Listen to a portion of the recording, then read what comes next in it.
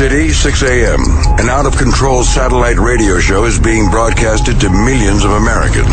At the controls, Greg Hughes, a father. I am amazed it lasted this long. Anthony Cumia, an alcoholic. Holy mother of God. And Jim Norton, a comedian. There's no positives out of this thing, except for everybody's blood. The three men make up the Opie and Anthony Show, a popular radio program known for its cringe style of entertainment and having very few limits. Oh my God. Okay, no, this is getting really intense now. It starts funny and then gets very uncomfortable. In the past, they have been accused of multiple FCC violations and have even gotten their show suspended from satellite radio. You couldn't have picked a fucking more self-destructive show. Yeah, crazier the better, yeah. What are you, 19? I'm 19. Delicious. You made Springer uncomfortable. Do you know how hard that is to do? Thank God this show's on radio.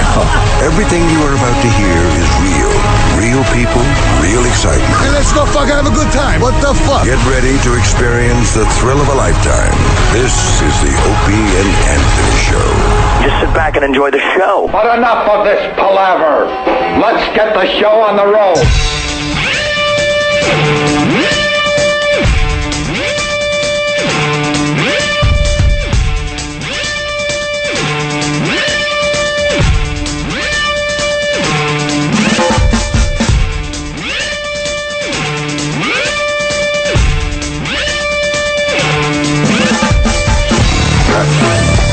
Good morning. Welcome to the open That sounds like something, right? Yes. Hi. Opie, I heard Anthony in there, and I heard a lot of syllables. Yeah, a lot of syllables. I just want to start by saying, holy shit, I can't even see Anthony.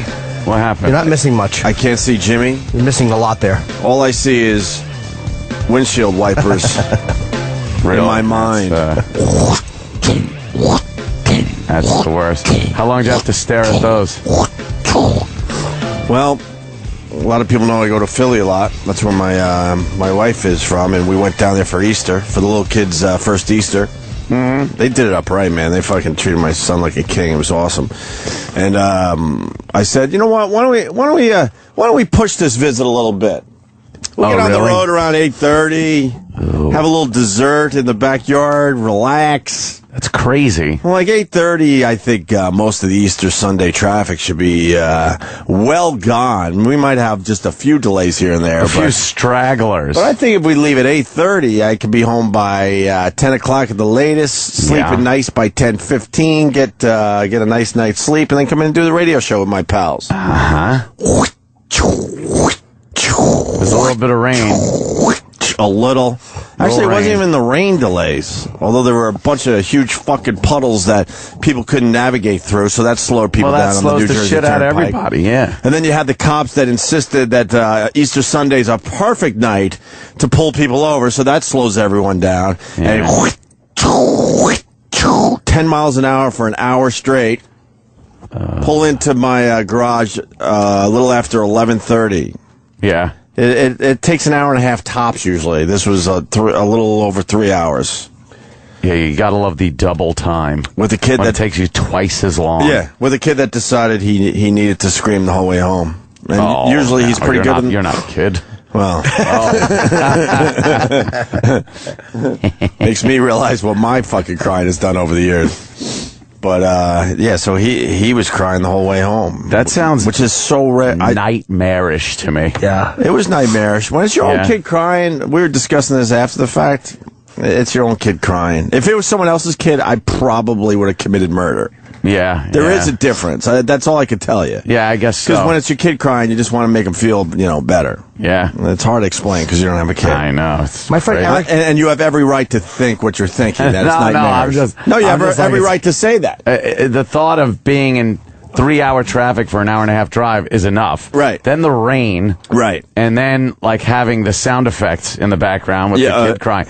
Like, that whole thing, to me, it makes me anxious. And you have every right to think that. Yeah. I'm just defending the parents out there where you do know when it's your kid, all you care about is try to make them comfortable, especially when they're at a much, younger age. You know? He doesn't know any better, but... Benadryl. Yeah, no kidding. No kidding. Love those parents that are like, you slipped my Benadryl. Well, I think You're dosing your kid. But I think our parents did that to us, right? Yeah. My mom talks about the whiskey, the pacifier and the whiskey and all that crap. Yep. And I don't think she was joking. Get him to sleep, whatever it She takes. said it was great for when you were teething to put a little whiskey on your pacifier. Whiskey.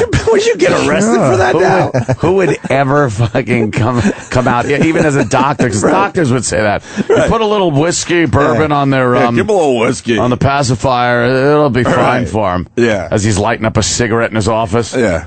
I don't know why the troopers needed to give tickets last night. We're all going slow to begin with, so maybe some asshole decided to go up the side or something. I don't know. But I'm looking at this car going, why is he getting a ticket right now? Because everyone is rubbernecking, and it's already a nightmare out here. Because broke-ass Jersey.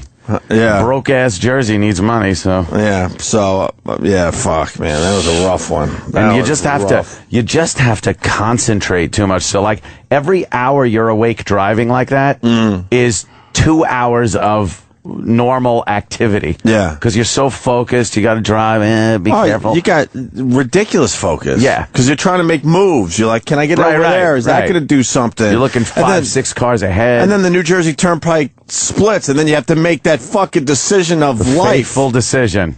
Do people understand this out there? When you're coming up from the south on the New Jersey Turnpike, it splits into 2, 3, 4 lanes? I don't even know. Yeah. 4-lane highways. Are you going to take the left or are you going to go right? They both go to the same place. Right. But one is like kind of express. Yeah. And one is kind of local exits. Yeah. And you never know, like, for the most part. Which one's going to move better? There could be a problem on one, and the worst part is sitting in dead stop traffic on one. Yeah. And they give you a clear view of the other one. Of course. They're very close. Of course. And you're just looking at cars doing 80. Yeah. And you're like, what? And this sucks. You're thinking if I made that decision, Yeah. I would be fucking nice right now. Coin toss. Yeah. Coin toss. Whoops, I fucked up. Yeah. Exactly.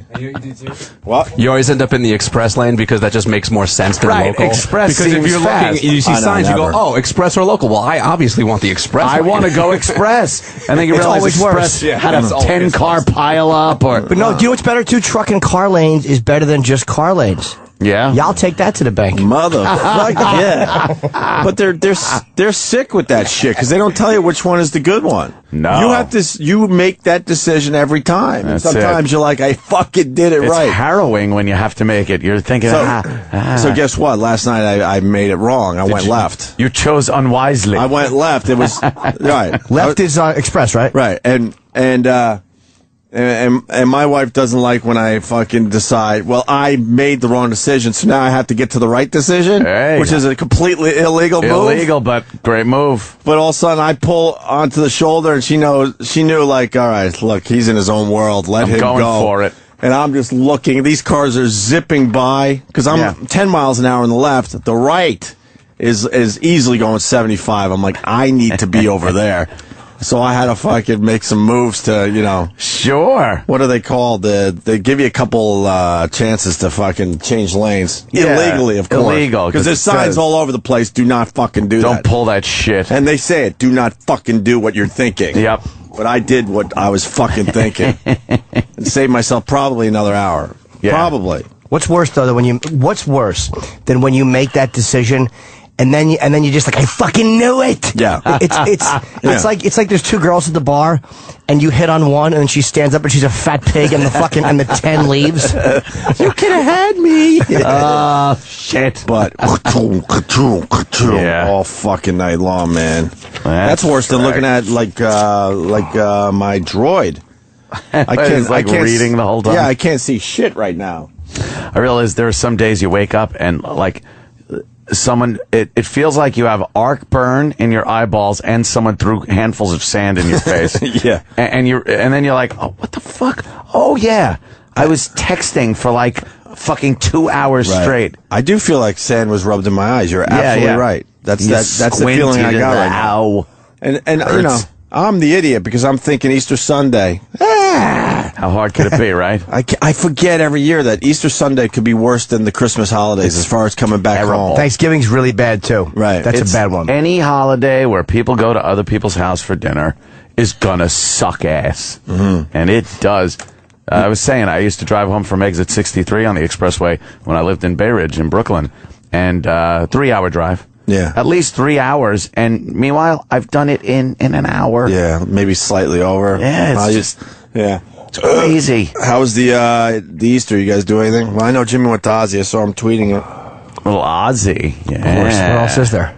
Nothing. Did you get anyone to go with you? You saw your own Jesus, your own Lord and Savior on Easter. It was an amazing Easter. Yes. While you were all looking for eggs, I was chatting with. I was having a nice chat with Ozzy. You guys, nice. to chat with him. That is nice. I took this chick I know, Rolanda. She's cool. Fuck it. White? Mexican. Mexican? You forced him to go. Actually, what has he got going on? I didn't ask him. I just said that he actually texted me. He's like, "Do you have anybody to go with?" I'm like, "No," because everybody's doing family shit. And he's like, "I'll go." Yeah, that's stupid family shit. Nah, but I got it. I mean, it is what it was. It was like, I know it's a major holiday, so I mean, Easter's one of the biggies. Yeah. There's a bunch of holidays that certainly would blow off, but Easter you can't. And I was. It was done right. It was an amazing fucking event, of course. Yeah. And 6 p.m. perfect start time, and I get there, and this is why I fucking love this family. Every single person in the media has on the shirt that I'm wearing right now. It was done in the 1,000-seat venue, and every fucking chair had a God Bless Ozzy Osbourne shirt on it, and a fucking badge, and a fucking little... Every single person got something when they left. And when you walk in, because Tribeca is all over the city. All over, they're doing premieres and blah, blah, blah. This one was an absolute fucking Ozzy rock vibe, and it was like no other premiere did anything that resembled that. It's like literally when the premiere's over, you forget who was just in the room. Really, really smart PR people around. Yeah. Fucking bright. That's great. So, it was great. It was really nice, and De Niro was there. Is it a soft shirt, Jimmy? Yes, I washed it last night first before wearing it today. Very, very soft. It is. I mean, it needs to be soft. I hate those black shirts. Feel it. It's not. I feel like Feel something. It's good. insulation. He scared me. Yeah, that's a good looking shirt there, Jimmy. And I didn't get to talk to De Niro. He walked the red carpet, and I saw him as he walked by, but I think he left right after, so I went back to try to meet him. I think he's too busy being pissed at Trump at this point. De Niro? Oh, yeah. Why? Yeah, he's not appreciating Donald Trump doing the birther thing with Obama. That was Seinfeld. I didn't know De Niro had the same problem. Oh, De Niro's involved a little bit. Oh, okay. A little bit. Yeah, it was a Seinfeld thing. I mean, Trump knows how to just piss people off. Well, you know what it was, too? It's like we're back in that area, and I see the family, and I introduce myself to Jack, and Ozzy's just standing there by himself. I just spilled all over myself. And I'm like, I don't want to bother him, but I'm like, go bother him. Fuck it. It's Ozzy. And so I started talking to Sharon. I kind of felt bad. And then he just kind of looks at me and he's like, so how you been? Nice. Oh. And we just started chatting about sleep. Look at you. That was wonderful. It was my Easter gift. That was just a regular chat with two men. We said hello walking in, and then I think he takes a second because his memory is so bad. He's got really bad memory, yeah. Did he say, I was hoping you brought my birthday gifts with you today? Books? No, he didn't mention the books. He didn't mention the books? He neglected to mention the books. I think his shame about leaving them was just tarnishing the event. Too great? For everyone. Yeah. But yeah, we had a nice chat about fucking sleep disorders for a couple of minutes. And oh, time for really? a fucking movie. Could talk for hours. And the movie? Amazing. I mean, Really? what am I going to say? Because it's Ozzy, but it really was. Bladder saw it. Steve Leeds was there, and Roland, who are really Ozzy fans. Yeah. And Roland said it was great. He's like, I wanted it to suck so I could make fun of you. But it was very. Some of it was really touching, and it was great. It was so well done, and Jack has access to all the footage. Oh, yeah. Is it Ozzy's life? It's his life. They cover everything. I mean, I knew, but there was a lot of footage I've never seen before. Oh, wow. I think that they tried to avoid dealing with some of the stuff on the Osbournes. Like, they only glanced over Sharon's cancer, just because I think they didn't want to just show you the same stuff you saw on the Osbournes. Yeah, Ozzy was fucking hilarious in it. Hilarious. Yeah. He's a funny dude, man. Yeah. Oh, We've all said that, right? Yeah, but he got killed in the theater. Yeah. So it was really great, man. great. I was very happy that they did such a good job with it. Good for Ozzy. I never would have bashed it anyway. Where are they going to show this movie? I don't know. It's actually, I want to ask that to Jack when he comes in, like, what's the next step? Because it was, people loved it. It's good. I don't know if you could put it in theaters, or do you sell it to the IFC or HBO? What do you do with it? That's a great question. Yeah, I'm wondering where the documentary, Anderson Silva too. I saw his documentary. I loved it. It's like, what do you do with the documentary? But it doesn't matter as much these days, right? I don't think so. Because, I mean, we could just put it on our iPads and shit. Just get it get it out there somewhere and people will find it. We'll go to DVD and then show extra footage. When we were growing up, man, if they didn't put a movie in a theater, that movie was fucked. You didn't see it. You didn't see it anywhere. You didn't see it until it ended up on Channel 5. There was probably some great movies that just didn't get the distribution. Yeah. Good for you, Jimmy. Thank you. We're going to have Jack Osborne in at 8:30. Yes, and now to we talk about the movie. Dimitri Martin at 9:30 and Anderson Silva at 7:45. It's a good show. And we got a very busy show. Crazy. What was I going to say? Oh, God, can I... One thing I forgot? Yeah. Thank you for Well, rolling. I was hoping for more from you about this whole Ozzy thing. Well, this is Roland's a fun This was day. your big night. Yeah, I know, but it's like we're going to talk to Jack, so I figured I would just. Oh, you're saving it, okay. But afterwards, we go to the parking lot, and it was like, half block away. Everything worked out perfectly. And we go to the. Oh, Roland's here. And so fucking, we go to the. Marky Ramone was there, and he's one. The guy's a legend. He's one of the fucking Ramones. Ramone. And I didn't want to bother him for a photo at the premiere because, again, I'm just too busy, looking for De Niro and shit. But we're walking into the parking deck, and there's Marky Ramone, just him walking to. I'm like, I have to ask him for a photo now. And he was very cool. I'm like, how you doing? He's like, I got to piss. I'm like, oh, can I have a picture? And then I'm like, I hand Roland the camera, and it's kind of fumbling, and we can't get the flash. Oh, no. But he's really patient and cool, and he's like, yeah, no problem, man, no problem. And we take the photo, and then he goes to Roland, you want a shot? And Roland's like, no, I'm okay. And it was so fucking awkward. I'm like, dude, we walk away, I'm like, couldn't you have just said yes? You just say yes at that point. Like, he has his arm ready for me. I'm like, I'm good. Yeah, it was Oh, my God, it's one of the Ramones. Dude, it was so... And he goes, who is that? It was, I didn't know who he was. I'm not a big fan of the Ramones, but you gotta get that picture every time. That's it's douchey. it was so uncomfortable. That's awesome. Yeah, and then the guy gets into his car, and I had left one of the little Ozzy placards where we got the photo, so Roland had to walk back, and he was looking at him, and I was like, dude, just ask him for a picture. Now at the point, it's like, I think he wanted him to ask. You want a shot? No, I'm okay. I'm okay. Why would you say that? I didn't know who he was. I'm good. Oh, he does a show here? I'm hearing? Yeah. I think he He's is here here. a lot. How was the movie, Roland? It was really good. It surprised me. You're not an Ozzy fan in general? Not at all. I hate his Not music. at all. I mean, it's not my cup of tea, but I mean, it was really good. I wish the Bruce documentary was like this one, because it's really informative. Really? Yeah, it goes back to his early years as his baby and shows everything. They did like a full documentary. It was pretty rough, too, to see some scenes. Oh, fuck yeah, man. Yeah, some of the stuff that was said. Really? It wasn't...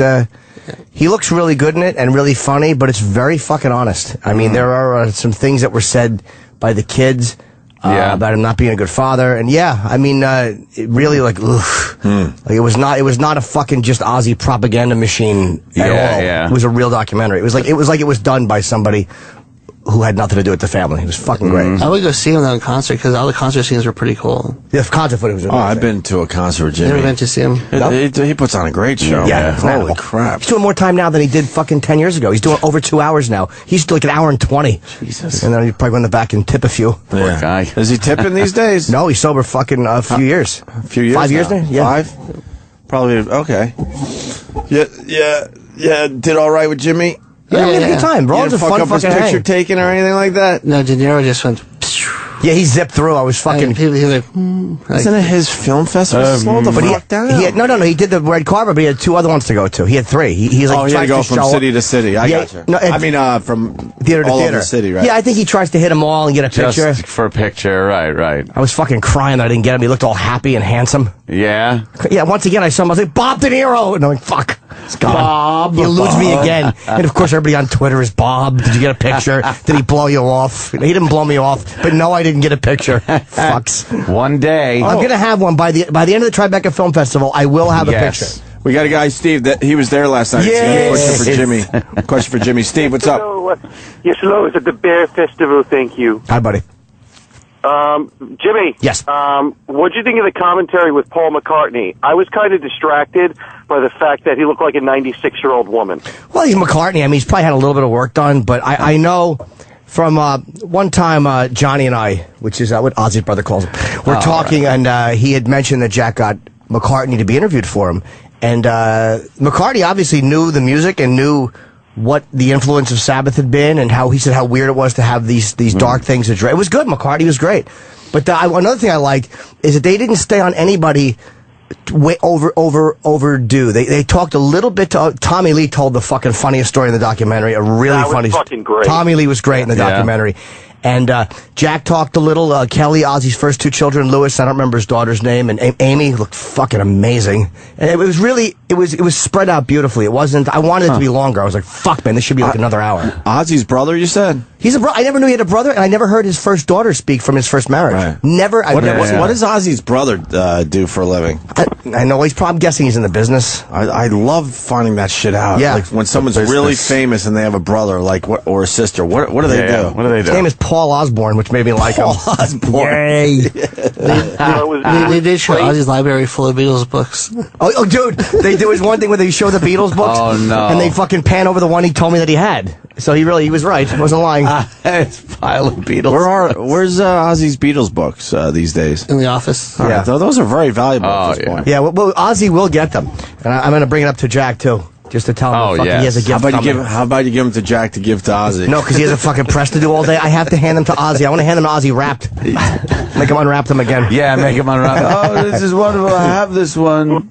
Well, it was a great night, guys, and I'm glad you had a good time, Jimmy. Thank you. Very I was talking to some guy from the band Hatebreed who was really cool too. I don't know I know them. I know the name. I couldn't tell you a song. It was really fun, man. It was Good like night. but it was really it was like everybody when it comes to Ozzy stuff now, you feel like taken care of now, and like I don't feel like I'm not gonna get back. You know that fucking shit feeling you have going backstage. But you're part of the family at this point. No, I'm not. Yeah. Ozzy just barely remembers my face. Is he part of the family? No. Yeah, because he went back right behind backstage to touch Ozzy. I went to get ice cream. So. Oh, yeah. Roland is a fun guy to fucking go to these things with because he doesn't give a shit about. Like I'm like Ozzy was by himself, and I'm like I just couldn't bother him. But I went into the men's room the same time he did. It wasn't really intentional. Oh no! But he was on one end. I stood on the other end. Oh, he probably thought it was intentional. I don't know if he did or not. Did he see you in there? Jimmy. No, but I walked in. He was there. I saw Tony Dennis. But I had to piss. I didn't get up to piss once, and I was like, "Hi." I was like, "Great job," and I just went and pissed ashamed. Oh my god! Oh, followed me in the fucking bathroom. Yeah, I always do something that's kind of like humiliating on some level. I can never just be completely comfortable. Yeah. But it was a fun. It was a fun fucking event. Sounds Roland, it. Well, Roland, let's see this perfect damn for thing. you. Roland, can I get a copy of this? Or we have to go to a theater and see you'll probably it? get one. Yeah, probably after the next showing. Then I'll get a copy. When's the next showing? This And can morning, I go? actually. There's a press showing this morning. What time? Let's go. Nah, it's early. It's like 9. Oh, fuck this place. Let's go. All right. I don't think that's washing. No. I don't think we're going to be going. Why, man? I'm My tired. shirt's a little itchy. would be I nice. washed it too. My skin is so delicate. It is a little itchy? Yeah, I mean, I understand why people want to It come looks all over. soft, though. I'll say it again. Those black fucking shirts that feel like you're wearing, like, insulation. I hate that. Very coarse. With the tight collar. Yeah, where it's a little yeah. tight around your neck. I hate And it feels like your body has like a little tingling buzz on it, and that's the insulation feeling. Oh, it's terrible. You just need a nice soft shirt. But this is, every fucking time. This is not bad. Thank God I washed it, or I would have been fucking Irving itchy. But how fucking great was it to walk in and see all those shirts? And it was like a concert vibe. And I'm like, what smart fucking people. Yeah, So really. I guarantee it's from marketing. Sharon. Right before Jim goes, I gotta get a shirt. Then I goes, here you go, Jimmy. He goes, no, thank you. Yeah, everybody was fucking nice. And I was like, oh, of course I'm panicking. Like, I'm not going to get one. Yeah. And I Yeah, realized I'm yeah. on every seat, fag. Fuck's the matter with like you? And then Roland relax. gave me his. But I could see how you would think, like, it wouldn't be on your seat, and you'd have to be like, can I get a shirt? Well, we don't have any, and you'd just be like, figures. Yeah. I've been there. I know what that's like. I finally felt nice, though. Humiliating. But yeah, backstage, they treat me really nice. It was so nice to Yeah. fucking have one good hookup, and it's the best one I finally. could have. Well, that'll be ruined the next time you go backstage. By the next event. Whatever the next event is going You'll to be get fucking. fucked. Of course I will. We It'll be all know horrendous. that. It'll probably be at Tribeca. Yeah. I predict that by the time that fucking film festival is over, Why am I not doing any of these Tribeca things? Dude, you should. Roland? They're fun. Give me a list. I want to check out some of these films. It's already over. No, it's not. He just said it wasn't. You got to listen before you do your. as much as I know he joke. lies, he gets me every time with that. I know, yeah. Here's why Roland is a piece of shit. I was like fucking. He's like, you didn't get your De Niro picture. I'm like, yeah, but he came right through, and Roland said, yeah, but somebody got one. I was like, yeah, you're right. Oh, shit. Way to point it out. Way to go, Roland. Somebody got one. Piece of shit. It really is garbage. Hey, I was talking to Ant before the show, and it looks like you were enjoying some playoff hockey, my friend. Little bit. Travis was over the house. I can't even look at him. And I'm sorry, Travis. I just want to say I can't even look at you. He was so into it.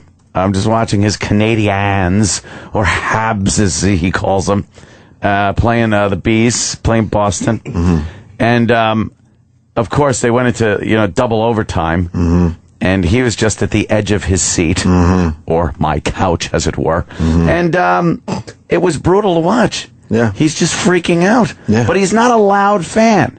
Like, I was sitting there going, come on, oh! You don't even know either team, and you were getting into it. But it was just action-packed, I'm telling you. Action-packed. Nothing beats playoff hockey. When you have a team in it, oh my God, it's the greatest thing ever. He just sat there like, and I could tell, though, he was freaking out. Of course. He wouldn't talk to anybody, and he's just kind of his head's moving around. At any moment, the game's over. Yeah, and it was, because I went upstairs, and I'm looking over the edge of the balcony so I could see kind of the couch and the TV. Mm-hmm. And I'm just kind of watching, and then, whoosh, and you just saw, before that puck even went in, you went like, oh, there's a giant gaping hole that the goalie is nowhere near. Yeah. I think I said, oh, shit, before it even went in. Yeah, you did. You went, oh, shit. And there's a gentleman with the puck right against his fucking stick. And that was it. Whammo. Your team get knocked out? I don't follow. Not yet, no. No. They lost a big game? And they didn't get knocked out. It was a big game. See, I didn't even know. I thought it was the fucking final game. Yeah, once you found out that no one would be eliminated that night. So what am I watching? Then I was like, what am I doing? I'm going to the jacuzzi. Now the Canadians got to win 2 in a row. So they have to, yeah. It's been done before. Dude, I have to say this sports curse of mine is really strange. I did 3 overtime games Friday, Saturday, Sunday, I guess, right? 1 a day. And I fucking mispicked. You undermined every team. 0 for 3. Well, there were 2 yesterday. Huh? There were 2 yesterday. Which games yesterday? The Flyers game and... the Chicago game. Yeah. Another overtime game, right? Jesus, what the fuck's going on with the overtime? There's been 11 so far. Wow. In the first round. Is that some kind of record? I don't think so, but I'm not sure. There's a lot of fucking... Oh, yeah, here we go. This is Friday night. I tweeted, another great hockey game. Flyers-Sabres tied, heading to OT. Flyers got this. 2 minutes later, the Sabres... Whoops. Beat the fucking Flyers. And then I went with the Boston game. Playoff hockey is the best. I wrote, absolutely. Canadians have this tonight. Yeah, they have it, all right. They had the loss. The loss, yes. Right. Very, very and then the guy gets mad at me. He goes, come on, Ope, remember your Boston days? Go Bruins. And I write, I want the Bruins, but obviously it's the Canadians' night. And then the Canadians lost in overtime. I couldn't even text Travis. I just left him alone. Notice I left you alone. I didn't touch you. Yeah, and I tried to do the furthest thing from Opie that I could, which was watch the game at Anthony's house. Oh, my God. And Travis is, like, so fixated on the game. His daughter's running around my house with a pen. I'm like... I'm trying to pay attention to both things. Yeah, Careful, I'm telling her. Playoff hockey over your daughter, right? Of course. Oh, yeah. Yeah. Kids like, right, because I don't have a kid-friendly house. No. She's running around, like, pulling shit off the tables and stuff. And Anthony's being Mr. Annoying Question Guy. Yeah, well, I was during the playoffs. During some of the most exciting parts of the game, I had to ask Travis hockey questions. Don't do that. He was getting so annoyed at me. It was great.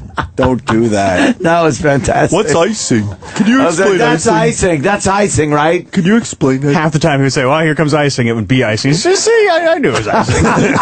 It's like so ridiculous. Why is there only a 4-on-4 right now? I go, what happened to the red line?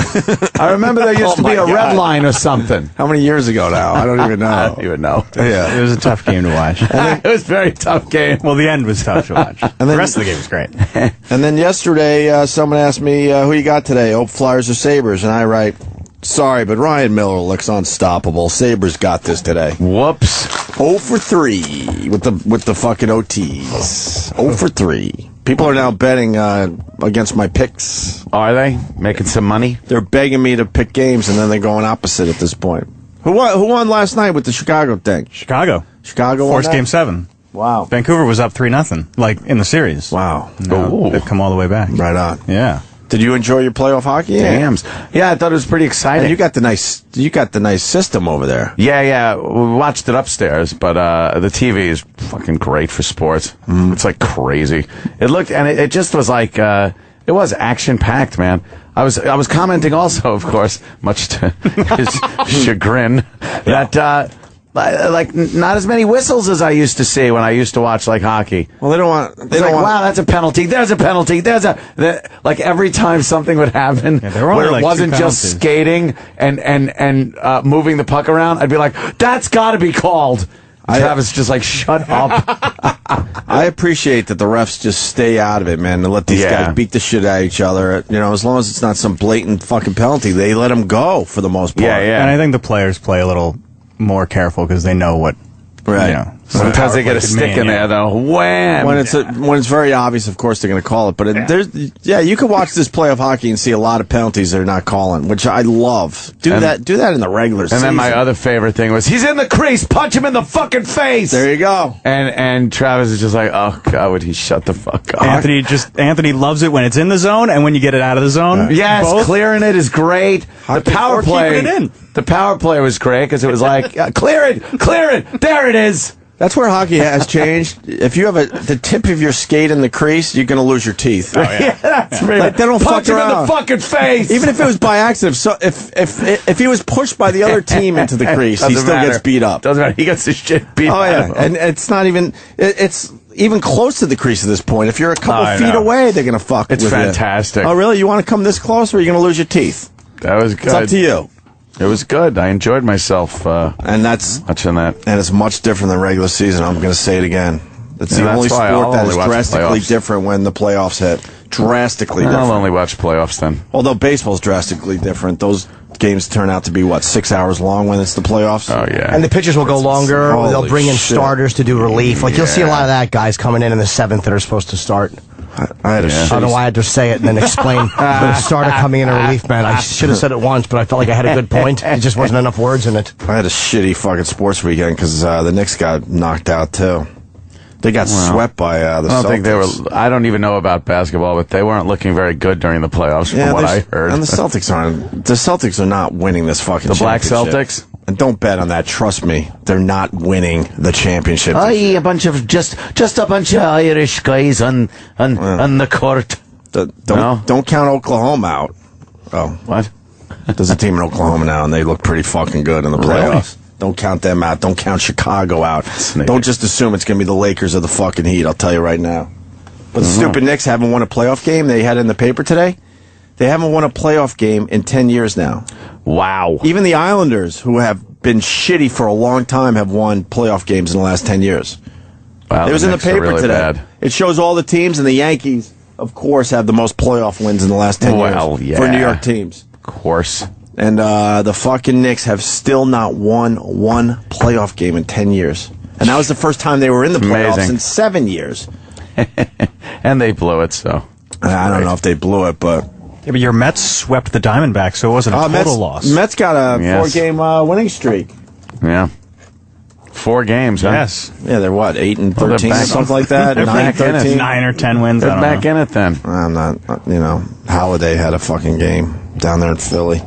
Fucking Phillies are the best team in baseball. In baseball. And you're 9-13. You're not the worst team. 9-13, and your Derek Jeter is 55 hits away from 3,000. Yeah, that's going to be one of these big moments. That's got to be a big deal for you Yankees fans. Big moments. They almost blew it. The Yankees. They've been keeping track in the paper since spring training. Yeah, I know, right? Isn't it amazing that Pete Rose has over 1,000 hits more? Like, that's how fucking good Pete Rose was. Jeter's amazing, and Rose had over 1,000 more hits. Like, he has more hits than anyone. Yeah, well, I know. I'm saying 4,000 something. Oh, yeah? I'll bet she doesn't. Get it? That's because Pete Rose crouched down and slapped at that stupid ball. He was one of those slap hitters. Yeah. How many fucking singles did he have? I know, him and Rod Carew should fucking jerk each other off in a booth. Stupid Rod. Charlie Hustle. Yeah, I'm Rod Carew. Charlie Hustle.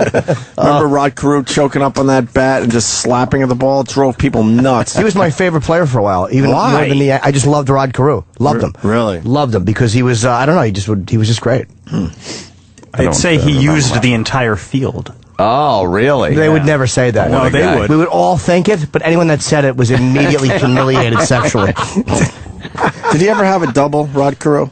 Or was it all just slap single? Just single, slap, single. Slap. I think he played for 18 years, and he has 7 career home runs and and 2 doubles and 1 triple. 8 balls hit out of the infield. Because the guy was daydreaming in right field. His fucking slap hitter shit. I know, but he was fucking really hard to get out, like Tony Gwynn. And not only did he slap at the ball, he made sure like he bounced it really high. Yeah. So they didn't Hard have to a field. you Yeah, didn't even have You didn't even have a chance at fielding it before Rod Carew was past first base. Ball took a bad hop, yet 2 feet in front of him. Yeah, yeah, exactly. A little squib. I think they invented the word squib for Rod Carew. Another squib for Rod Carew.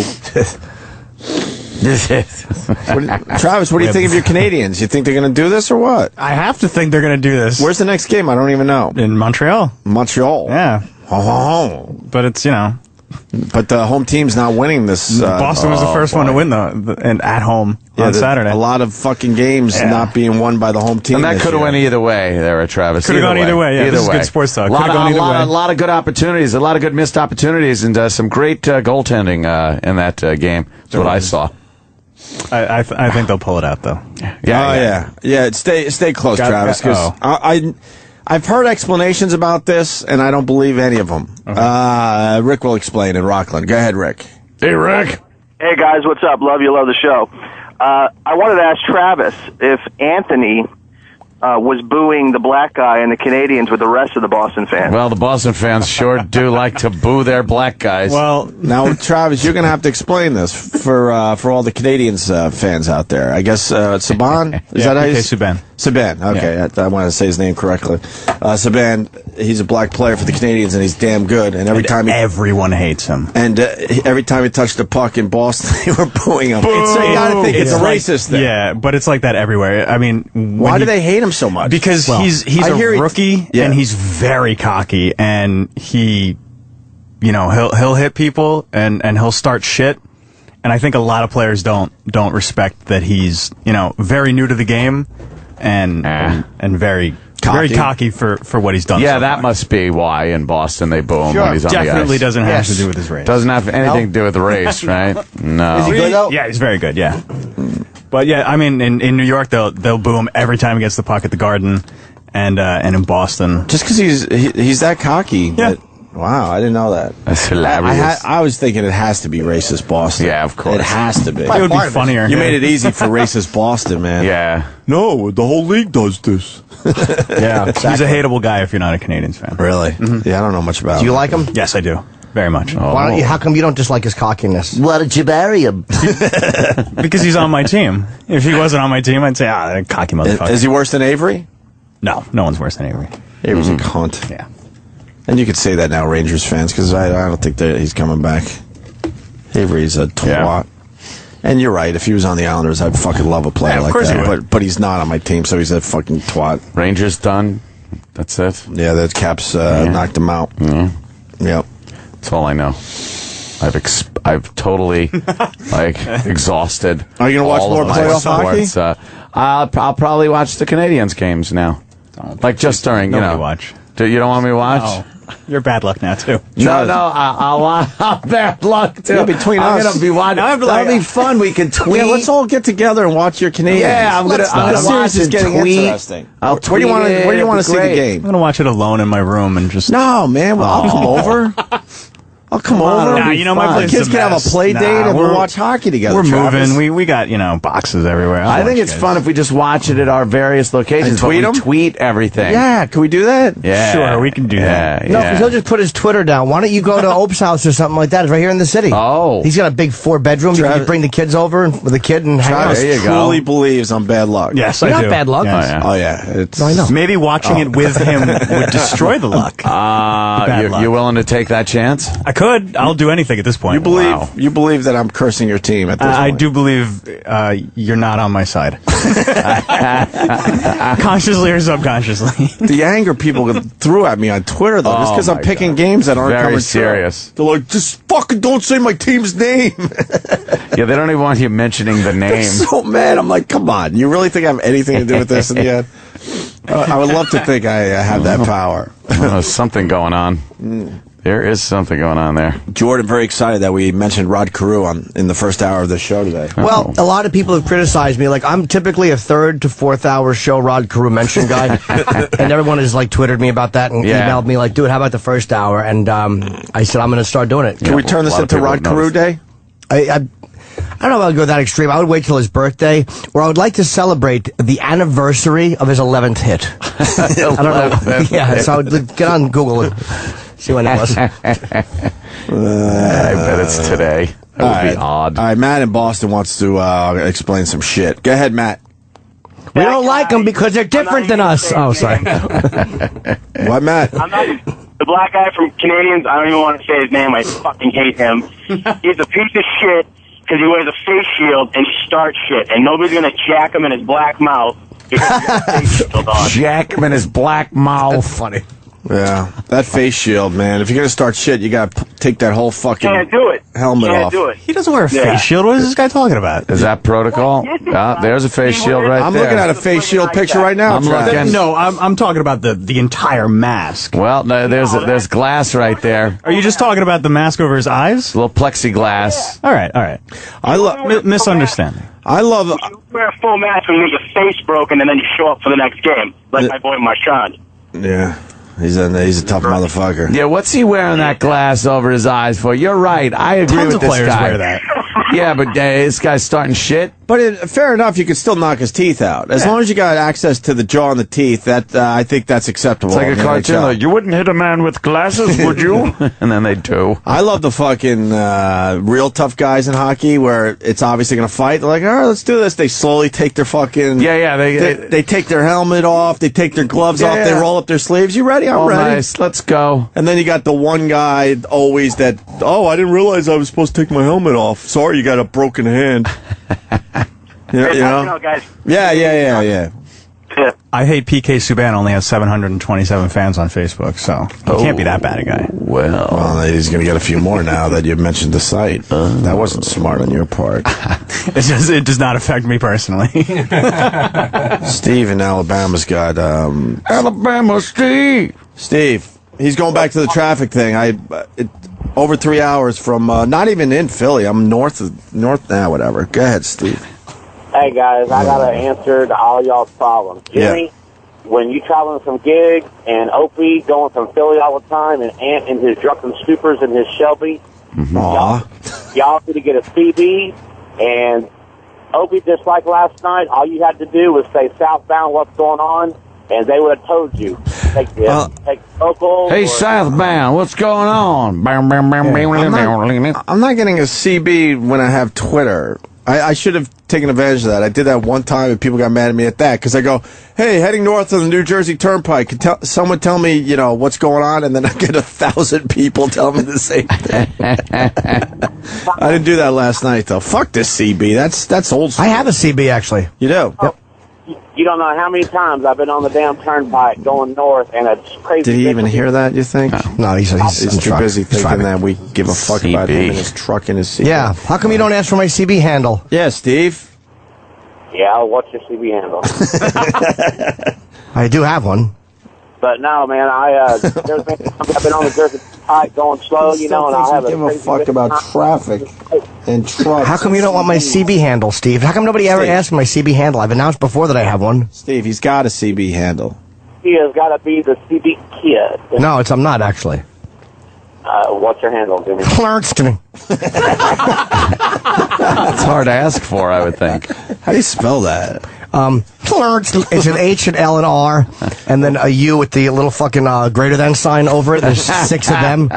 Six of them, huh? You're supposed to say, Clarkston, you got your ears on, son?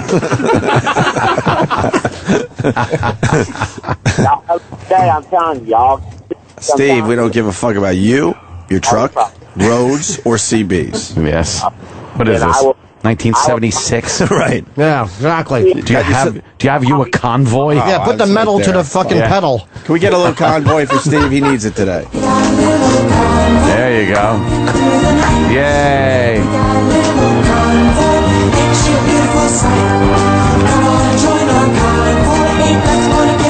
There, see?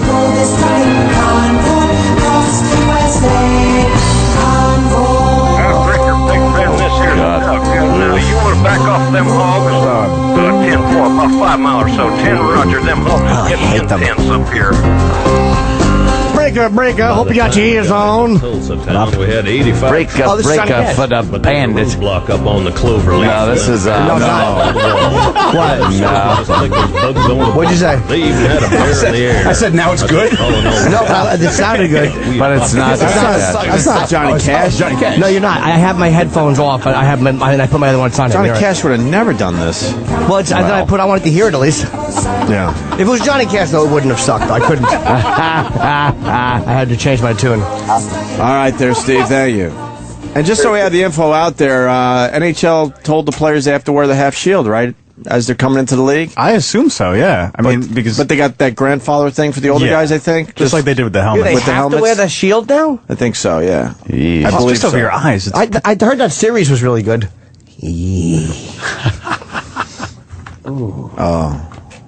Oh, boy. A shield joke?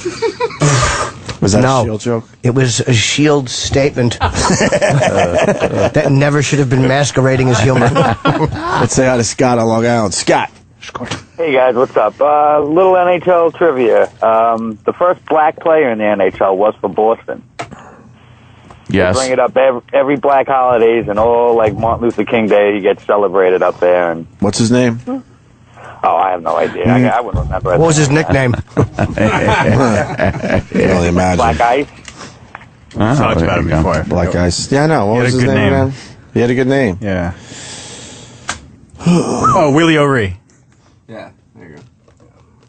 Willie O'Ree. Motherfucker. And this guy wants me to tune into AM radio to get the traffic report. I knew what the traffic report was. Easter Sunday, rain, heading to New York City. I think I can figure that one out. There's nothing you can do when you drive. It's like there's nothing. The traffic isn't going to tell you a secret way. And by the way, Opie, don't tell anyone else. I'm just talking to you. Go up to the GWB. Don't take the tunnels. GWB's empty. The Gothels had some backups. The Gothels. I hate when they call it the Gothels when they try to say it right. The Gothels. When Jeff McKay tries to say it right. He says the Gothels? Yes. 10-10 wins. 10-10 wins. They all do it. How is that good? He does two different. He does 10-10 another one, but I hate when they do that. They're like, and traffic has been reported by a Panasonic Jan Cam of a 10-10 wins. Why is that good? I'm Judy DeAngelis. So I guess I'm not the only one that actually repeats them back to themselves in my car the entire time. It's fun. Nuts. It's fun to kind of like talk along with the radio. Ridiculous. 10-10 wins sports. I hate it. The news, the fucking typewriters. Teletype. That's why I had to stop listening. It says I couldn't take it. They just run a sound effect. They tried taking it off once years ago, and people lost their complained. minds. So they keep a teletype like it's 1950. It sounds like Jimmy Durante in the back. That's so irritating. Traffic and weather coming up next on the ones on 10-10 wins. Everything has to fucking rhyme. Everything has to have a name. Traffic and weather together. Together. Yeah, traffic and weather together. On the 8s. Yes. Why do we need it on the 8s? Because it's 88. I know that, but be simple. That's too confusing. Be simple. Say 8, 16, 24, 32, 40, 48, and 56 past the hour. 4 of the hour it'll be on. 4 of the hour. Jimmy, can you handle this one for me? Just checking my Twitter. Sure. Butcher without the T, 72. Do you realize 90% of your audience is truck drivers and you sound like a giant pussy? But why? Because we're making fun of CBs. Get the joke, asshole. I wasn't making fun of CBs. I have a handle. I gave out my secret handle again. No. It's amazing you remember that. I don't know if I did. I think it was pretty close. Because my handle is private. I actually don't give it out to anybody. Oh. Nobody has had it until today. Well, then you're going to get a lot of people breaker for the whole home. You want people to break you on Twitter today? No. Give you some breaker. I certainly don't. Why, man? It'll be fun. It won't be fun. It'll be fun if a chick blew me. That's fun. That's a lot of fun. But is this asshole really upset because we made fun of CBs? Of course he is. What's wrong with you? He's You're listening to the wrong show, you idiot. He's very lonely. Go to the trucker channel. On the road. I love those guys. I'm an over-the-road truck driver. Right. Really, are you? What does over the road mean? I have no idea why they say that. I thought it was just assumed They used those tar strips all across the country. Yeah, you know who's over the road? Planes. Yes. Did you see the St. Louis fucking footage yet? No. The airport basically got destroyed. It's going to be closed for, I think, 2 months. From a tornado. Oh, Did you see they're showing it on TV all day today, so, I mean, take a peek. Yeah, that's a big one. You see shit just flying all over the place inside the terminal. Crazy. What a tornado hit? Yeah, tornado nailed them. Wow. Fucked up the airport. You haven't seen this yet, Jimmy? I have not. It reminds me of my favorite song, though. Why don't you meet me in St. Louis, Louis? Meet me at the fair. Oh. Do you remember that song? No. Yeah. Why would we? We used to sing that when I was a kid in Mrs. Jones's music class. Why don't you meet me in St. Louis, Louis? Meet me at the fair. Fucking E-Rock's got it. Of course he does. It's in his iPod. He hung up his coat. Is that Judy Garland? It might be. All around, but no Yes. She was singing to her bottle. Meet me in St. Louis. St. Louis. A note on the table he spied. How do you not like this? Just once, then he cried. This is so old sounding. Exactly. Yeah. Black people listen to this, they're putting on white gloves. It brings you back to an innocent time, right? Yes. No, not innocent. Porter, grab my luggage. Yeah. A time when nothing was spoken about, everything was swept under the carpet. Yes. Not an innocent time. The good old days. They were popping each other's shitters. Don't you kid yourself. Big hairy old pussies. There's never an innocent time. E-Rock's on the ball today. He must have got a good night's When he's sleep. laying on his stomach, he is. I'm sorry, Rob.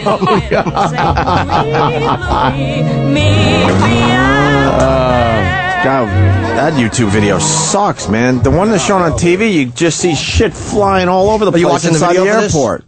For the song? No. The video for Meet Me in St. Louis while you watch tornado footage It has a bunch rip of- apart the airport. Yeah, it's got a bunch of videos like from Snoop's girls shaking their asses and then the tornado ripping the fucking airport roof off. And the big arches. Ran out of steam. Over the OTRs and our drivers just stay out a couple of weeks at a time. Oh. Thank you, Swickster, on Twitter. Thanks. I could have figured that out. I think I did, actually. Here's some footage. Tornado. There's the It's tornado. already here. Where's the tornado? Is that the tornado? I wonder if that delayed flights at all. Probably, right? We have to get Dorothy out onto the runway. Shut up, Dorothy. Please. Why don't you just sprinkle the things on the road? Why did it pick it up? Why did a tornado tear through a church on Easter Sunday? Because God hates people. Grateful survivors. They go to church to worship the guy, and the guy hits him with a tornado. I know. What is that about? But they'll say it was a miracle no one was hurt. But it wasn't. Because But God it wasn't. It would have been a miracle if the tornado just fucking slowed down and tiptoed over the church. Right. But if it tore through the church like it was an outhouse, that's not a miracle, idiots. I don't know about this God thing. I'm very confused. But when you have a tornado hit like a casino or something on Easter Sunday and not a church, Tornado. right? Because when the sinners and all the people that don't believe in the God thing be somewhere else, and maybe you hit those people with a tornado. Hit the sinners. Not the fucking people that are actually you got. Right. You need more people to spread the word of Jesus. Jesus. So why would you hit the fucking church with a tornado on Easter Sunday? That video stunk. There was 3 pieces of paper that fell. Nah, there's better Jesus. video. They're showing it on the news. You'll see for yourself. Want a break? Yeah. Why 'cause not? We got Anderson Silva coming in at 7:45. He does speak English, but not particularly well, but he sounds very quiet. Yeah, He doesn't say so. He'll fucking kill you, though. And you saw his documentary. Did you see the photos I took with him? I was just me. I'm an ugly fucking guy. Oh, stop. Well, not really. Dude, I'm a horribly... I'll show him to you. And I'm going to have him sign, because no one can get people got pictures with him, but it was tough. Yeah. But of course, I fucking... Oh, let me see.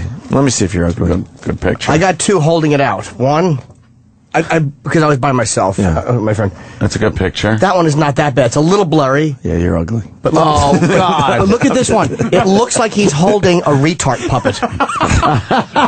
He looks like he's holding a fucking retard puppet. But are you taking your own picture there? Yes, but it that's doesn't the matter. problem. You pulled your neck back. You never Yeah, pull your neck everybody back does in that. pictures. And I know, when but I they had take to their lean own in next to picture, him. You know you're when right. you're at a table and the person right next to you is like, "Hi, dude, let's get into photo." Yeah, and and then you you're pull the your one head leaning back. back with your neck That's sticking true. Look at straight how out. handsome Very he is, though. silly. He's like a fucking Give model. yourself a fourth chin. So I'm going to ask him to sign whichever one he finds me less repulsive in. Let him decide. Yeah, could you decide which one I'm not ugly in, and then sign it?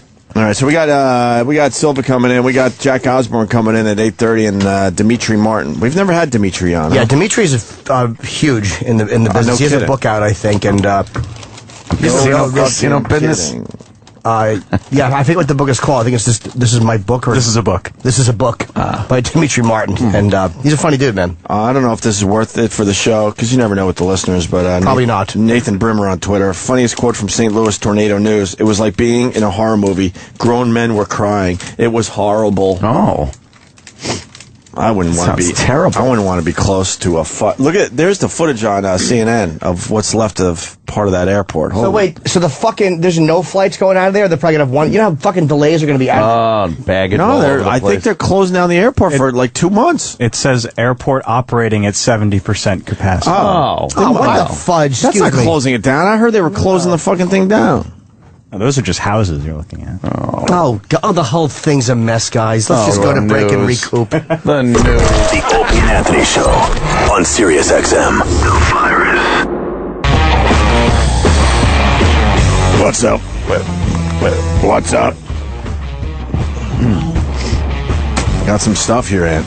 Some stuff. Our pal Johnny Fairplay mentioned us on Dr. Phil. Dr. Phil? Yeah. Jesus. What was that that Dr. about? Phil? He's obsessed with our show, and and it causes fights with his wife. That's nice. But we've had his wife in, and she's really cool. She's cool as hell. She's been to the virus shows. Does he like our show or hate it? He fucking can't get enough of it. Does he listen to it? I don't know if he was doing this to get more Twitter followers. I don't know. Yeah, who knows? I don't know with Johnny Fairplay. You can't figure that guy out. But here's the mention on Dr. Phil. Now, Johnny Fairplay from Survivor married America's Next Top Model contestant, Michelle Deton. Their arguments are tearing them apart. Hello? Hey. Ready? Mm-hmm. You get in the car and you automatically change. That's the only time I have to listen to it. Even if I say something like, hey, I was listening to All I'd that. like to listen to is Opie and Anthony. I don't understand why that's a huge deal. It's all about you. He doesn't like, his wife doesn't like I don't know. him changing the station to us. Yeah. So maybe Johnny Fairplay, when he wakes up, you know, he could give us more info on that. Well, that's pretty I don't cool. see that as being a really helpful call. So what happened? Well, I listened to it and she got mad and we said that. All right, I just did it. Yeah, but those I don't two see it being that big a No, deal those as an two- argument either. those two get along. It seems very well. So Famously. I think they're in cahoots. I- There's that word again. I think they're in cahoots. They like to fuck around to get some attention out there. I switched the station to Opie and Anthony, and she switches it back, and I punch her in the face as hard as I can. Yeah. Now that's a problem. Mm-hmm. Just changing the station, not that big a deal. Jordan is taking care of you today there, Jimmy. I just looked it up, and apparently the anniversary of Rod Carew's 11th hit is coming up this very week. It figures, What's right? what's the date? April 29th. Wow. That's what he's saying. If he fucking says that April 29th, that bullshit answer. Do you know how many times I've heard the fucking April 29th anniversary of the 11th hit argument? It's fucking ridiculous. Yes, it's a misnomer. It's pretty weird you would say that, though, and it's this week. No, but the myth of it is this week. April 29th, 1967. 1967, right. Yeah, of course. I Mr. haven't heard Carew that got before. his 11th hit. Yeah. Right. And 12th hit. Yeah, no, 12th hit bullshit. They were separated by a 4-week period. Everybody knows that. He got a hit, and there was 4 weeks, and then he got his 12th hit. Well, it's the 44th anniversary on Friday of Rod Carew's 11th hit. You 11th asked for hit. this, Jimmy. Wow. You did ask for this. That is a big. Do you need any more Rod Carew info today? Big moment to celebrate. Exactly. Yes, it's I do. almost Rod Carew Day. Almost. What size were his shoes? What size of? Let's see if the guy knows. All right, we'll find out in a little while. They just know everything, the listeners. They don't really do. Just how to use the phone when they call in. You could look up anything. It's amazing. Brian in D.C. What's up, Brian? Hey, why are we talking about hockey? Why were we talking about hockey earlier? Do we not understand we got the NBA playoffs, 4 games a day, killing games, man? I mean, why are we talking about hockey? When they went on strike, nobody noticed. I know I didn't. I'm a much bigger hockey fan than basketball. The hockey playoffs much more exciting than basketball playoffs. And also, early rounds of the playoffs, not many surprises. Oh, wow. Where's Ira when we need him? Not many surprises. But with hockey, man, it could go either way almost any night. The playoffs, the NBA playoffs get much better when it's down to, I don't know, like, let's call it 4 teams. Okay. And then it gets exciting. But you really think the Sixers are going to beat the fucking Heat? Not at all. All right, then why am I watching that when I got playoff hockey on the other channel? All right, case in point, I'll give you that one. But let me ask you this thing. Why are we ripping on the black guy? In all honesty, it sounds to me like you got potential Kobe Bryant on your hands, and you got people ripping on him because he's black. Is that how we roll around here? That's how they roll in Boston. Brian, the only reason we brought it up, trust me, Ant would have loved to just made fun of him because he's black. Of course. But the fact is, we brought it up because it was during this game the other day, every time he touched the puck, Boston is booing. And Boston is legendary for being possibly a bit on the racist side. Right. So it made for a fun little story that we had to investigate. Did you listen to... No, this guy's right, though. Go ahead, dude. Just tell like it is. I got what you're saying. I appreciate you airing that out for me. I'm done. Oh, what team do you want? Because you're in D.C. Huh? No, I'm on the road right now, man. I'm actually going to New Jersey, so I'm listening to all you. I don't give a fuck where you're going. I want to know what team you got in the playoffs. Huh? I got the Heat, man. Oh, wow, look at you. Yeah. Boy, that's a big fucking stretch. Out on a limb. Boy, wow, you picked the fucking team with the super team. Yeah, you're absolutely right. Most of the NBA is rooting against the Heat. You know that.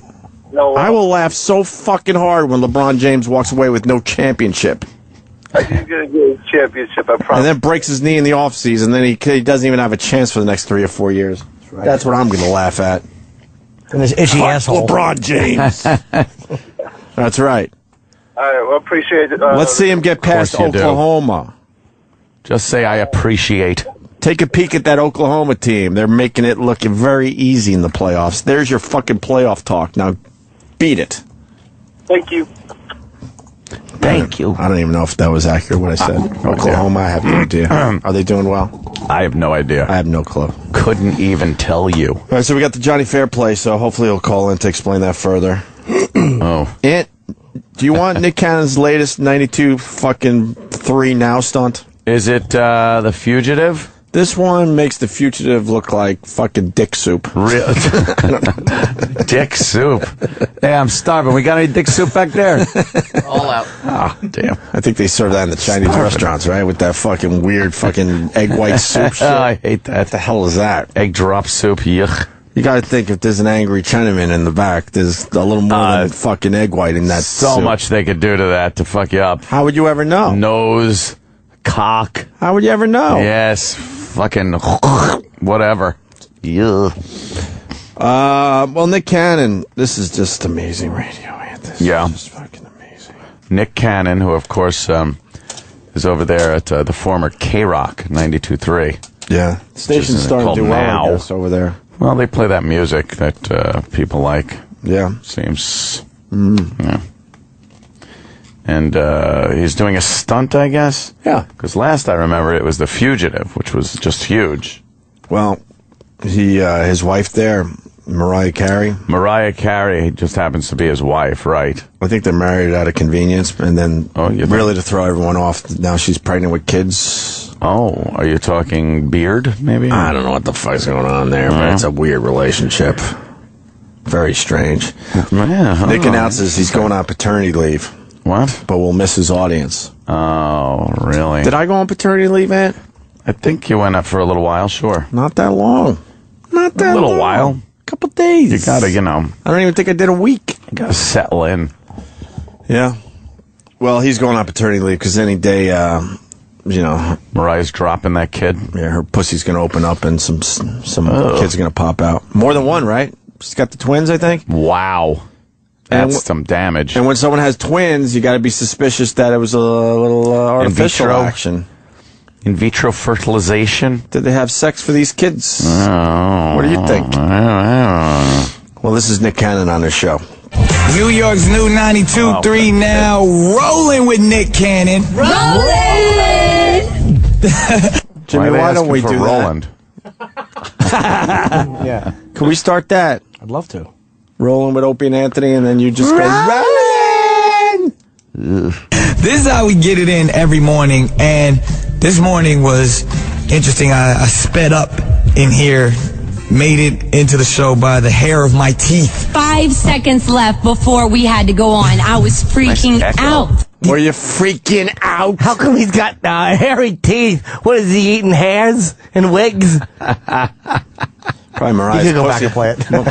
Mariah's pussy's real hairy, obviously. Oh. Got a few stuck there. You're not shaving. Need a little floss. These days. She was freaking out. Yeah. Had to go on. I was freaking out. Because I was with my wife at the hospital, and everything's wonderful, everything's great. There was rumors out there yesterday that she was in labor. That is not yet happening, but the doctor said any day now. Like, it can really happen. So I'm quite excited, but I'm a little sad because I have to take paternity leave, and I'm not going to be here with you. So We're going to miss you. Yeah, I don't know what I'm going to do. I didn't take paternity leave, by the way. That's You for, didn't? That's for brutes. Well, paternity leave. It's maternity leave. I get it, but it's maternity is, you know, for a mother. guy just takes a few days off. Yeah. Don't put a name on it. You look like a sissy boy. Yeah. Allowed to say sissy boy. You could say sissy boy. Don't ever tell your boss you need paternity leave. Oh my God! Just say, you know what? My wife's having a kid. I'm gonna take some vacation next week. I'm taking a little time. Paternity leave sounds Paternity. awful. Well, you know what? I think it balances things out and makes people feel more like you're one. There's not this division between man and woman anymore. I think it's an insult to women. Of course, when you're a guy and you say I'm taking paternity leave, because a woman takes maternity leave because her twat just crazy turned into this fucking flower thing. About 10 times the size to push out a baby. So guess what? The woman needs actual time to let her body heal. And what do? I don't even want to see that. What do you breathe? You help her with her breathing and you need paternity leave for that? Get the fuck out of here. The women deserve their maternity leave, and we just, we're taking a few days Go to work to help our wife out. Bring home the bacon. Why make it about yourself? I need to take paternity leave. I feel bloated because my wife's having a kid. So he's really doing this? He's taking, Nick goes crazy and decides to, let this play out. And this is where the crazy bit starts. I'm for real. I don't know if I could take 2 weeks without communicating with my 92.3 Now people. I just have to figure something out. You know what? People probably gonna think I'm crazy and ridiculous and insane for doing. What do you think he's gonna do? Oh boy. What do you think he's gonna do? Live broadcast from her pussy. Right inside of it. On this. But something tells me it's just gonna show you how real I am. I'm gonna give you my home phone number. No, you're not. Right? I'm not joking. No BS. No, he slipped. I'm not joking. I'm not joking. Who wants to tear down this wall? So he's gonna give out his phone number.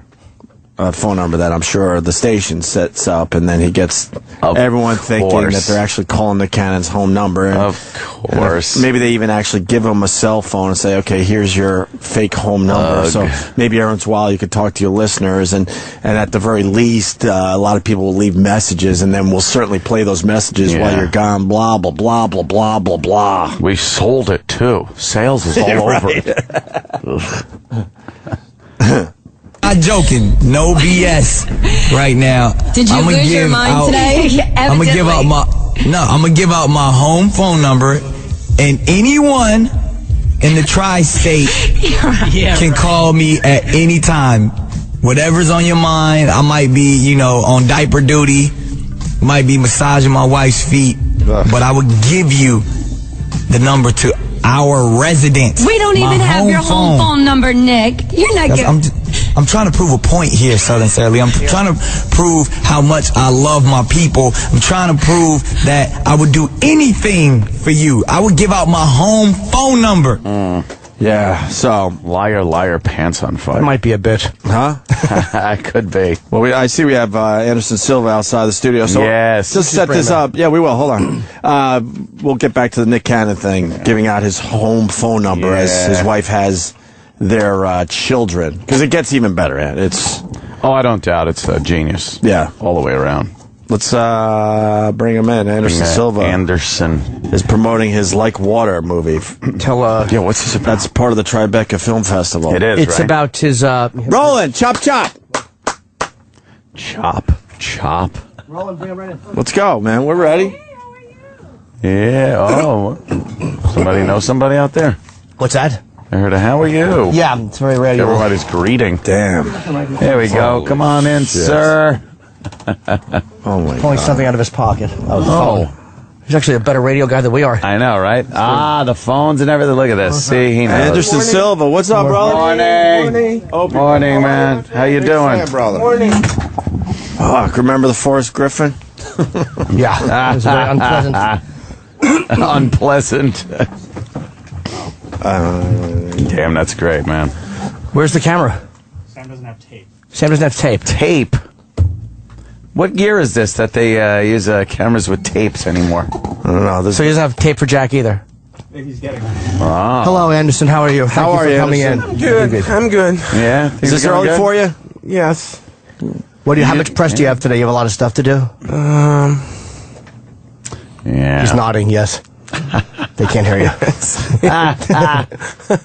I saw the documentary, and it was really good. It was really, really well done. Yeah, this is this is my real story. This is me. This is Rio Anderson. It's good. You're a very private guy, it seems. Like, people don't know a lot about you. Like, people know a lot in the ring, but your private life and what you're like at home, it seems like nobody has any idea what you're like as a guy. Yeah. Sometimes my fans, the people, the look at the show, the UFC show, no understand for the guys inside the ring. But this is the great opportunity. It's for me, for all the fighters. This is great. So what do we see? What do we see in the documentary? Is it just about the fighting aspect, or is it just about your whole life? My whole life. Oh, so it's your whole life, your upbringing, and how that was. What was that like growing up? Brazil, right? Yes. Yeah. What was that like as a kid growing up? Como é que foi crescer no Brasil? For me, I love Brazil. I love the. There's Jimmy. Yeah, I've been there. Yeah, I love my story. I'm go for the Curitiba for a long time.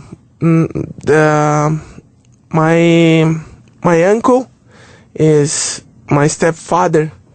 I'm go for Curitiba. That's an interesting storyline right there. Yeah, the uncle is the stepfather. It's the same person. Yes. I'm go for Curitiba. Eu tinha 4 anos. Você pode. Yes, he was born in São Paulo and he moved to Curitiba, a smaller city in the south of Brazil, when he was 4 years old, and he lived with his uncle and his aunt. Sao Paulo. I've been to Rio a few times, but I never went to some. But not for good.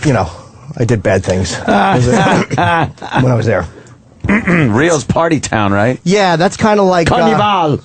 Yeah, I didn't go for. I know por favor, reals. That's all I learned. It's the only 2 words you really you need in that area. Is it what kind of pressure is it being? Everyone considers you pound for pound the best fighter in the world, and how much pressure does that add every time you step in the ring? Everybody is gunning for you. Yeah, I know. No, for me, it's no pressure. I'm stay all the time the focus for my working. Sometimes the guys no understand this. It is very important all the time. The focus for this working is the fight is different. All the sporters is very important focus. So what made you want to open up your life? Because you're private and let people film it and film you. It's just like, it's a great, in the documentary it's really good because they show these really explosive fights in the ring and people getting knocked out, and then it's a quick cut and it shows you with your family and your wife and your kids, and it's very quiet and it's very suburban. What made you want to open up and show people that? O que fez você querer mostrar o teu lado privado? This is the great idea. My team together, Pablo and Jerry. This is the great opportunity for me, for my team, and for my family. It's the big disappointment for all the team.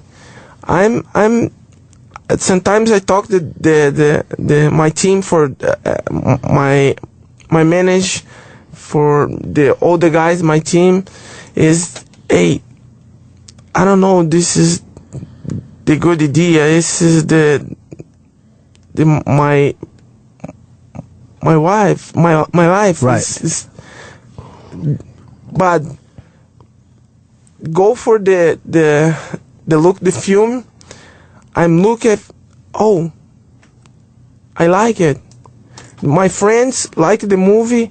Hey, this is you. So you didn't feel exposed or invaded, having cameras in your house and looking at your private life. Sometimes I don't like it, but it's okay. Was there anything you didn't want them to show that you said, look, you can film this, but you can't show this, or they could show whatever they wanted? No, they could show whatever they want. Steven Seagal too. Okay, so good. No, just sticking with the family thing. He's got 3 sons and 2 daughters, I believe. 5 kids, right? Yes. How do you find time to even train? Yeah, all the time. I don't have time for too much time for staying in my house in Curitiba. All the time I'm staying the training. I mean. How old are the kids? 12, 11, 7, and 6. Oh boy. Yeah. That's busy time for you, man. Now, do you think they're going to want to fight? No. You don't want them fighting? No. Why don't you want them fighting? It's done well for you. Por que você não quer eles lutando se for tão bem pra você? My sons, I like play soccer. Sometimes the boys training, but I know no pressure the guys for this. I love play soccer. But it might okay, it might be in his DNA to have that, have that kick you have. He might have the same kick you have there, sir. Yes. The kick you did. I guess the kick would work for soccer, but I'm thinking, a couple kicks to the head and across the entire field. Yeah. Soccer's a little easier though because the ball doesn't kick back. The kick you knocked Belfort out was a really ugly kick to the face. Like it was a straight kick to the face. And was that something that Seagal taught you? Because he really did train you, right? Yeah, sometimes. I'm training for a long time. This movement, but this Steven Seagal staying together. The training is the little movement for my kick, but no show me right the movement, the kick, but the little more technique.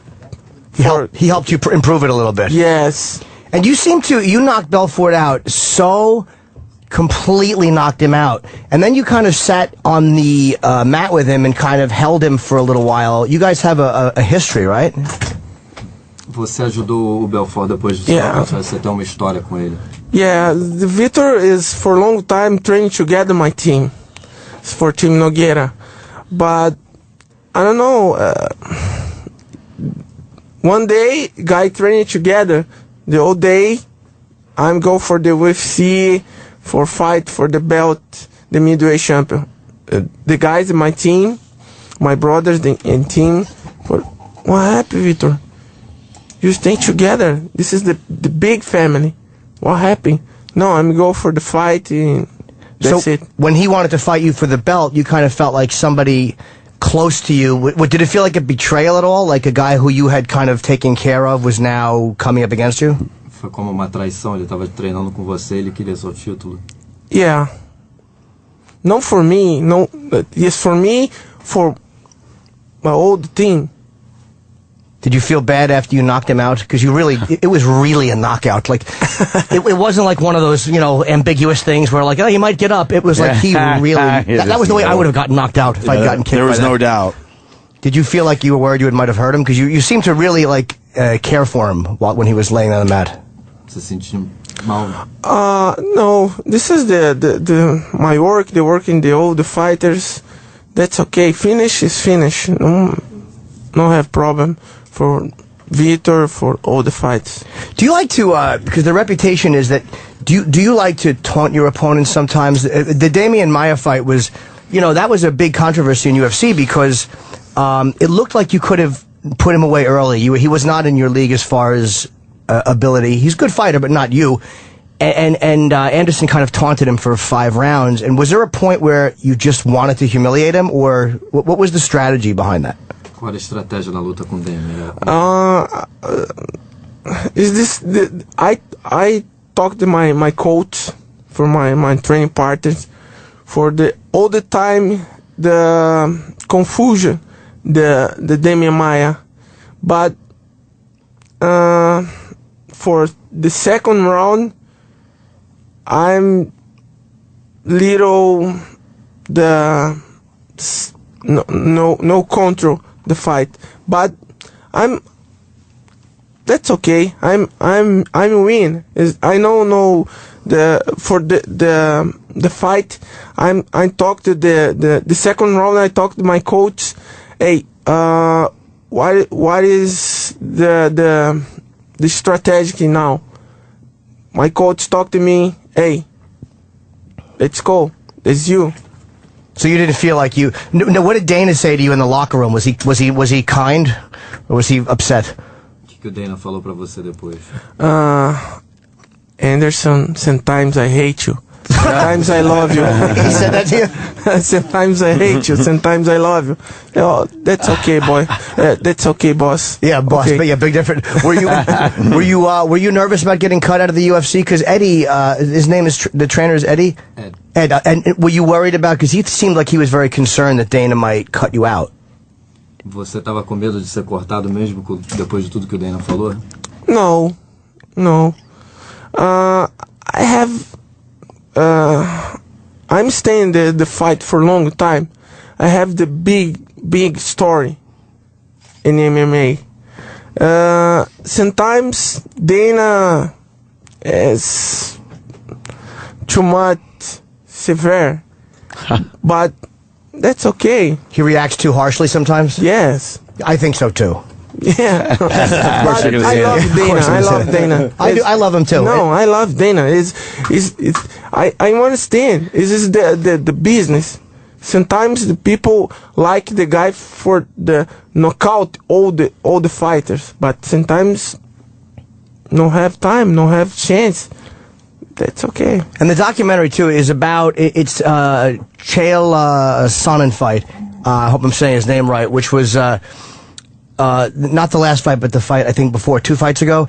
And it's kind of a lead up to that fight. So you see Anderson training, and you see his team training, and you see a lot of his personal and private life. And for fight fans, it's an amazing documentary. He talked, Chael, so much shit before the fight. He really did talk a lot of shit on some level that had to make you want to really smash him. Did it get to you at all, his talking? Tudo que ele falou não te atingiu? No, I'm all the time I'm concentration in my fight for Chael. Chael is good fight, but I don't know, it's too much crazy. Were you surprised at how good he was? Because he was very tough, and he went 5 full rounds. And you submitted him in the 5th round, but did it feel like this guy? Because usually people that talk a lot are not as good as they say they're going to be. But he fought you tough for 5 rounds, and it looked like he was actually. Were you surprised by how tough he was? No, the Shale have the chance for 4 rounds, but my opinion is Shale is good. Is good fighter, but no win. The Shale hit me in 1, 2, 3, 4, 5 rounds. And he couldn't knock you out. You know, finish the fight. I don't know what happened. Were you off that day? I mean, when you go into a fight, sometimes do you feel like you're not fighting up to what you should be? Do you feel like you're just, some days you're tired or some days you're not feeling well? I mean, are you ever off when you're fighting? Acontece isso, você não tá 100%, você não tá se sentindo tão bem numa luta? Sometimes this, this fight in the Shell Sony, my hips is the little. It was fractured. One of his ribs was fractured. Yeah. Damn. Because during the documentary, there's a few times where he's training, and he keeps reaching to his right side, and he keeps having to sit and stop training. And I thought it was, for me, that happens a lot, but it's just because I get very tired when I exercise because I'm lazy and I'm out of shape. He continued training with a fractured hip? Rib. A rib? Oh, yeah. My God. Oh, my God. So that hurt you in the fight? Yeah, talk to the doctor. I go for the doctor, me and my manager, Ed Suarez. The doctor talked to me and said, hey, it's very, very important. Anderson, no go the fight. It's danger. It's no go. So he wanted you to can the fight and you didn't do it? Yeah, I talked to Ed, okay. I talked to the doctor, I'm no go fight. Doesn't he? He has the longest winning streak in the UFC right now, right? Yes, he does. At 13, I think? And also title defenses. Oh, of course, yeah. How many title defenses? He's at 8 right now. When are you going to fight Mr. Pierre there? I don't know, maybe the It's got to happen, right? Yeah. You want it to happen, right? Yes. Yeah. The George St. Pierre is good fighter. He's an animal. He have the big techniques. Yeah. What's the weight difference, though? I'm sure that if anybody doesn't want it to happen, it's probably St. Pierre. You're a lot heavier than St. Pierre, right? Yeah. How much weight difference is there between? Maybe. Well, St. Pierre fights at 170. He fights at 185. Okay, so would he go up or would you go down? He would go up, probably? Maybe meet in the middle. In the middle? Middle, yes. When you fought Forrest Griffin, that was, doesn't he fight usually at 205? Am I crazy? Yes. So did he come down to fight you or you went up to fight him? No. Stay in my category. But the fight, the George St. Pierre, maybe down a little bit, George up, I don't know. Is George scared of you? No. You're smiling, though. I don't think St. Pierre would stand there and actually fight or kick, or he would probably try to go to the ground. Of course he would. And he'd probably, Você acha que ele ia querer trocar com você? I don't know. Maybe put him in the ground.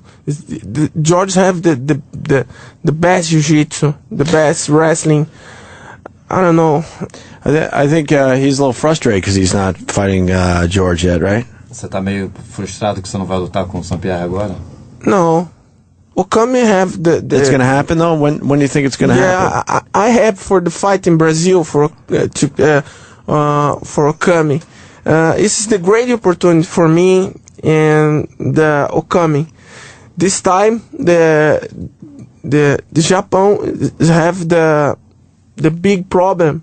This is the great opportunity for Japan for Okami. Well, you beat. Let me just tell people the last he fought Okami was the last loss Anderson took. It was I think in 2006, and it was on a technicality. It was on he was down and you kicked him when he was on the ground, or he was what exactly happened? If you could explain. Yeah, I'm go for the fight for my first fight in the United States. I'm go in for press conference for the guys no talk to me the rule difference. The rules difference. I'm standing in the ground. The guy move your hand.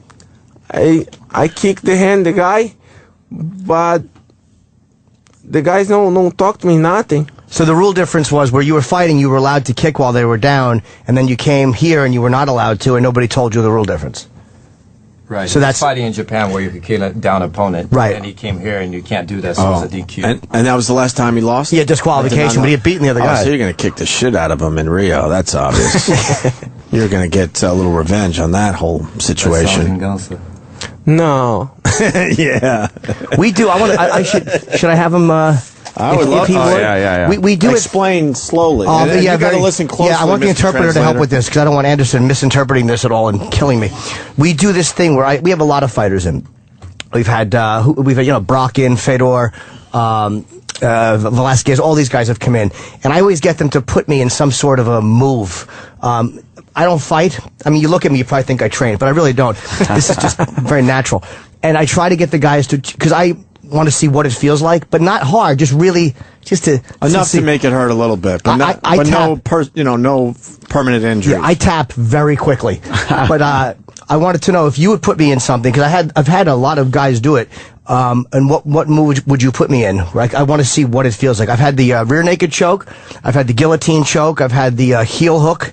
Brock put me in 2 leg moves, and Fedor did something on my arm which really hurt a lot. Fedor enjoyed it. He's kind of a sadist. What would you want to put me in? That's a move that you like to do. Ele falou que vários lutadores já vieram aqui, sempre bota ele numa posição. O que você faria com ele? Convidaria ele para tomar suco. He said he'd invite you for some juice. He'd invite me for some juice? I would have some juice. It was probably a horrible move. Would he pops your head off? Would he? What's something he would put me in that's not too just a quick? Because I'm amazed watching you guys fight that I can't do it, and I can't.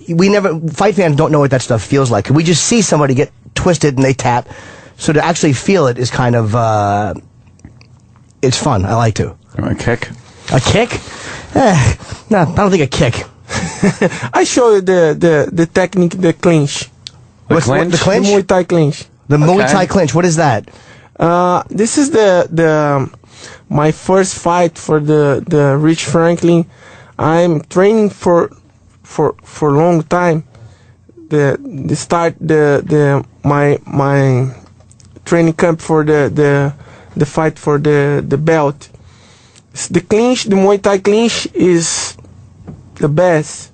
It's the best? Fight. Yes. Okay, now we please keep in mind. You like me. I'm a very nice guy. And I'm going to tap very quickly. By the way, we met at the premiere, and I just wanted to show you that we were very happy together. I took 2 photos with Anderson, and I just wanted to remind you. Look at that. Happy. Mostrar como você estava feliz com ele pra você não machucar ele. How ugly am I? Okay. All right. Okay, good. Let's go. So this is the Muay Thai clinch? Yeah, the Muay Thai clinch. Now, I know what this is, but a lot of the people don't. All right. I don't know. Here goes Anderson Silva. Okay. So and now, the Muay Thai clinch on little Jimmy Norton. Now, let me explain it to people as we do it. Okay, so what are we going to do? Make it hurt. You stay here, the front for me. I put in my arm in here. He's holding my head. Yes. On both? Yeah, okay. Aim in here. My arms in here. I have all the control. He's got my head in complete control. Yeah. I have control. Sometimes I move your hand. I put in the knee and. He's putting his knee in my stomach. He would kick you in the stomach. And hips. And the face. So the Muay Thai clinch is this. Now, how would I get out of that?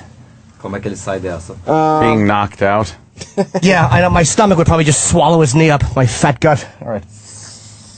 But for you, staying here is here. And here, you up your elbow. This elbow up. That? Yes. And then what would I do? Yeah. Go up, move. Yes.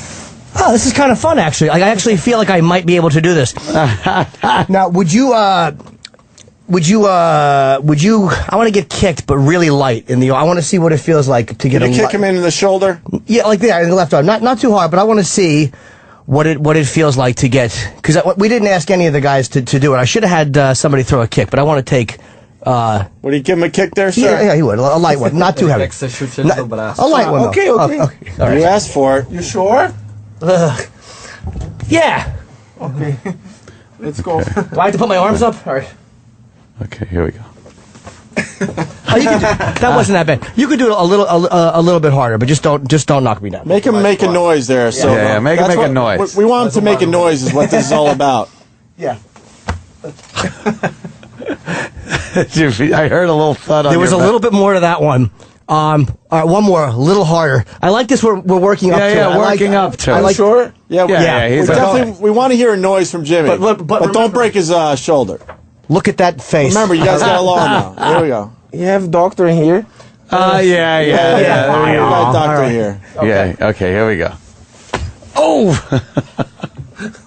Yeah, that hurts. That really is unpleasant. It's not. And that couldn't have been more than 20%, Jimmy. Yeah, how hard was not that? even. What was that? Like 10% of your strength? Yeah. 5. 5%? Yes. That was not. Do you know what it would be like if he just wound up and hit you? You'd hit that wall. You'd I know. go through the window. But I kind of like it. I kind of like taking the. Yeah. Well, you want to do one more, a little harder? That was 5%. Yes. All right. Go 25%. No, that would break my arm. 25% would break my arm. How about 8? 10%? I'll do 10%. Oh, 10%. 7%. Okay. Oh, All right, here's another kick. by from the way, Edison if you could Silva. see his face, he's got the. He's like, All okay, right. like he You knows how asked bad for this it. is going to be, and I don't. All right, so. He's. You know how embarrassing? He's actually positioning my arms. Positioning I'm you. like a girl. So he can kick you. Watch the mic. Oh. Oh! Oh, okay. He could knock me out by kicking me in the arm. Sorry. No, it's okay. Wow. Are you done, Jimmy? Yeah, that was good. That was good. If he kicked you in the arm full bore, you would be knocked out. Yeah, right. dude. If he kicked me in the arm a little harder than that, I would have went down, and a slightly harder than that, he would have knocked me out. You'd be like, Wow. You feel it's weird. Like my head was jarred. You really feel it. And you're like disoriented for a second. and that's nothing. Dude, that was fucking Imagine really. getting that to the side of the head at full power. Oh, look at my face. Oh, that's actually the nicest photo I took. There. You're crazy. Yes. But no, I like people to- have told him that. I like to see what that, because I watched him throw kicks in the octagon, and it's like you want to see what that feels like. But it just makes you respect the fighters more. For guys to actually stand there and know this is what they're getting into. And was that 10%? It was whatever. Anderson, how he's being very gentle. What percent was that? 10? No, 10. Maybe a little 7. more? That's it. There are guys that take that to the head, and it's like it's you can't not get knocked out by that or by a punch. Right. That's the first kick I've taken. My head is actually I got like a headache now from that kick because it hit my shoulder. Wow. Just rattled your brains. Oh boy, would I not last long in the UFC? No, you would not. I want to make sure people really go and check out this movie, Like Water. Yeah, it's documentary on Anderson Silva's life. Yes, and it's a quote from Bruce Lee. Like water is in a very famous Bruce Lee interview where he says you have to be like water, and it's a tremendously insightful and very, very. It's a real look at Anderson Silva, who we don't get to see. We just see you knocking people out, and you have an odd reputation, and he just seems like a really nice guy and a nice family man. You said odd reputation. The mystery of Silva's psychological games. Like, people get frustrated by you and your psychological games, Anderson? Some of the promoters, I hear? Sometimes. What's one of the psychological games they've been frustrated with? Qual uma das táticas que você usa? Eu procuro all the time I'm staying relax. I know nervous, nothing. I'm staying all the time relax, all the time take your focus. Sometimes I watch my opponents, the guys is nervous, no have control the situation. I don't know. Did you feel guilty that you knocked Forrest Griffin out so fast? That was really an embarrassing knockout. Forrest ran to the dressing room after that. That was an embarrassing moment. Yeah, it's the magic moment. For you, yeah. For him, not very good. It was a great knockout. We were there. You guys in Philadelphia? We were at that one. Oh, wow, the place went nuts. Well, let's give the documentary a good plug. It's called Like Water. Like Water, and it's playing. Where is it playing? The Tribeca Film Festival now. And what happens after? Does it go to DVD? Do people go? Where do people see it? They see it in Tribeca, and if they don't live in New York, where can they see it? Onde é que vai passar o documentário depois? I don't know. Maybe Jerry and Pablo, the guys for the continue the movie and the cinema. I don't know. Okay, see, it might be in the movie, but if you're a fight fan or UFC fan, I loved it. I went with a friend of mine who's not a UFC fan, and they liked it. She did, yeah. She's a girl, and she just thought it was really interesting to watch the kind of the difference between him in the ring and him dealing with other UFC people, and then him with his wife and his children. Just a very nice family. God, I have a headache from that kid. Dude, that was great. But I knew he would be a nice guy and not try to. I knew he would try to not. You know, Fedor enjoyed it. Like, I tapped with Fedor and he just squeezed a little bit more. A little tighter, yeah. But he was very gentle, which means that he really could fucking hurt me badly. Yeah, that's a hell of a kick. So thank you for being gentle with me. My friend. I enjoyed that. All right, so let's take a break. Anderson Silva, thank you very much, and continued success. Yes. Continued success, man. Thank you, guys. Thank you so much. Like Water, Tribeca Film Festival, I recommend it highly. The Virus, Sirius XM. This is the Opie and Anthony Show. Opie and Anthony.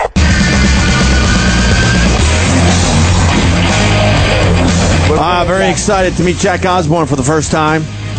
Promoting God Bless Ozzy Osbourne now at the Tribeca Film Festival. Yes. Jimmy went to the movie last night. Hey, Jack. How you doing, man? Pleasure to meet you, man. We've talked to the entire family now, just about. Except for you, yeah. Except for you. Jimmy went, of course, last night. Yes, he was, and he's wearing the shirt. And rave reviews, sir. Rave reviews on the movie you did about your dad there. God Bless Ozzy Osbourne. Thank you. What a smart idea, too. The minute I walked in, I saw all the press had these shirts on. I immediately thought of your mom. I don't know who's in charge of the press. I'm like, what a smart idea. It immediately made it a different event than anything else at Tribeca, because I went to something else, and literally as soon as that was done, you don't even know who was in the room. Yeah. But this was just a brilliant... Whoever your PR people are really smart. The T-shirts was mom. It was like total last minute, too. I think last Thursday, she was like, let's get T-shirts made. So we had to scramble to get that done. I'm just thinking to myself, like, why don't I think like that? I mean, I'm not a rock star, but I'm like, that's a smart move. Yeah. Yeah. And how was it, too? I saw you on the red carpet, and De Niro. Did you know De Niro was going to be there, or did you guys not know? I'd heard that he might be there, and then he turned up, and it was pretty awesome. Yeah, and all the pictures, you look like he's just standing next to you laughing. Yeah. Well, because they all started to be like, Bobby, and then my mom said something like, they're talking like they know you. And he just started laughing. Oh. I have a feeling that Sharon had something to do with that. Bobby, you get your ass over to this freaking premiere tonight. Your mom is a powerful woman, is what I'm saying, Jack. Oh, yeah. We've all seen that for many years. People are scared of her, too. Like, she's always been so nice to me. But you could see backstage, it's like everybody knows. Like, you really don't want to fuck up. One day you'll fuck up. No, I won't. That'll be hysterical. You would kill yourself if you ever got Sharon mad at you. It would just be awful, because He'd be so disappointed in himself. What did I go? But no, it was funny watching backstage how everybody kind of knows. Yeah, I mean, it definitely.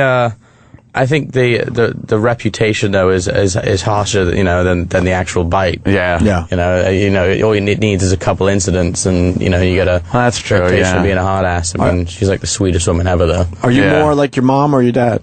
I think I'm more like my mom in some ways, but as the obvious, kind of like my dad and others. And you got a great story. You've really changed your life around at an early age. Thank you. Kind of like Jimmy, as a matter of fact, because Jimmy was going down this weird path as a 17-year-old and changed his entire life. Yeah, when I was 18, I got sober. So, yeah. How old were you when you cleaned up? I was 17. Oh, okay. Oh, so you're exactly the same age. Yeah. I see it's a bit parallel. And people always like, sometimes you feel like, well, I was really young, and people are like, dude, you couldn't even have done anything by that age. It's like, you have no idea. Yeah, exactly. Did you know Jack? At 17, for sure. I used to make jokes about it when I was like early on when I was drinking, and the whole thing would be like, admitting it's half the battle. Like, let's crack one open. But yeah, I mean, you just kind of know. It's like when you're pickled, can't become a cucumber again. Yeah. Right.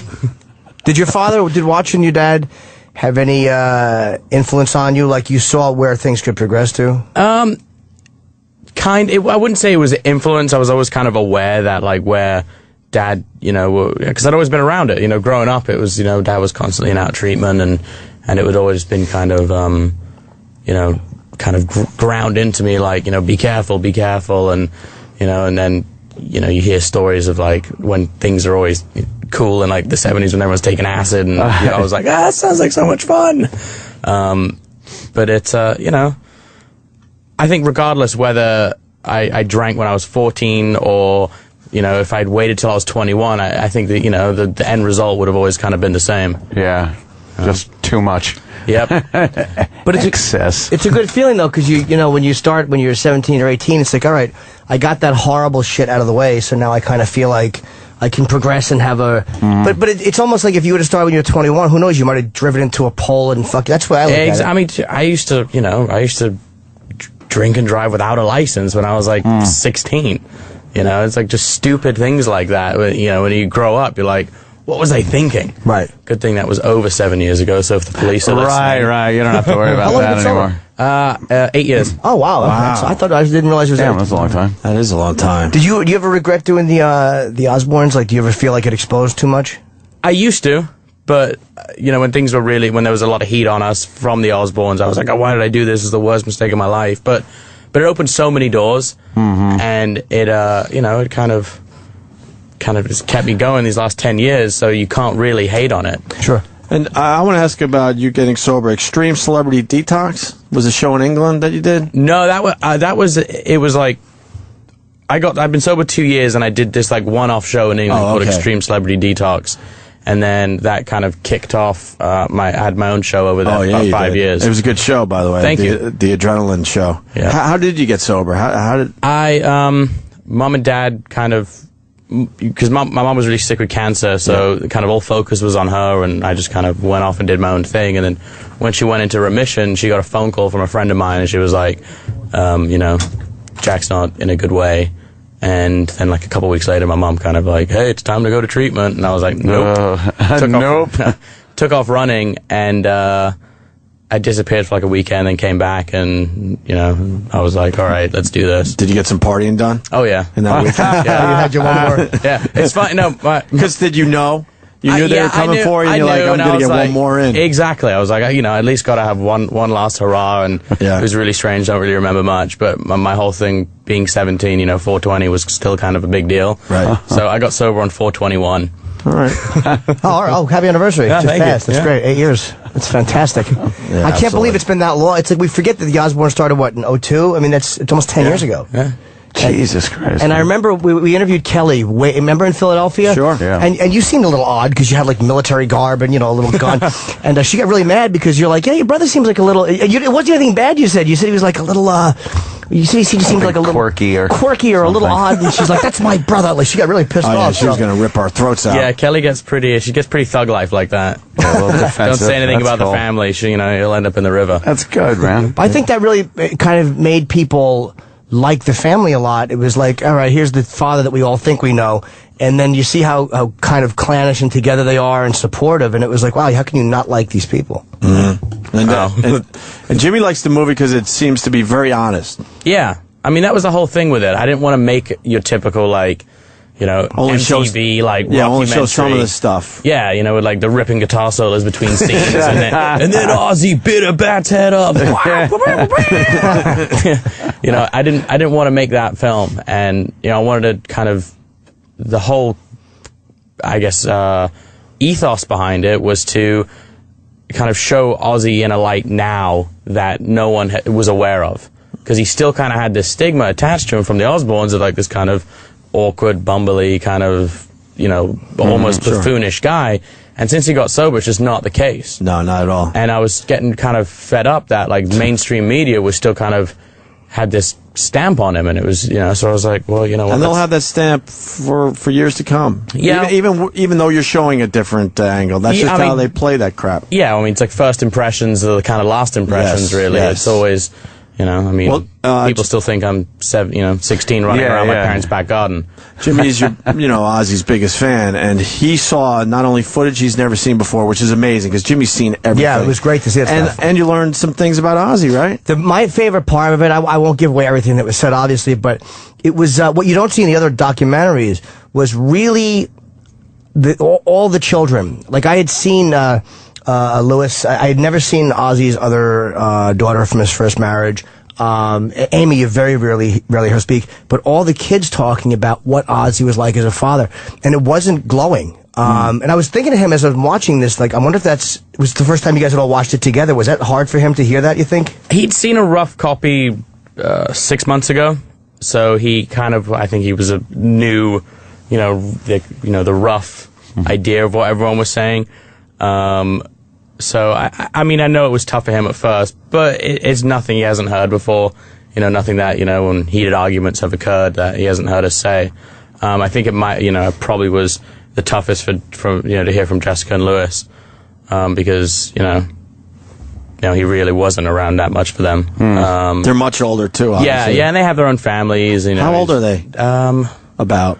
I think Jessica's 38 or 39, and Lewis is about 36, 37, somewhere around there. And they're also, adults now, so there's no life in sobriety with him, what they can kind of see, like, hey, this is how it is now. I'll tell you what, though, his relationship with them is really improved. I mean, they speak, sometimes more than I'll speak to him. They're always on the phone, and Dad's really kind of proactive with the grandkids and stuff. So. Oh, really? Yeah, he's always going, because they live really close to us in England, so he's always driving over there to hang out with the grandkids and stuff. So you've done films before this one? No, not really. No, okay, that's what I was going to ask you.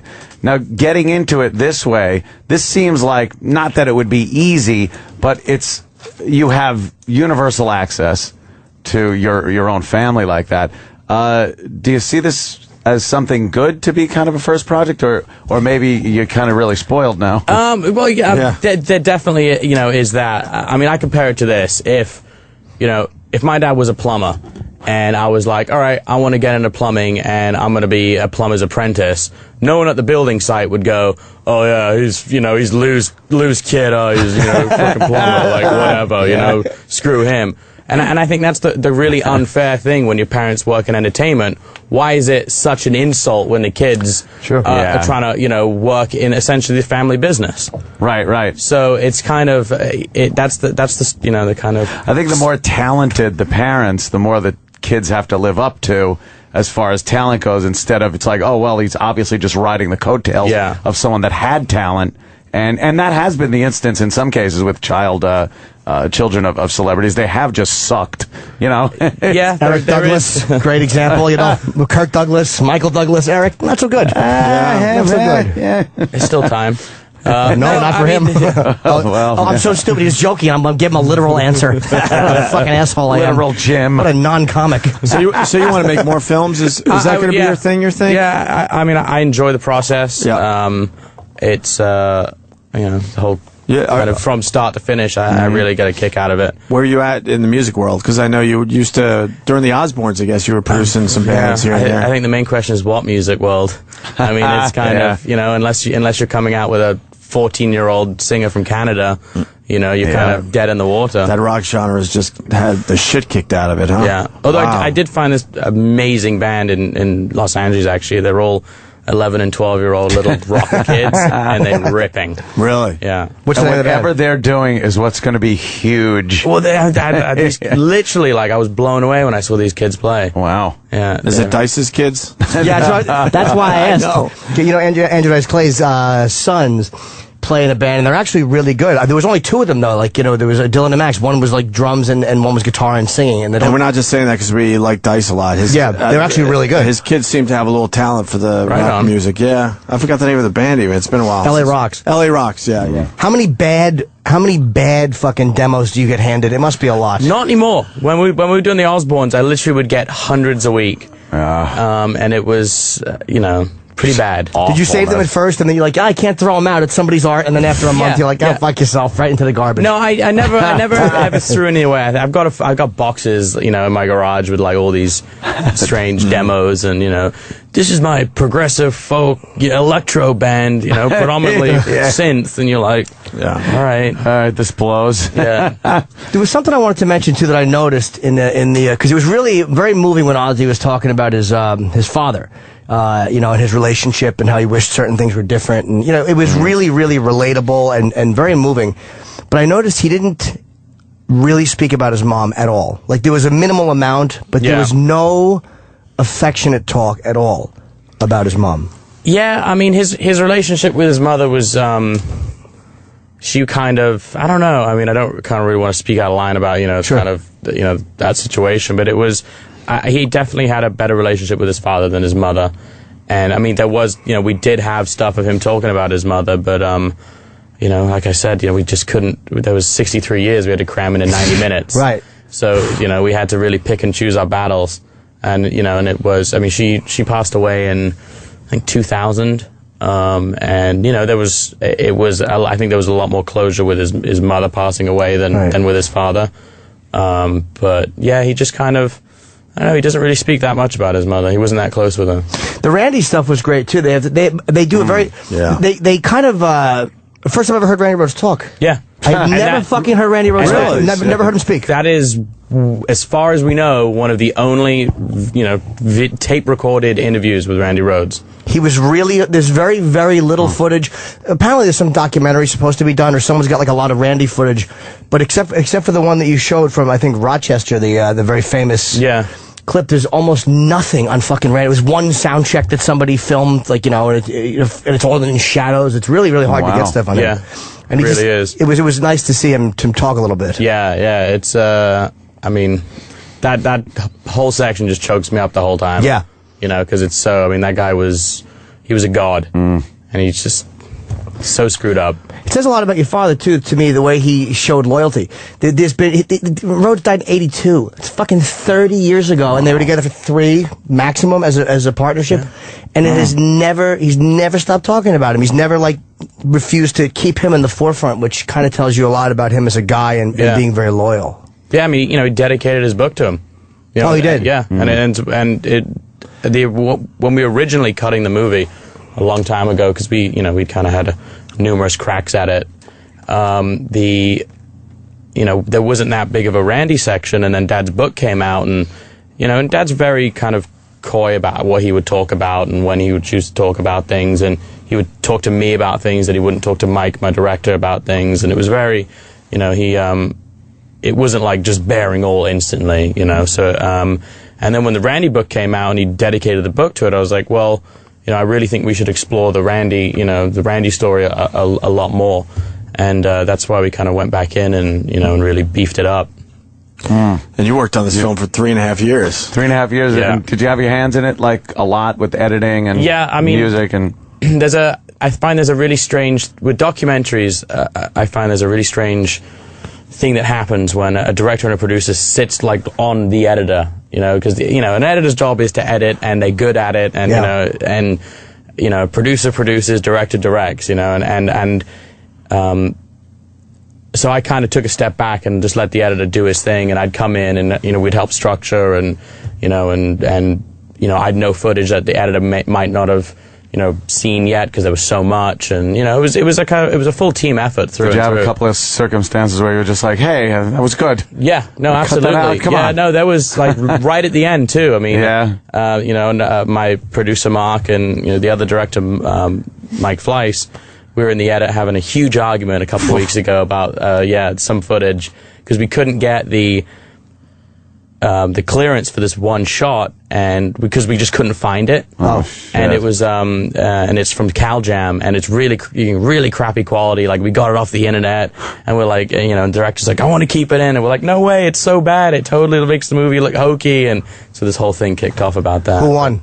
I think we won. It got pulled out? Yeah, because it just looks, because the CalJam footage is awesome. Yeah, it's great. And then all of a sudden it cuts to grainy, internet footage. Was it an interview piece, or was it actually on stage? No, it was actually, because it goes from, when Bill Ward talks about they were going on stage, having taken loads of acid. Oh, right, yeah.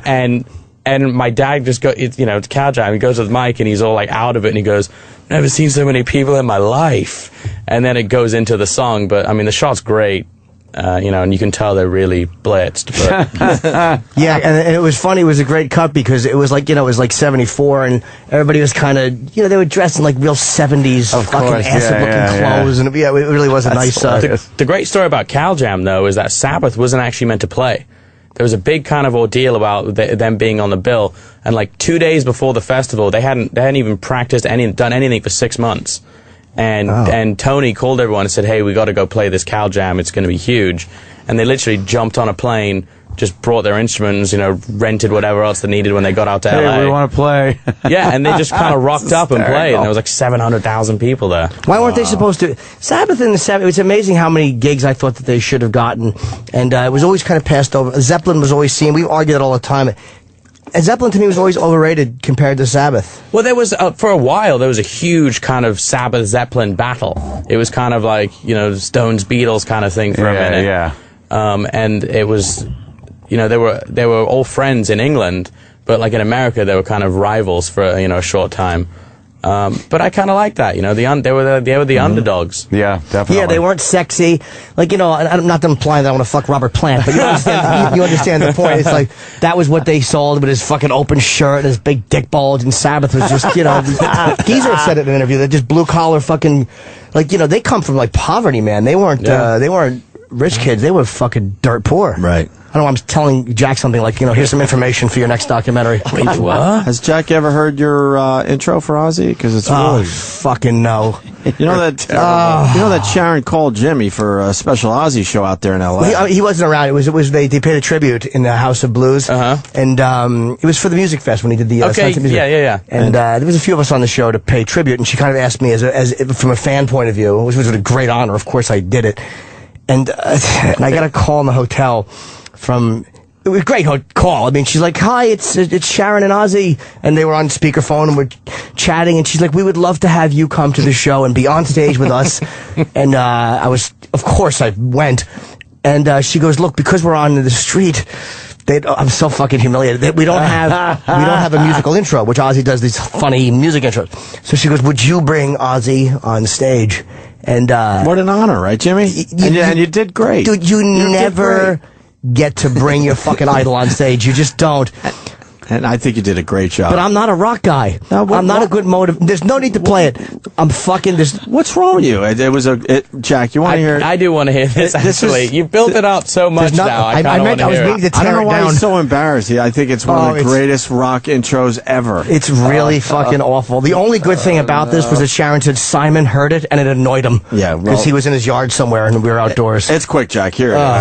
Are you ready? Come on, you motherfuckers! You're sitting at a Barry Manilow concert. Are you ready? Let me hear you make some noise!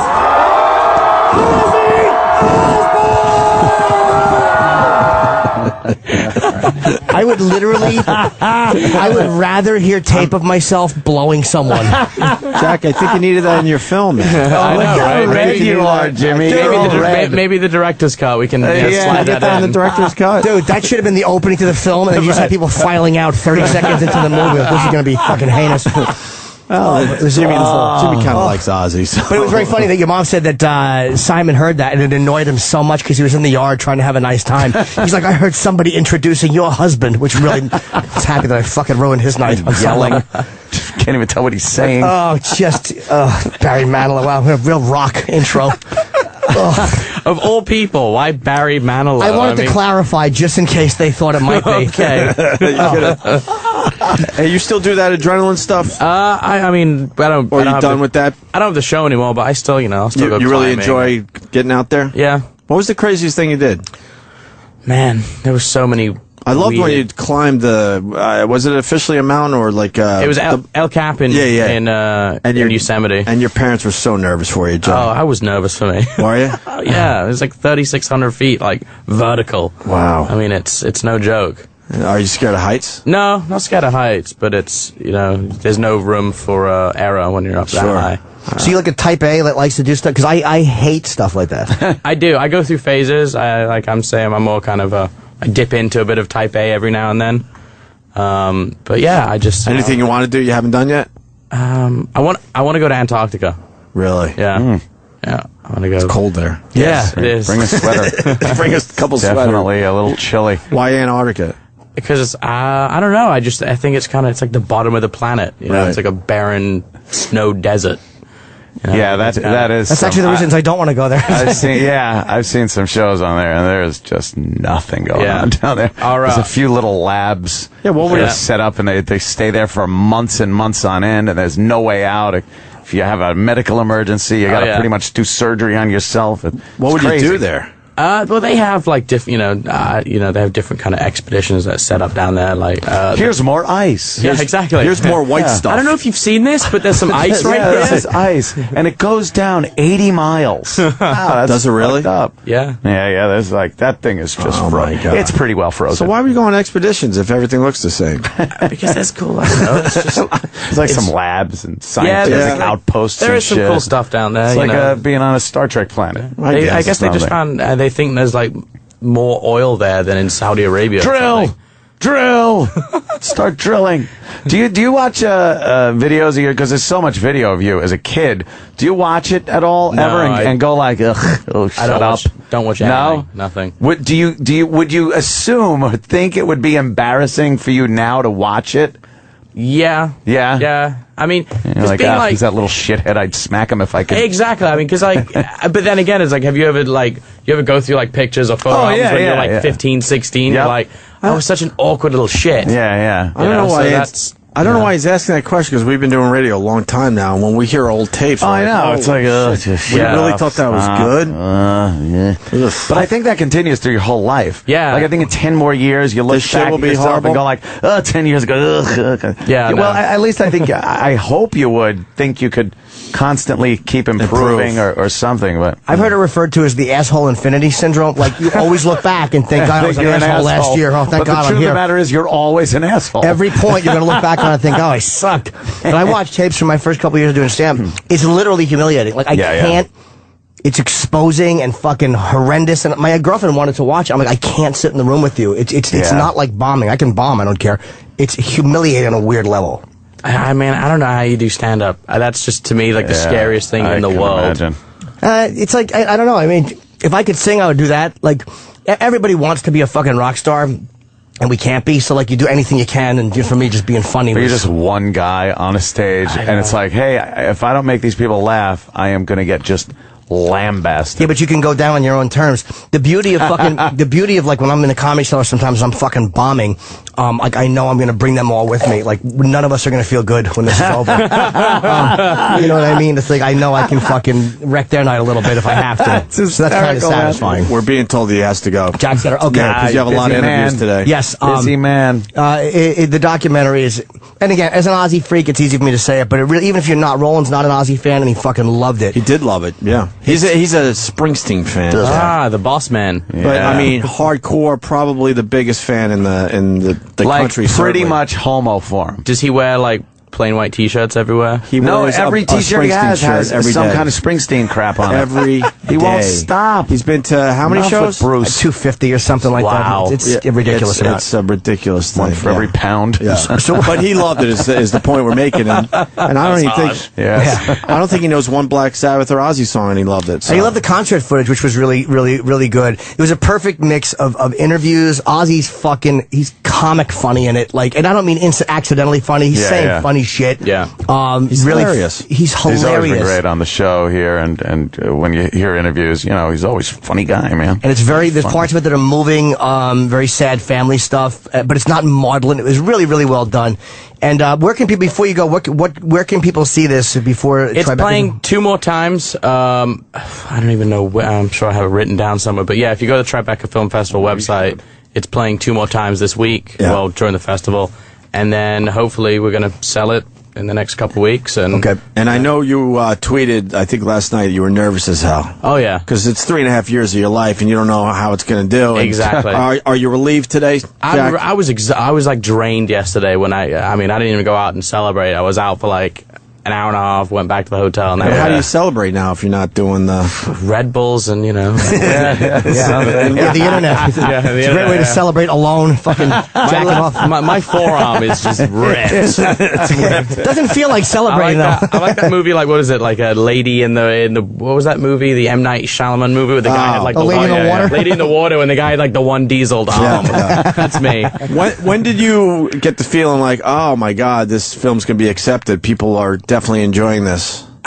within like 5 minutes, when everyone was like in the theater, kind of cheering and clapping, What a great feeling. and like really getting into it, and it was, you know, that was when I was like, okay, Nice. you know, And then it all went away, all that stress, right? And all a that little bit. I mean, tension. it was real emotional for me too. Like I kind, it was really, you know, especially kind of sitting next to my mom and dad, and they were like tearing up at parts, you know, especially like, you know, we're saying like the Randy stuff, and that was, you know, it was. I feel good about it. Right on. Good for you, man. It's fantastic, and you know, you did a great fucking job, man. Thank Honestly, you. But you know, I can't Great take all job. the credit. You know, I had amazing team of guys. You know, the two Mike directors, and you know, Mark Weingart and Jordan Tapas. I mean, they you know, really everyone.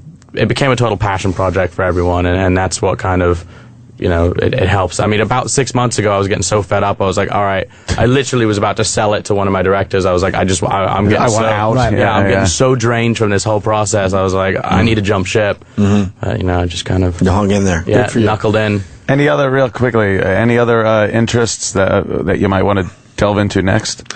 I mean, there's talks about doing the Black Sabbath horror movies. Oh shit! So yeah, that's you know, you know, it's not going to be about Sabbath Right. like killing people or anything. Like the Kiss movie. Yeah. Yeah, geezer hitting him with a vegetable because he won't touch meat. Before we let Jack go, you want to give him Ozzy's Beatles books that he forgot, or No, oh yeah, Yeah, are it's you a long sure? story. I bought for his birthday. I got Ozzy Beatle books, but he was Ozzy busy. was in No, here? I'm Give him gonna- to I'm Ozzy. gonna see you in 3 hours. You want to give him to Jack to get? No, because Ozzy be like, what the fuck are these? No, I'll give them to him when he comes back. Ozzy was here. Jimmy wrapped Beatles books individually. Each book had different wrapping paper. Ozzy opened them up. He showed appreciation, but He liked them, yeah. but he left them behind.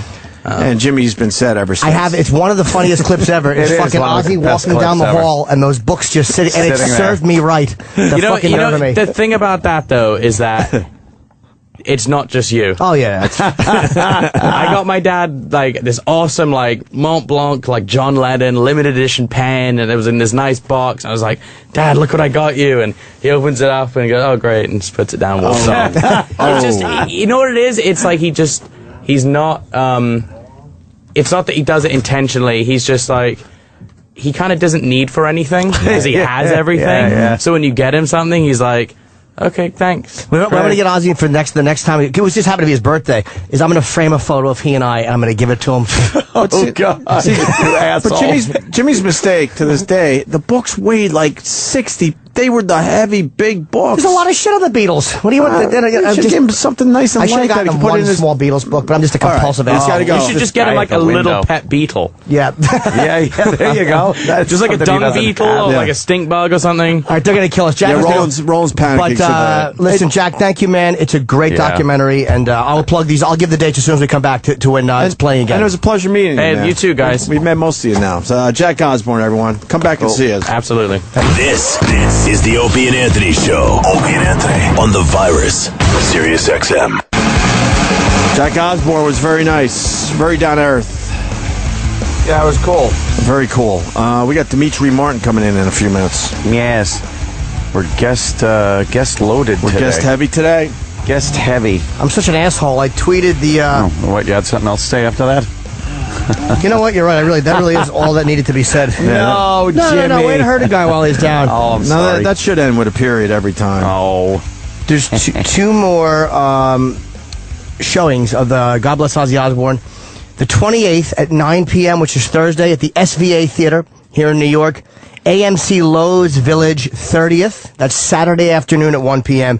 These will obviously sell out because there was a 1,000-seat venue on fucking Easter that was sold out. damn. So it's a tremendous documentary, and I would suggest going to it highly. Very, very good. Okay, we got a couple things before Dimitri Martin comes in. Mm-hmm. Are you going to do this royal wedding thing? You're going to follow this shit? Not in the least am I going to watch that drivel. Who cares? When does that happen? Tomorrow? About the English Is it tomorrow? I think it's charming. with their dumb fucking wedding and the pomp and circumstance. What is this? 1750? Who cares? Why 1750? Well, that's like, the British were pretty Was big that then. that was their time? Yeah, they were pretty fucking big. They were kicking ass all over the place. 1750 That was before we threw them a fucking beat. I knew you had to go before 1776. We had to go I'm not that before stupid, we but threw them a 1750 beat. seems to be maybe something you pulled. Them in France were kind of duking it out a little bit. Duking it out a bit. Whatever, but... Yeah. Hey, the Today Show. Yeah? From when? Well, that's a good point. See, I was waiting for you to say yesterday, and then I was going to do a whole thing. I would have said yesterday if this was Tuesday, but yesterday was Sunday, which makes it tough to say it was yesterday. So then I got really confused because I knew where you were going. Of course. And I wanted to help you out with your bit, but yesterday was Easter Sunday. Sunday didn't work. The Today Show interviews a woman. Ready for this? They're getting ready for the royal wedding. Yeah. They interviewed a woman named Kate Middleton. But wait a minute. Isn't that the bride's name? Well, it is, Anthony. So they just found someone that has the same name, and they interviewed her. Why? And the only reason I'm playing this, because it goes back to another old fucking hack radio bit that a lot of morning guys did. Where they go through the phone book and like, hey, today we're going to talk to Jim Morrison. Oh, no, yeah, and they would call up. But they actually would, if they really want to trick their listeners, they would get guys that, are still alive. Like, I don't know, give me one, like, fucking, help me out here. Bill Tetley. Bill Tetley, yes, of the rock band, but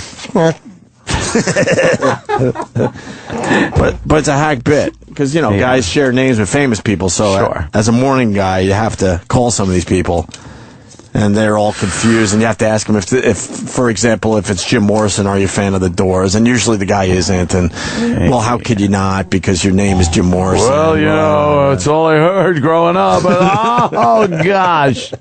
Well, I can't believe that Today Show is actually doing a really hack radio bit. So. Kate tells us an extremely interesting story of coworkers playing crazy pranks based on her name. No. Because she shares the same name as that broad. So we all know Kate Middleton is the Princess Bride, but did you know she also sells bicycles and spends her time teaching spin classes in Massachusetts? We are talking about the other Kate Middleton sharing the same name as the Queen-to-be, and our Kate Middleton joins us now. Good morning. Good to see you. Hi. This has been quite a ride. Yeah, exactly. Boy. She's like, hi. Really? Hi. This has been quite a ride for you. No, it hasn't. Hi. This has been quite a ride you have been on. It started when we first heard Kate Middleton as a potential member of the royal family, and your phone starts ringing, right?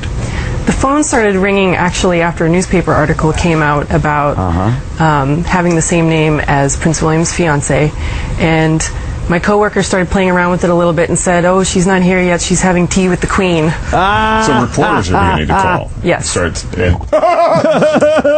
can't believe they said that. I want to work with those people. They sound like a hoot. I want to work with them. Why can't we have fun like that around here? Here's the fun thing. She's having tea with the Queen. Oh, see? She's a prostitute. That's funny. Yeah.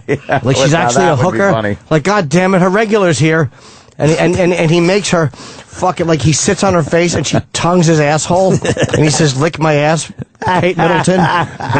And oh, she's having tea with the Queen. Then she'll eat the ass of fucking Herman the accountant. Was that laugh again there, Jimmy? Kate continues to talk about... It doesn't stop when you guys want it to. All right. Kate continues to talk about her mundane life. So what's it like now? You walk through grocery stores, you see, What is it like? What is it like? Talking about? What is it like for what? To see someone with the same fucking you name? see, your name in magazines. You hear your name all over, TV reports. Do you like it? Is it annoying? I mean, where do you stand with all of this? It's pretty funny. And people around me have always called me a princess anyway, so...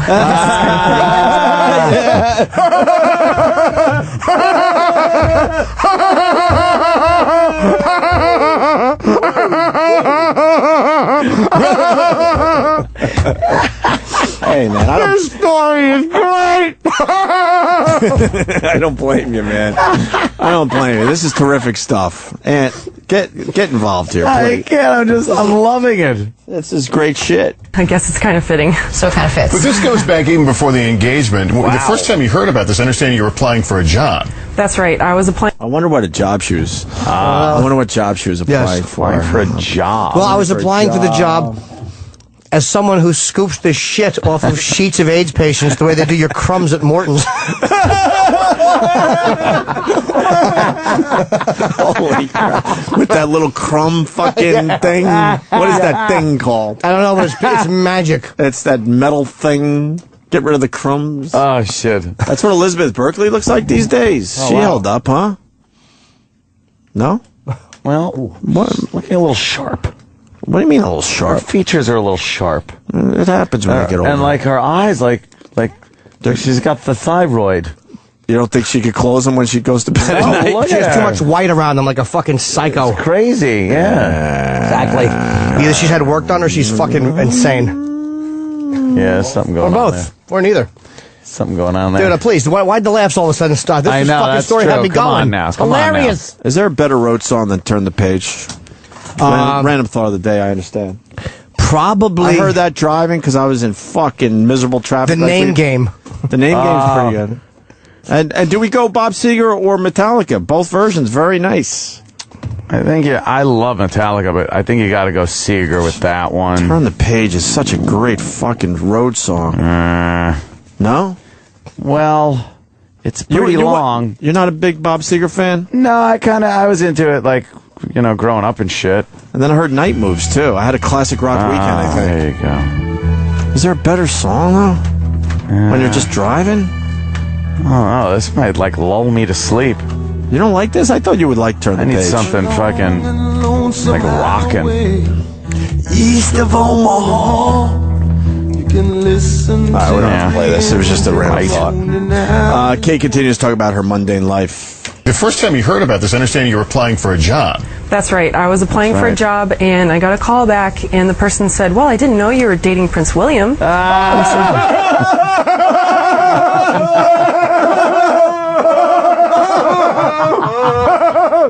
What did you say back, Kate? Quick, get to the audio. Wow, she leads a hell of a life. What did the guy say back? I don't know. What happened? What did she say back? And I got a call back, and the person said, "Well, I didn't know you were dating Prince William." And I said, "Well, what are you talking about? I didn't know I was dating Prince William either."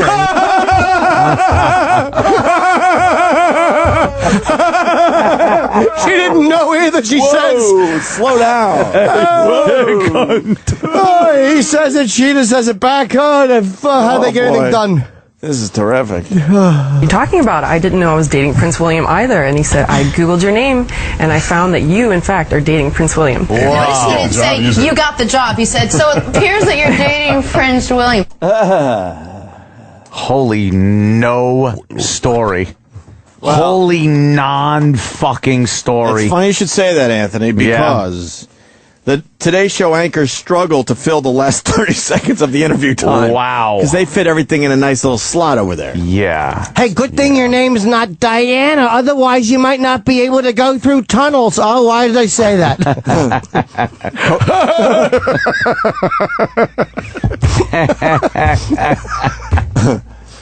Coke Logic is going with Running Down a Dream as a fine road song. Yes, it is a very good road song. I know you like that one, Jimmy. I remember really you do. talking about that one. Yep. Because me and Del were singing a little runaway. He shot himself. He ate a bullet. He said it was tasty. Can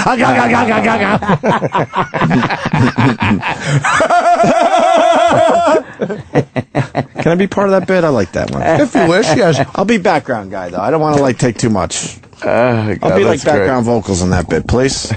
What the World Needs Now by Cracker, then Coke Logic ruins it with that. How is that a good road song, Coke Logic? What the Exactly. fuck? What does he know about the road anyway? He's a fucking shut-in. He is. Why don't they just scream at Coke Logic? And I would say an extreme alcoholic. Oh, he's a fucking drunk. He's a sot. Gonna do? Yes, sot. he really is. And then this idiot goes with Running on Empty as a staple road. Oh, idiot. Sarah from Buffalo. Sorry, Fruit? Sarah. Yes. Oh, I was going to call him a fruit. Go Sabres, Sarah. Let's do this. Game 7. Let's do this. Yes. Is there are we done with that? Or is I there don't know. More comedy. I really don't know. I want some more laughs, please. All of a sudden, we went into road songs. I want to hear because it's just... you're not a Jackson Brown fan. I'm trying to get some Browns for... He stinks. That's why we're not fans. He's horrible. You always hated him, right? Yeah, because that was like a concert I had to take a girl to. You don't like Stay? What's Stay? Yeah, it was his biggest hit. That was his big one. Why don't you stay? That was before Lawyers in Love. Oh, Lawyers in Love. Great video that was.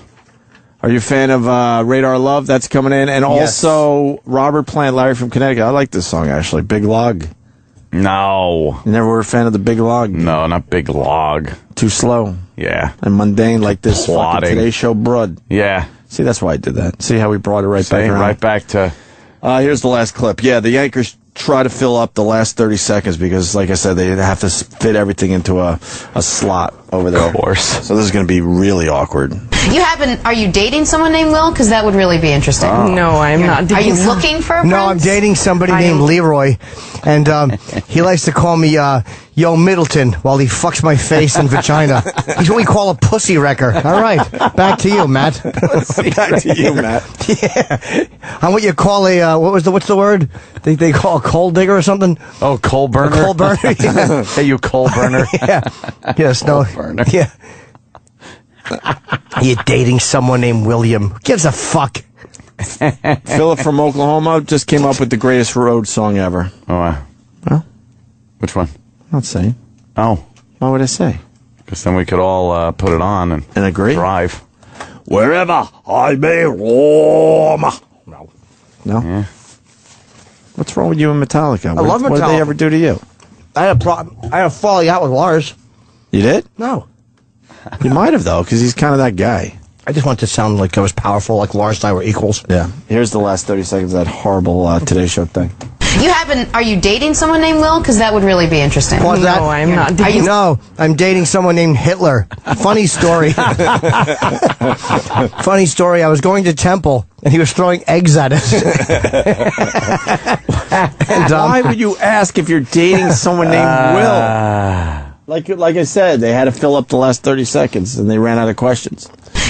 Are you dating someone named Will? Because that would really be interesting. Pause right there. No, I'm not. No, I'm not. I'm sucking someone's cock named Will. He won't date me, though, because he's in a bad, abusive marriage. So he makes me suck his dick in the back of his car. And his balls are oniony. Onion Balls Willie, his name is. Everyone knows Onion Balls Willie. He's a legend on the fucking underground fight circuit. Are you looking for a prince? I am looking for. Are you looking for a prince? See? She should say makes no. it romantic. I don't fuck purple-loving black midgets. Thank you anyway. No, not looking for a prince at all. Looking for more of a Snoop. Prince is too light-skinned and fruity. Yeah. I like a dark one who I know will really fuck my spine into a bad not place. William. But not that. William. Kate Middleton, it's great to have you on. No, it Are you going to wasn't. be watching the wedding, by the way? What time is the wedding? It's like 4 in Here the it'll morning. the coverage will start at 4 a.m. So that can't inconvenience you in any way. I'll be dreaming of the wedding. She's honest. DVR it. Exactly. Kate Middleton, other Kate Middleton, real Kate Middleton. Exactly. Just Kate Middleton. Thank you so much. Up next. Hey, man, we could, live simulcast that shit. Oh, yeah? Well, at least could take a peek. Great. Dimitri Martin is outside the studio. We should invite him in to say hi. God. Good. Thank God. Oh, here comes... Hey, what's up, Dimitri? Hey, down, man. Welcome to the Opie and Anthony Show. Yep. How are you, bro? Take a seat. Grab some headphones. You and the Norden know each other? Many years. Yeah. Many years. Many years. Very Many good. years. Way back. Very good. I remember when Dimitri was a younger guy starting out, just kind of, doing well. We would take rides together, and was he fucking famous now? Dude, really good job in, what was the Take Me Home Tonight? Oh, yeah, Take Me Home Tonight. Oh, yeah. you fucking hilarious Thanks, in that. man. Guy plays a guy in a wheelchair. Really, really funny. Yeah. Yeah. To me, Norton I haven't is seen that one yet. one of the most... I'm not kissing your ass, I'm just being honest. Because when you start, you go to a lot of clubs and see a lot of stuff. Yeah. Norton's prolific. Oh, thank you. Yeah, seriously, one of the few guys who always has new stuff. We talk about that. I don't understand why there's more comics that are like that, working on new material. Sadly, not many people like that. It's him. It's probably only you and Kevin Meaney that actually write. God bless Kevin. New stuff and. It's funny. I did Fitzsimmons' podcast at the Carolines. Oh, yeah, cool. And he said that Meany was on the first show, but Galifianakis was there. So I'm like, well, did you bring Zach out? And he goes, well, no, I had Kevin Meany. Like, how fucking loyal are you? Oh my God. Kevin Meany would fucking hang himself to bring Zach out. So you're doing fucking great, dude. Thanks. Yeah, you really are on fire. What is your book? We actually just got copies. It's called This Is a Book, Jimmy. Yeah, it's a grab bag. It's just like little short essays, like the old Woody Allen books and Steve Martin stuff. You know, my version of that kind of stuff, where short stories, and I put some of my little drawings in there and stuff. Yeah, it's funny. You know, I used to hang out at the Cellar, not a lot, but I'd stop by there. I hardly ever got up there, but it's funny when you start in New York. You think that is comedy. It's the biggest in the country, but it's also specific. It's also a small town in a weird way. And so I do like call them the alternative rooms and stuff. But then when you get to go out and you go on the road, you go to each city and you find your people in each city. You know what I mean? So like I do a show, and then after the show, like guys who kind of look like me, like the guys who were on the math team in high school. So you kind of find, it's a big country, so you find your people. But it's interesting that New York is this like intersection. Where I'd be sitting at a table with Norton and Patrice or Geraldo. It's unbelievable. But you know what I mean? It's but then it's like kind of scatters, and you go find your people. What Dimitri's saying is a toxic table. People with addictive personalities and problems and self-sabotagers. Thank you for the translation. You couldn't pick three bigger self-sabotagers than me, Geraldo, and Patrice. How about Keith Robinson for people that should fucking throw themselves into a fucking canal? Jesus. But like a shallow canal, just to swim a little. Yeah, exactly. We want to see him. We want his spine cracked. We don't want him actually dead. You have a real cult following, though, man. It's like you tapped into something, and there's a weird thing with comedians and alternative comedians, but you're a funny act. I mean, and like your material's funny, and it's like it's good. It's not. I don't know what alternative. What do you even consider alternative? Yeah, it's funny. I remember when I started Luna Lounge, there were certain rooms in the city that were not clubs. You know, I couldn't get up in the clubs anyway. The thing was, I wanted to be in the clubs, and they told me I was too low energy and cerebral. It's like if you're low energy, Norton will know. That's like kiss of death. Right. Todd Barry always deals with that. They call you low energy and like you're branded. You're low energy. Shit. We can't use you. You know, too boring. Whatever it is, whatever their problem is with it. And Todd's a funny dude. Todd's funny. Todd comes up with tons of shit. I mean, the problem is he doesn't look good on TV. He looks like a screensaver. You know, Todd Barry just lurks in the corner. But he's a really good comic, man. He's a very funny Todd's dude. Great. He's great at crowd work and stuff too. Yeah. So for me, I think what a lot of people didn't like about alternative comedy is people bringing their notebooks up and keeping their head down and meandering through, like not committing. It became a parody of alternative comedy. Yeah, it's like the person with the stool and the pad. And people would just make fun of it. And it's funny. It's just the idea of commitment. Whether for me, music or stand-up, or just commit to your shit. Just commit to the thing that you do. I think when people don't commit, it's lame. You know, trying it out. Yeah, like I don't give a shit. You know, or it's like anti-comedy, where it's like the joke is that it's not funny. It's like, man, people are paying and like sitting there to listen to. You know, it's funny. What I do is so old-fashioned in a way because it's just jokes. You know what I mean? I loved Stephen Wright when I was a kid. Yeah. You've talked about Dice. Like, it's funny. You go back any comic and you can say who you saw when you were whatever age you were. It does influence you. There's an imprint on your head, and you kind of end up on a track. I just saw Richard Pryor's. I haven't seen a Richard Pryor special in a long time, and they aired one on Comedy Central. He's wearing a red Sunset. Yeah. Oh man, it's so good. It's just crazy how just completely great that guy was. And that was my least favorite of the three, because that was where he burned himself, and he says, I'm not going to say nigger anymore. It was kind of an emotional. He had gone to Africa. That was I picked up the slack. Yeah, he certainly did. But where Richard left off, thank God Anthony was around with a fucking white family in Long Island. Finally, somebody said it. That's all I need. But yeah, that's it is weird. Like when you talk about commitment too, you're right. Like guys, because when guys are pretending they don't care about being funny, they really do. Oh, fuck yeah. Like I don't mind a guy working on, because like Janine used to go on stage, Janine Garofalo, and she would have like a notebook, but she was a funny comic. I mean, people started to parody, oh, she sucked, but she didn't suck. She was funny. It's when people who really do want to be funny, it's like guys that do spoken word. Yeah. And they don't like you know, I like Henry Rollins, but he wants to do stand-up. And he wants to do stand-up. They want it to be incidentally funny, which is funny without the risk. And it's like, if you commit to it, there's a risk there. That's great. That's true. Yeah. It's so true. It's doing stand-up without the risk. Because if people don't like it or find it funny, they're the assholes. Because I'm just trying to be profound here on stage, doing spoken word. And it is just a cop-out Yeah. To be able to go up on stage, try to do stand-up without any repercussions if you suck. Yeah. Wow. It's cowardly. Fuck. It's a little That cowardly. is. But you always had, I wouldn't classify you as alternative because low energy, but, again, there's a lot of, like, Stephen Wright, low energy. Todd Barry, low energy. A lot of guys don't have high energy. But as long as the material's there and it's funny. It's funny, too, over time, I think any creative thing you do, the truth just wiggles its way out. Right. Yeah. How much stuff can you come up with? I mean, for radio, you guys have to fill so much time. It's just like either you have the chops or you don't. Like you have to had it, you know. But you have to do it. It's like 1 week, 2 week, 2 years, 5 years, 10. Once you're like 10 years into something, either you're stealing. People who steal jokes, for example, like it just comes out. Like you can get away, right? Someone steals something once, twice. And then after a while, it's just like the truth is there. It's like, dude's a thief, whoever it is. And that's a horrible... We all know who you're talking about. Yeah. You know what? Rogan Richard Pryor.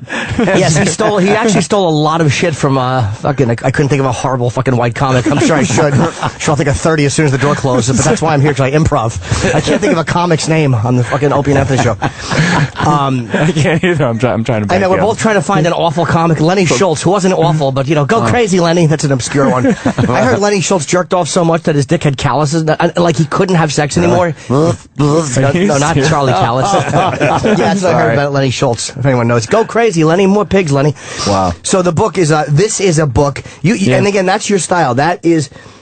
Simple. What was the name of your show? It was These Are Jokes. Oh, that was my CD. My show is my show is called Important Things. I like generic stuff. I just keep it simple.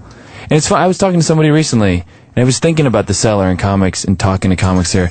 Some guys live, they get on stage, first thing they say is like, been sober, 15 years or whatever. So they have some real shit to talk about. That's their real life. I was on the math team when I was in high school. Like, it is what it is, you know what I mean? So you just find how to be authentic. Like, what's your thing? Right. So, it's like, for me, it's basic, simple deconstruction. There's, it's funny. So good shitter reading is what you're saying? This is great for the shitter.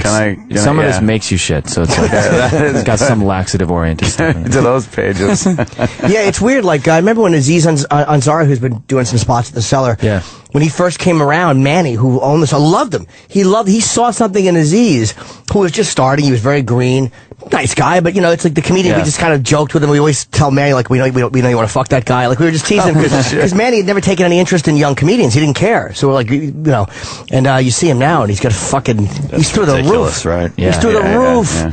Some people know how to use that social media stuff. I'm not a natural for that stuff. Some people just know how to make it click, and it's like, I get 3 million followers. And it's crazy. I love that people have followers. It's so followers. Ridiculous, man. The word followers, that is kind of fucked obnoxious up. Shit. It really is obnoxious. How many followers do you have? More accurately, I have 102,000 people who are kind of bored with their own lives and find my tranny hunting interesting. It's too wordy. That's the problem. You cracked the 100,000 mark, though, huh? Yeah, it's again. Are you doing the? Do you do the road a lot now? I go out in the beginning of the year. I do a lot of beginning of the year stuff to make my money, and I'm touring with Burr, Brewer, and Attell. We're doing this thing. That's the four cool. of us. Yeah. So, actually, before I forget, Jesus, Seattle goes on sale this Friday. I'm announcing it today. We're going to be in Seattle July 1st. That's awesome. That will sell out because BJ Shea is pushing it, and tickets on sale Friday. So yeah, I don't go on that much. When I can stay here, I stay here. How are you guys enjoying Sirius and everything? You know what? It's all right.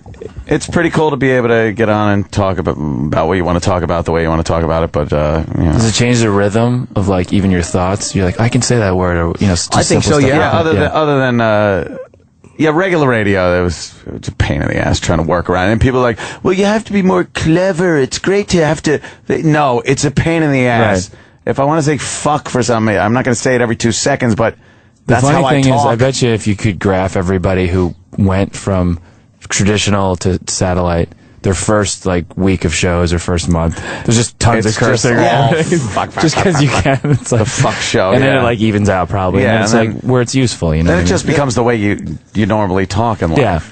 But you wind up. You know what I found too? It's like it becomes content. It's not even language. Like we could say fuck, but on regular radio it got so bad you can't address certain things. You can't do anything racial. Yeah, just even talking if it's truthful. Sexual intercourse was crazy. Content-wise, it was childishly unfunny, and you're never funnier when you have to fucking walk through a minefield. Pryor was funny on the Tonight Show, but he was funnier live. Carlin too. Yeah, you're never funny when you're your balls cut off. Yeah, that's true. And so it's like 90-something% of it's not so dark and terrible anyway. You know what I mean? Yeah. The vernacular, it doesn't always match like the intent, or like you're talking about something so evil or terrible and people shouldn't hear it. It's just the way we talk. It's like, I don't know, sometimes the technology doesn't actually catch up with life. And it might be what's going to offend advertisers, or what's going to offend a group that's going to give your advertisers shit.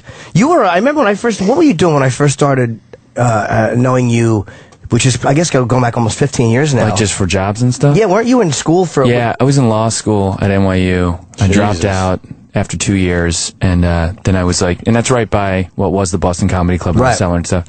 And then, I was doing open mics and stuff after that. I was temping. I got work just answering phones, like on Wall Street and stuff, and then I was a proofreader. So I worked like a full week doing that kind of stuff. Oh, really? And then if I could get up anywhere, I'd bark with Louis Schaefer. Oh, God.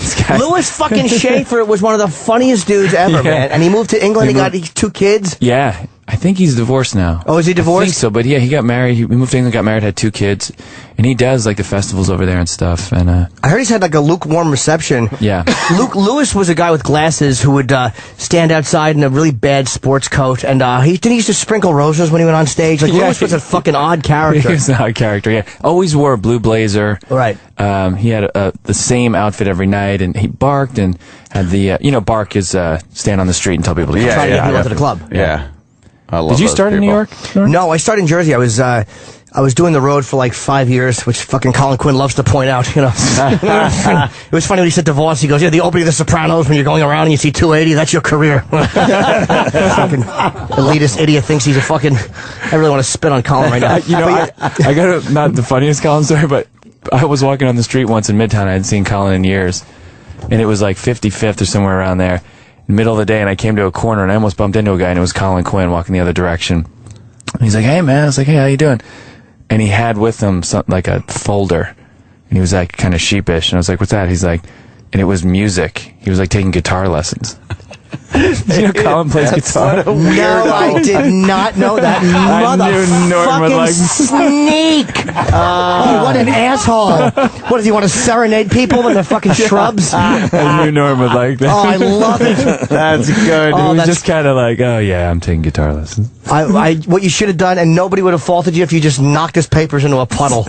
You know how fucking awful he must be at guitar with those frail fucking breadstick fingers.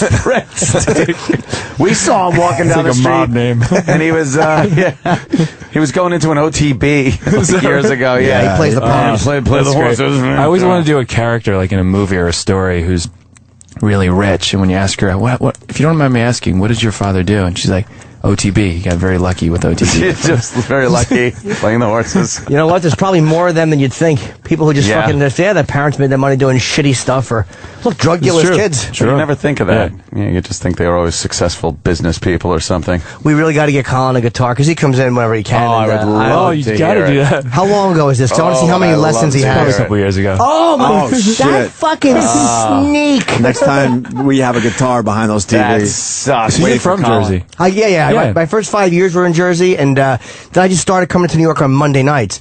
I would, with Eric McMahon and Florentine, I'd go to the Strip and just fucking hang out, because you wanted to be part of the city. You know, this was the scene. Yeah. And fucking Lucian wouldn't look at it. You remember Lucian, right? I was around then. He treated us fucking horrendous, and none of the city comedy. First guys in the city to be nice to me, the first 3 guys that were respected that were nice to me were Louis, Mark Maron, and Colin. Wow. Those are the first 3 guys that actually really For me, it was probably D.C. Benny, Lenny Marcus. Oh, right. And Geraldo. But Lenny wouldn't fall under the established. Lenny would probably just fall under the fucking the nerds who were barely making ends meet. Yeah, he's a good friend of mine too. So yeah. Fuck Lenny Because Marcus. I'm from Jersey too. I'm from Toms River. Okay. Down by Seaside Heights. Chicks are sexy in Toms River. Do you know? It's like I've never met a girl I didn't want to fuck who was from Toms River. Right? Yes, there's something fucking juicy and really hot about chicks in Toms River. It's a weird intersection. Is it your publicist? Are you with the book company? Yeah, she's from California. Okay. So it's far from Toms River. Apologize for the language. Oh, you with the publicity? Okay. I just, you sit She's there. like, don't talk about my yellow boots. Norton broke the 5th wall. Yeah, just but I tend to say things and I forget there's people in the room who aren't fans of the show. They're just nice people doing their jobs, and I'm the fucking pig. Well, yes. Norton's got the best self-awareness. So, oh, I know. Yeah. He's not shy for a second. That's the good thing about comics, though. It's funny if you hang out with actors versus comics. I mean, because they are different. Some people try to do both or whatever. Yeah. But comics. Like an actor will wear sunglasses like at night or one of those guys, and nobody will say anything. comic, you're crucified. If you have them on for a second, you are crucified for the whole night. Yeah, you know what I mean? you just get ripped apart. You got to be aware. I don't know what it is. There's something about comics that just it's the insecurity, yet this illusion of such a confident person because you're up on the stage alone. Yeah, and there's just an honesty. I think once you pull all the bullshit away, it's like nobody can get you on anything in a way. You own it, so it's just yours. It's like, if you're full of shit, I think you're in big trouble. That is like a freeing thing that happens, even on this dopey-ass show. Like, over the years, there have been days where we're sitting here going like, oh, fuck, there's nothing in the news, there's this, that. And then you're like, hey, my friend tried to blow me in a tree fort.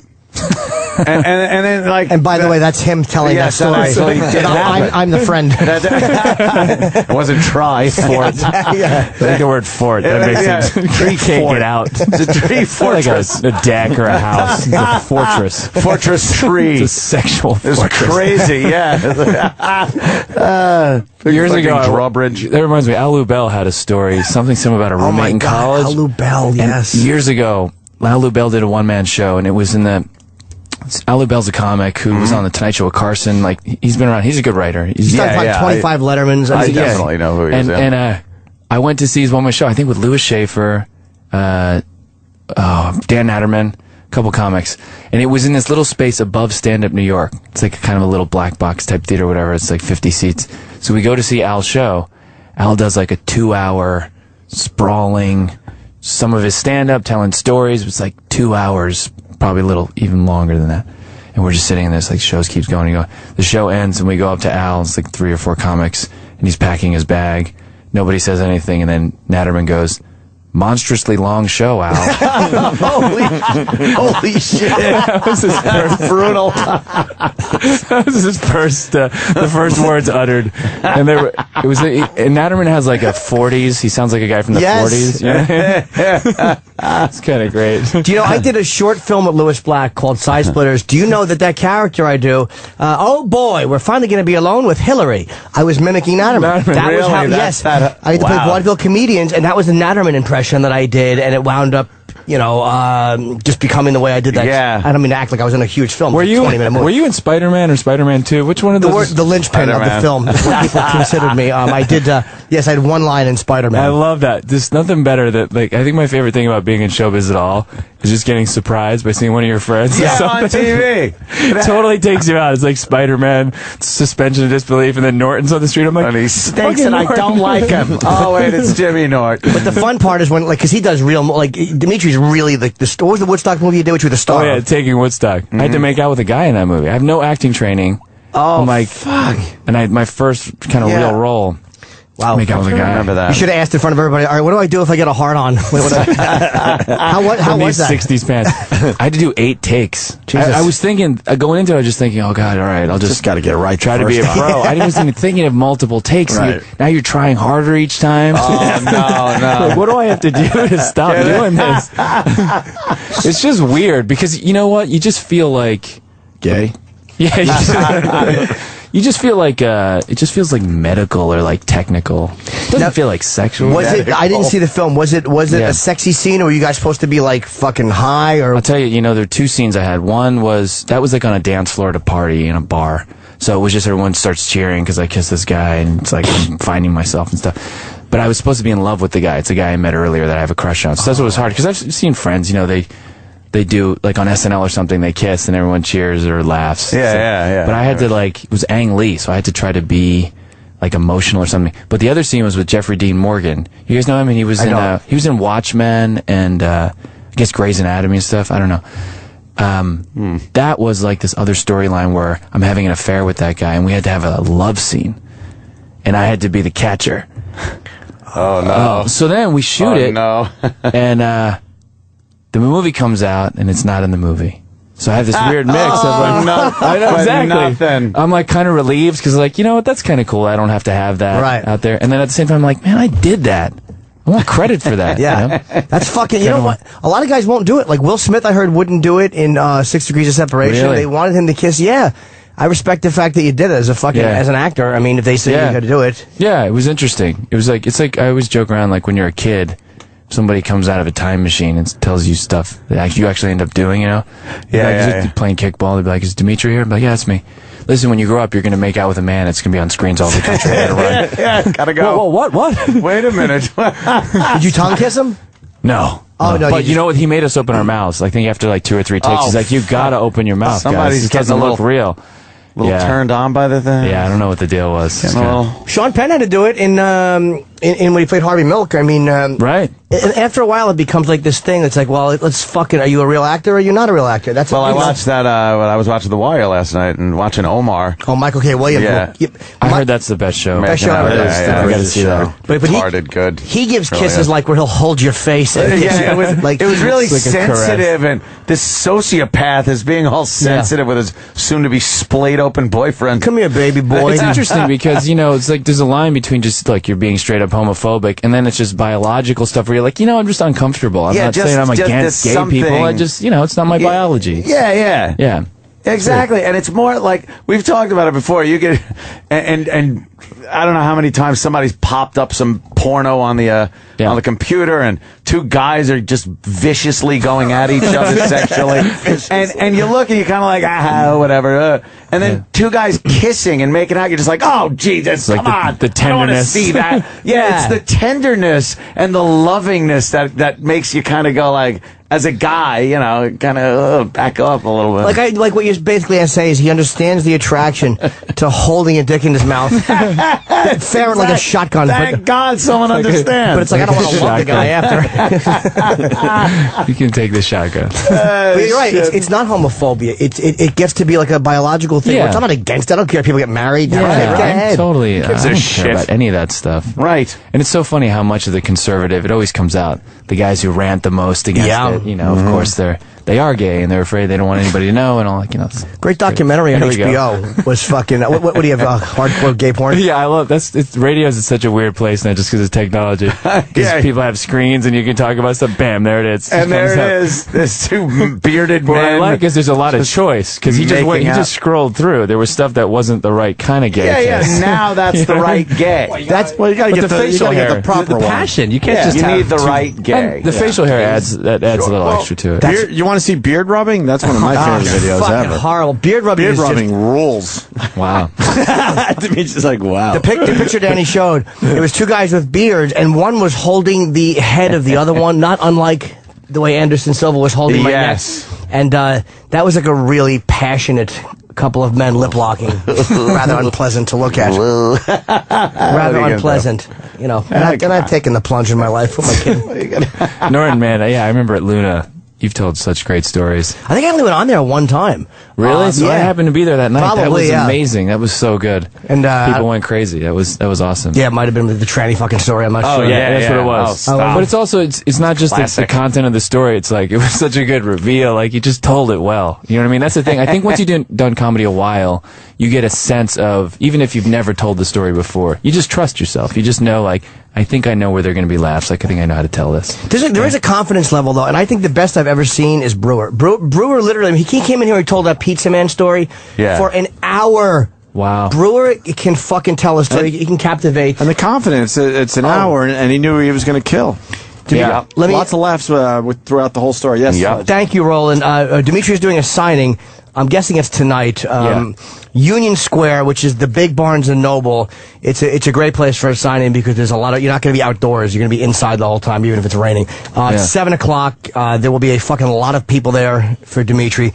So if you want to go meet him, go down to Union Square and buy a copy of This Is a Book. And I know I like the way it's written in that it's these little short pieces and random thoughts because there's no pressure to marry yourself. God, am I talking a lot? There's no pressure to marry yourself to one thought. How was it for your book? Like, how was writing and then doing signings and all Loved that it. stuff? Yeah. Fucking the signings were the best part because the people, it's just great to see all these people. This is your first? Yeah. To see all these people holding what you've written. Yeah. You really feel like that's a tangible thing. I wrote a book. Yeah. It's a fucking awesome. great feeling, man. Yeah. Are you writing more books? Or are you going to do that again? I have a third one I want to do. You've done 2. I did 2. Yeah. I took a break in between the. You're a real author. No, just it's like certain things don't translate to stand up, and that's the beauty of it. Is you can kind of meander when you're writing. Yeah. Well, by the way, are you doing any signings in Jersey? Are you doing Ridgewood? No, they don't have me. I think I was going to be Montclair, but it didn't work out. So this is the closest I get. But maybe I'll get to do more dates or something because I'm from Jersey, so I should. You should do them, and to get on the list, you got to do a couple of independent bookstores, as you know. So definitely try to get them. There's going to be a massive fucking line for Dimitri. He's a famous dude, and I'm happy for him. / I hate him. It's like Kevin Hart did fucking what did he do the Prudential Center this weekend? Is that right? Yeah. Wow. I was at Montreal with him. We were like new faces at the same time. Were you really? Yeah, 2001. God, it's all right. 10 years. He's been around. It's also funny. It's like so up and down. Yeah. I think the funniest thing is the guys who act like they've arrived, or I remember it's like for a week. I remember, not to throw the guy under the bus. I haven't seen the guy in years. It doesn't matter. But Todd Lynn. Oh, yes. I remember I coming to the Boston Comedy Club one night. This guy's got a fur coat. Did he really? Yeah. Because I heard he had a holding deal. Guy had a holding deal. They give you some money. Yeah, we've had a holding deal. Yeah, it's like it's an advance against something, whatever. To do nothing. I already got a car and a fur coat, and I'm just like, really? What do you? They thought the show was gonna. It's like I've arrived. I've made it. For me, I'm just like always like, all right, cool. So I got a little spike up, and then I go back down, and a little more up, and then go back down. How long was your show on Comedy Central? 2 seasons. Are you still on, or you were no, just canceled? Were they, was it canceled because like a lot of times they don't do, and again I should follow this more. Yeah. But a lot of times they don't promote right. Like, and Sarah I thought had a very funny show. Yeah. And that only lasted for 3 seasons. Sometimes I don't know if they promote this Was stuff. it too smart? No, it seems like some of that smart stuff unfortunately goes away. Yeah, for me, what it seems like from my experience is it's such a big country, right? So you 300 million people, whatever. If the way the media landscape is now is if a channel has a kind of a brand that you can understand, then you can click onto that channel at any time. You might be motivated to go to it because you get what they do. Mm-hmm. And with Comedy Central, it's really weird that you have The Daily Show and Colbert, but you also have Crank Yankers, and I don't know, I mean, that was a while ago. Right. But it's all over the place, and there's no regular season really for anything. Right. So the shows that do the best, it seems, are the ones that are on so much, like now Tosh, that people get. They're like, okay, I know that's there. But if you have anything that you produce that requires big gaps between it being on television, there's no way to know easily, is this new? When's the season on? Is this old? So I think both for Sarah, for me, for a lot of the shows that are like 6 or 8 episodes, the two problems seem to be, one, the tone's all over the place for that network. You know what I mean? There's not like a consistent brand. They don't have a mission statement. It's not like comedy for college kids or like a little weird. Like, just have something. There's nothing. It's like all over the place. I like that point. I think I think you described it perfectly. You were proud with what you did with your show, right? Yeah, I learned like hard lessons. I outsmarted myself. I was thinking, you were allowed to do everything you wanted to. I could do everything I wanted, and I just made it too hard. It's like every sketch required its own location.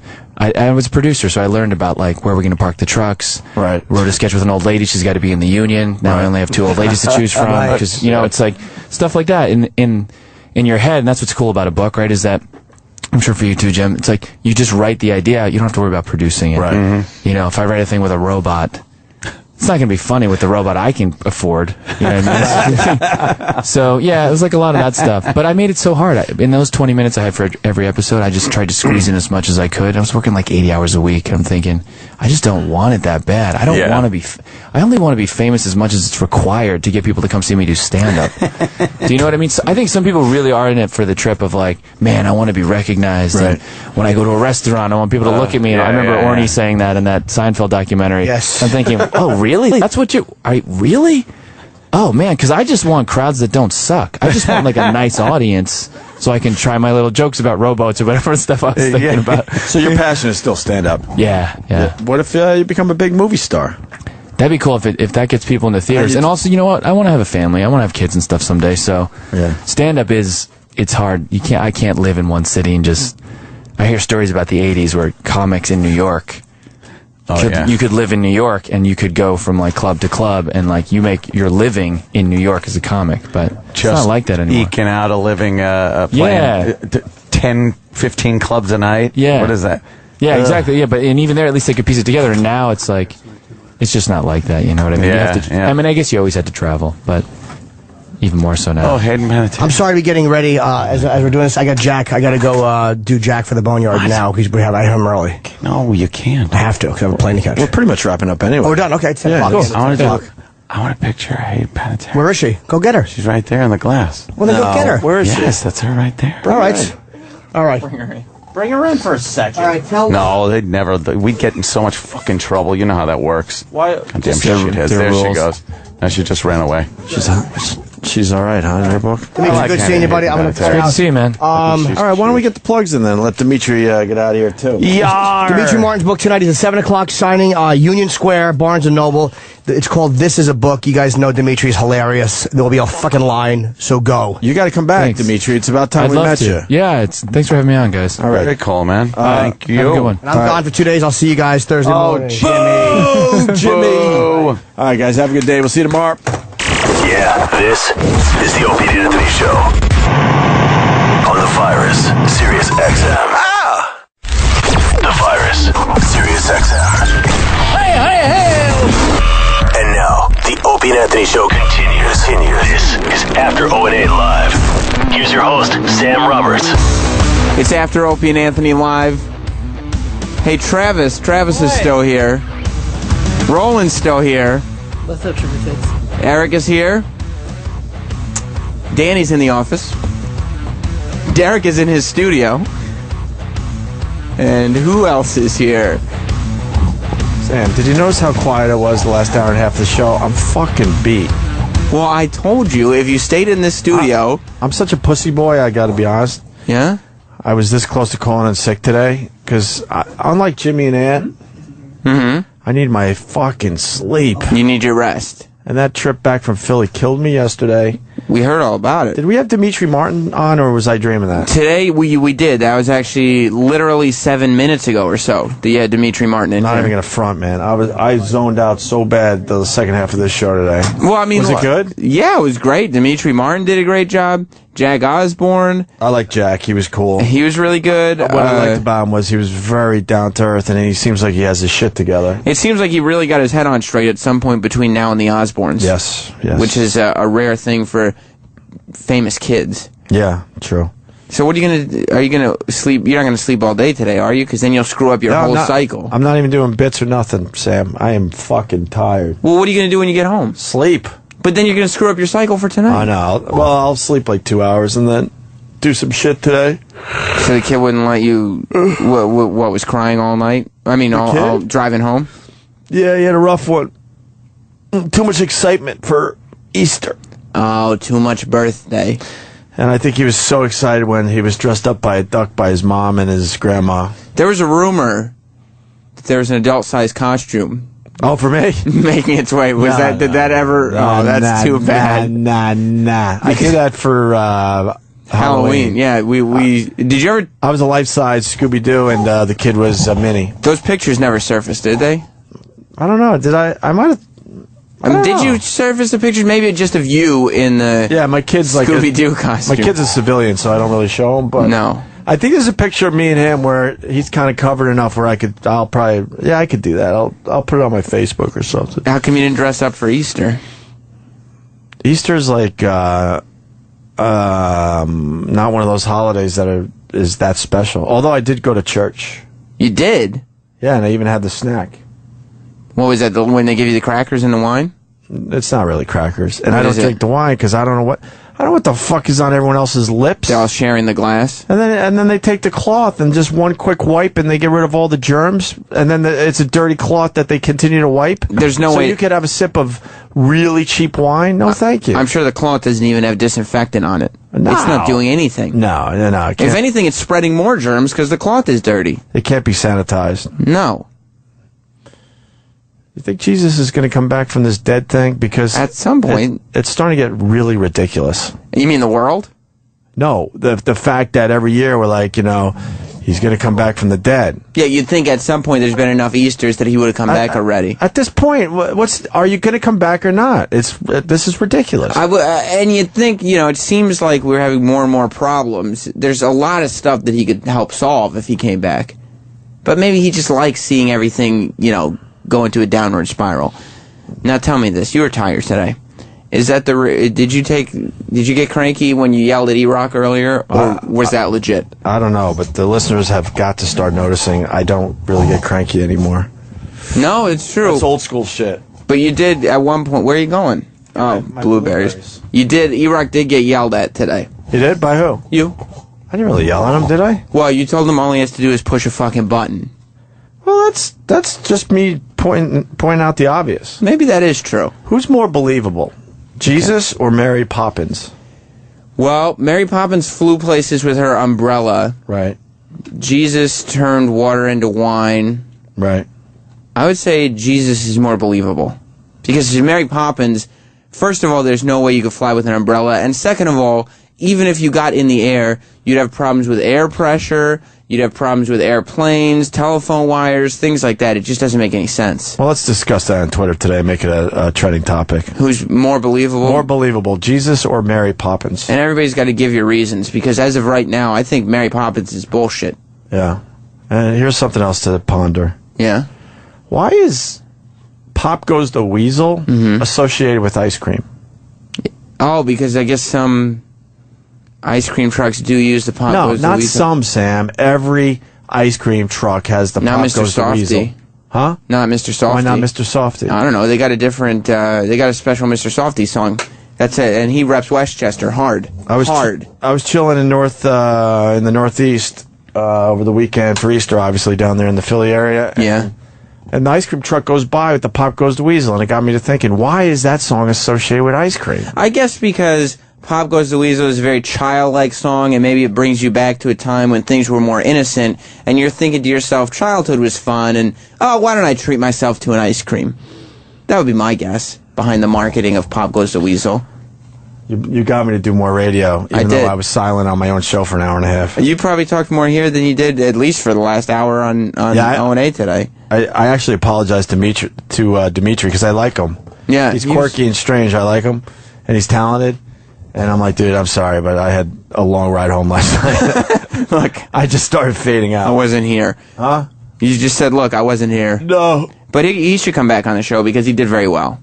Was Silva all right, or were the fans bored with that? I think he did well. I think because you don't hear him much. He doesn't do a lot of press. He's an amazing fighter. And he's a whack job. Like I was trying to get into it a little bit, but it's hard to have a conversation with a guy that barely speaks English. There is something that gets lost in translation. And the psychological shit he does for matches is bizarre. Look it up on YouTube. There was one where, I'm trying to remember what fight, he wore a white mask for the weigh-in. Yeah, he just did that recently. It's one of the first YouTube videos. And I can't believe it's the same guy that we just had in the studio, because this guy was soft-spoken. You could tell he was really, really nice. Sounded like Michael Jackson, but none of us were going to point that out, certainly. No, hell no. But it says in the documentary, I was reading the description, and they made it seem like he borrows more from Bruce Lee than he does from Muhammad Ali. And he has I don't see that at all, because the way he is in the ring, he's a complete showman, and he tries to psych people out constantly. Right. Well, he has definitely Muhammad Ali's swagger. If you've ever been to an MMA event with Silva fighting, oh my God, he has that aura about him. I don't want to. I mean, Muhammad Ali is like, is the shit, untouchable. But Silva definitely has some of that charisma when he's in the cage. Well, yeah, I mean, and like he said, he just shows no nerves. He shows no emotion, really. He's just walking out there. He's not nervous. It's like he's going to the deli. And do people realize that Jimmy's head really was rattled? The whole rest of the show. I got it on video. I don't know. I'll try to make something of it. Are you going to be able? You could definitely upload that, because I was filming it too, and you could definitely upload. You think? The first, second, third kick? Yeah. Well, the first kick was a tap, and by the third one, which he says he only did 10%, that's pretty amazing, because it rattled Jimmy's head. And you could hear the thwack. Yeah, absolutely. I mean, it was a for real kick, and just seeing Jim's eyes get rattled back and forth in his head. Yeah. And it was just a kick to the shoulder. Do you think that's Barbra Streisand? I was looking there. Opie Radio is the YouTube channel. I really don't think it is. I'm not even going to front. But Jimmy and Ann are convinced that I filmed Barbra Streisand. And then it made a Barbra Streisand message board. That's the only reason I'm bringing it up. And those guys are whack jobs. Somebody's on the hotline. You should put headphones on. It's probably Kenny. Kenny, is it you? Can we go home yet? Yeah, I got to go nap, Sam. Well, why don't you make... Kenny can wait, and we talk a little more. He's right. I know this is going nowhere. Sam. Yeah? It's Facebook/Club Soda Kenny. No, it's Facebook/Opie Radio fans. All right, let's just go home. What are you in such a mood about? It's Why do you make him work overtime? Because he stayed in the studio, and I told him. He said, "I don't want to talk," and I told him, "This is my studio." After the commercial, if you stay in, you're on. I certainly felt guilty because I really didn't give the people anything today. Yeah, so he wanted to give a little more. Maybe they'll take something from this, and that'll be it. That's extra talent. All right, E-Rock. Good seeing you again. Right. Things are tense now between you. Remember when you guys were friends? What? No, me and E-Rock are good. I don't know about that. We're fine. You're not what you were. All right, guys. Enjoy your day, and is Kenny still there? Yeah, Kenny's still there. Yeah. All right, Kenny, I'm on my way down. I can't hear you. I took my headphones off. Thank you. Kenny. So much energy. Yes. Stay on. Why? I mean, let's. I want to know that Opie gets down safe. Oh, that's not a bad idea. You know, I worry. Right. Opie, be safe. I know you're tired. He's walking out now. Oh, he flipped me off. I thought he was gonna wave. E-Rock, what's up? Does Kenny have any updates for traffic or weather? That's actually a great call, because Kenny, you said you were going to call in and do the traffic and weather for after Opie and Anthony Live. So what are we looking like? What's the weather out today? The weather, it looks like it might have a chance of rain in New York City today. You got any other locales or anything like that? Any other zip codes? Yeah, Japan is recovering. What? Japan, they had a disaster. Okay. So that was an update on Japan. Well, all right. Well, give me the traffic then. The traffic is clear on the street I'm on right now. Which is right outside our building? Yeah, in Rockefeller Center in New York City. What did you say, Roland? Opie can't find him. Where's he parked? Roland said Opie can't find you, but I think he's lying to you. He knows where I am. I know he does. How was the show for you today, Kenny? Because, I mean, Opie said he was having trouble because he was so tired. You very rarely make it through a show without dozing off a little bit here and there. What'd you think of today's show? What do you mean? I always stay alert. Do you? Yeah, of course. I have the hardest job there. I'm responsible for saving lives. Whose lives? There's never been a near-death situation except for maybe Bernie Getz. Now, hold on. Do you forget about what happened with Jesse Ventura? Okay, you did. I mean, but that was an almost situation, I guess. And you did do well at being at the door there. Yeah, I was right there. Kenny, do you have any requests that you want to hear us play today? Can you play any of Troy Kwan's mixtape? No. I mean, I would never put that on the air. Oh, all right, here he comes. He's in my eyesight. Who, Troy Kwan? Is that Opie? Well, why would he stop answering, E-Rock? I think he just put the phone down to open the door for Opie. Well, you could keep it to your ear. You only need one. Oh, my God. Well, I mean, maybe we could hear their drive. The whole drive? I got to get to some stuff today. I mean, I do want to play something for Kenny. But he's not answering. Maybe they'll shit talk you. Why didn't Hayden Panettiere come in here? Did you hear me on Sam? I can hear you. Listening. That's just really bad. Well, if you think that's good, you should hear his overnight show. Oh, really? What the fuck? He doesn't even know that he has a meeting with Sonata today. Because it's 10 o'clock out. It's not what's happening. Fine. Well, I'm glad their phone's starting to break up, because I don't know what the hell their problem is. Bladder does pay an extraordinary amount of attention for the 10 o'clock hour. Yeah, that's right. Let's go get our dick sucked. Hey, Kenny and Opie! What, Sam? Did you get down okay? Yeah, we're driving now, and notice how we don't wear our seatbelts, because that's for queers. You should wear seatbelts in the car. Kenny told me a while ago that you shouldn't wear a seatbelt because you have a better chance of surviving an accident if you don't have your seatbelt on. Well, you'd have a better chance of surviving an accident if Kenny wasn't your driver, being that he falls asleep behind the wheel. Kenny's very responsible. That's not true. He's very responsible. I'll tell him, Kenny. Sam, we're going to an intersection now. And look how careful he's being. How's the traffic? Traffic is good. There's a lot of fucking tourists in town. Well, why would you have to add the F word in there? I don't understand what the use of the expletive is for. It's satellite radio. I guess it is. You You got to make it spicy. That's right, Kenny. You tell him. Kenny, why don't you put the seats back so Opie can get a nice little nap on the way back to his house? That would be good. He gets a nice little handy on his way home. You don't have to share it, Kenny. Jesus. Well, do you guys want to give each other handies while I move into a bit for Kenny? What bit are you playing? Yeah, what bit? Well, because the last time you requested something, it was intern David, and I figured that in honor of you, Club Soda Kenny. Radio City Music Hall, right there, straight ahead. Radio City Music Hall. Well, I understand. We work across the street from Radio City Music Hall. It's not exciting. Yeah, but the farmers get confused. Yeah, they were looking up and they couldn't figure out where it was, so I pointed out to them. I'm sure they could have found it. No. Kenny, do you want us to play a little Big Dick Dave? Well, yes. Why isn't this better radio? My Ride Home. Well, I just mean I'm prepping for when the ride home ends at some point. So you're basically feeling that this isn't going anywhere. See, I know how to play the role you're playing right now, Sam. Basically, you're telling the people that this sucks and I have something better to play for everybody. Well, I think we're past the peak and on the decline of the hill.